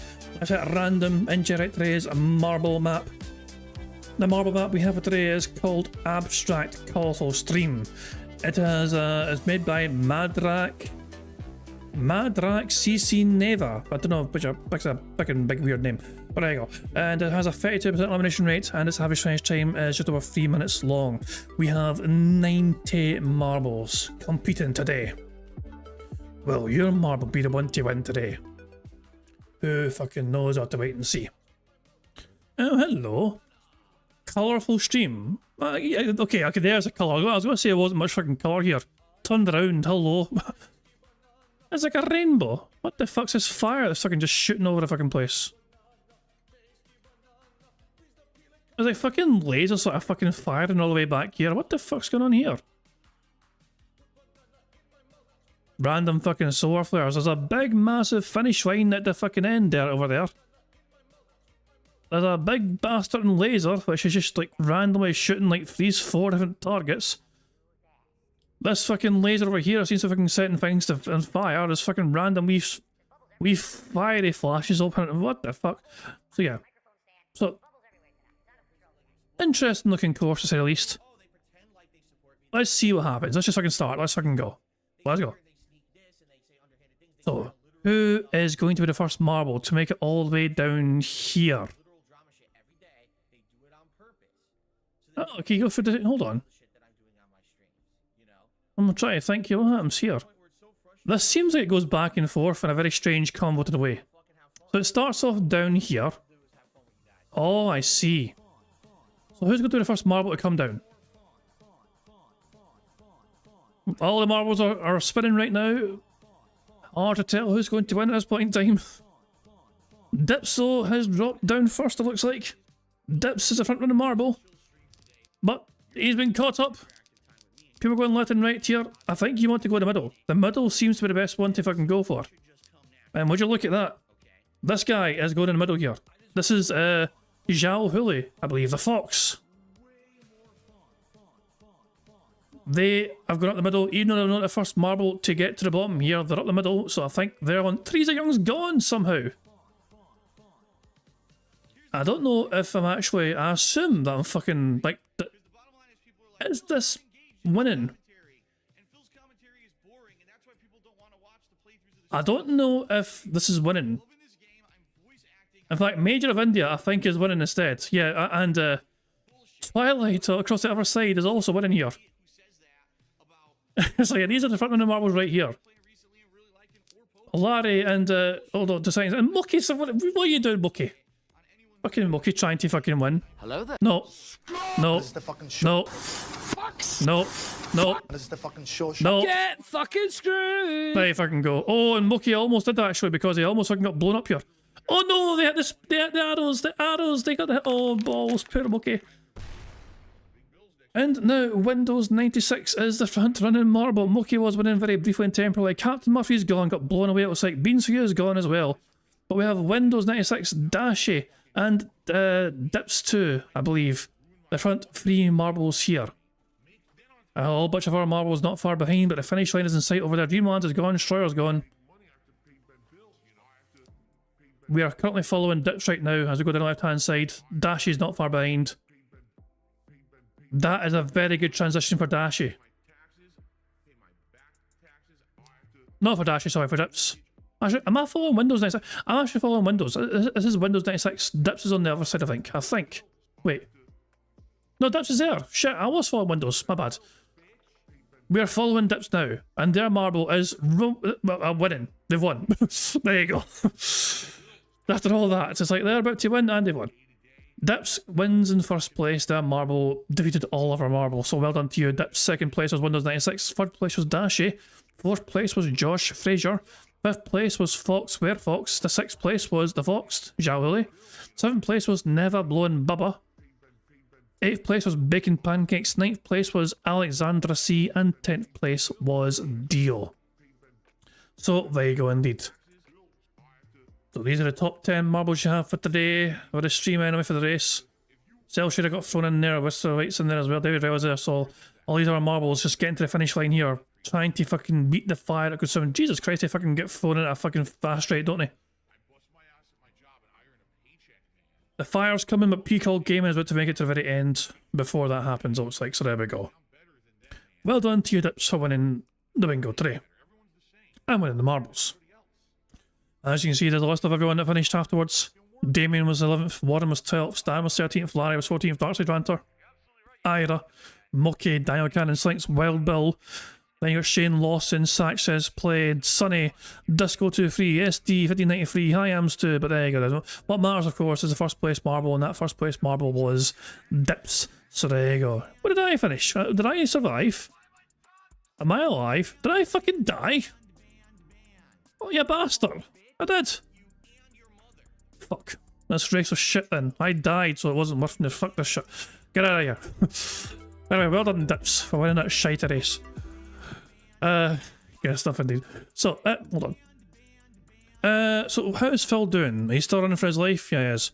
He's on $94. He just tries to loot. He's playing a looter shooter, but he's afraid to shoot. There you go.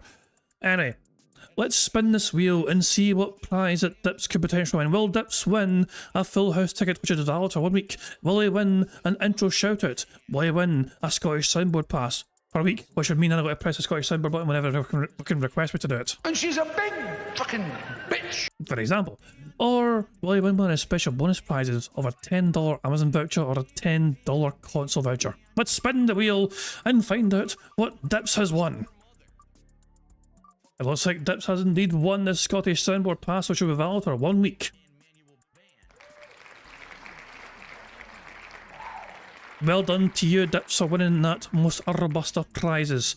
You joined Camping Dutchman in winning such a very highly sought after prize. Their own Scottish soundboard pass will expire after the 23rd. For you, Dips, yours will expire a week from now after the bingo stream next Sunday. So that will be... What date is Sunday? Give me a second here, so if I can just check this. Sunday will be the 25th. So there you go. So anytime Dips wants, if I can wants me to press it on the Scottish soundboard button, I can, and I'll press it for him just like this. Come the fuck in or fuck the fuck off. So there we go. Well done to you, Dips, for your success. Good stuff indeed. Phil's still being boring, isn't he? Trying to avoid everyone and all that shit. Fantastic. Who cares? Whatever. Bad man being bad at games. Who cares? Let's end things there, guys. It's been going on for long enough here. I do thank you all for joining me for today's bingo antics. I hope you've all had a very fun, enjoy weekend. I want to thank you all for being here, as I said. Hope you've all had a good time. Thank you for supporting as well. Thank you for that being said for the raid as well. It certainly helped us on our way to get some more likes, so I do appreciate that, of course, as well. I'm going to wrap things up there, but I'm going to end how I always end by playing notorious PIG contributions made by the supremely talented Pixar Animations. So until tomorrow, guys, I do hope you all enjoy the rest of your weekend, and I'll catch you all tomorrow, Monday, for another bingo. Until then, have a good one, and I'll catch you all later. Goodbye. On September 14th, a pre-authorized payment of $16.51 from PayPal.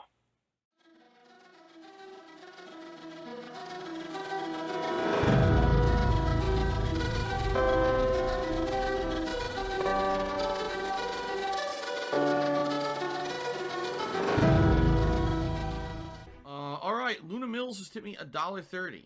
It says, I'm back. What's your favorite type of shower? When you're showered in money. When you go outside, all of a sudden, greenbacks start falling from the sky. And you raise your face up, you're like, oh, you start dancing, you go, oh, money, money, yeah, yeah. Alright, I don't know what the hell you're talking about, but thank you for the first tip of the day.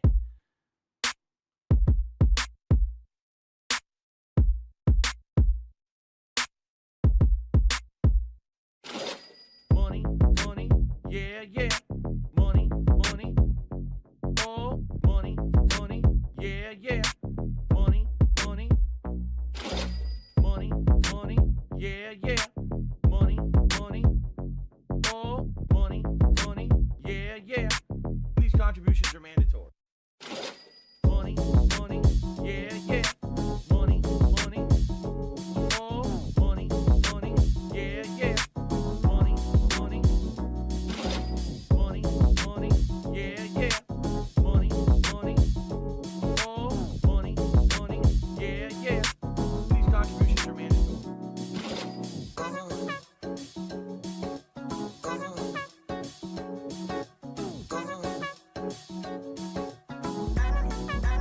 Show me the money.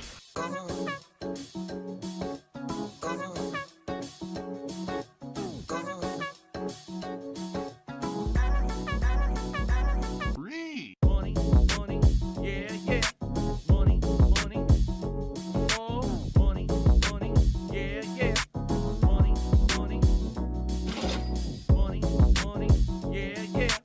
Money, money, oh, money, money, yeah, yeah. These contributions are mandatory. And it's gone, just gone like that.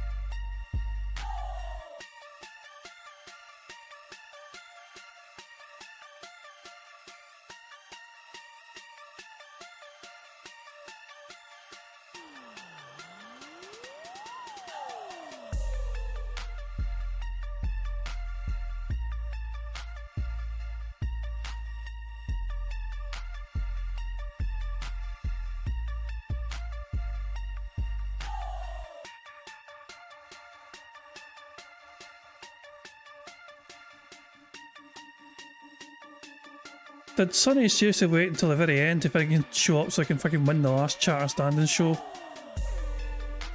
For fuck's sake. Good luck. Goodbye.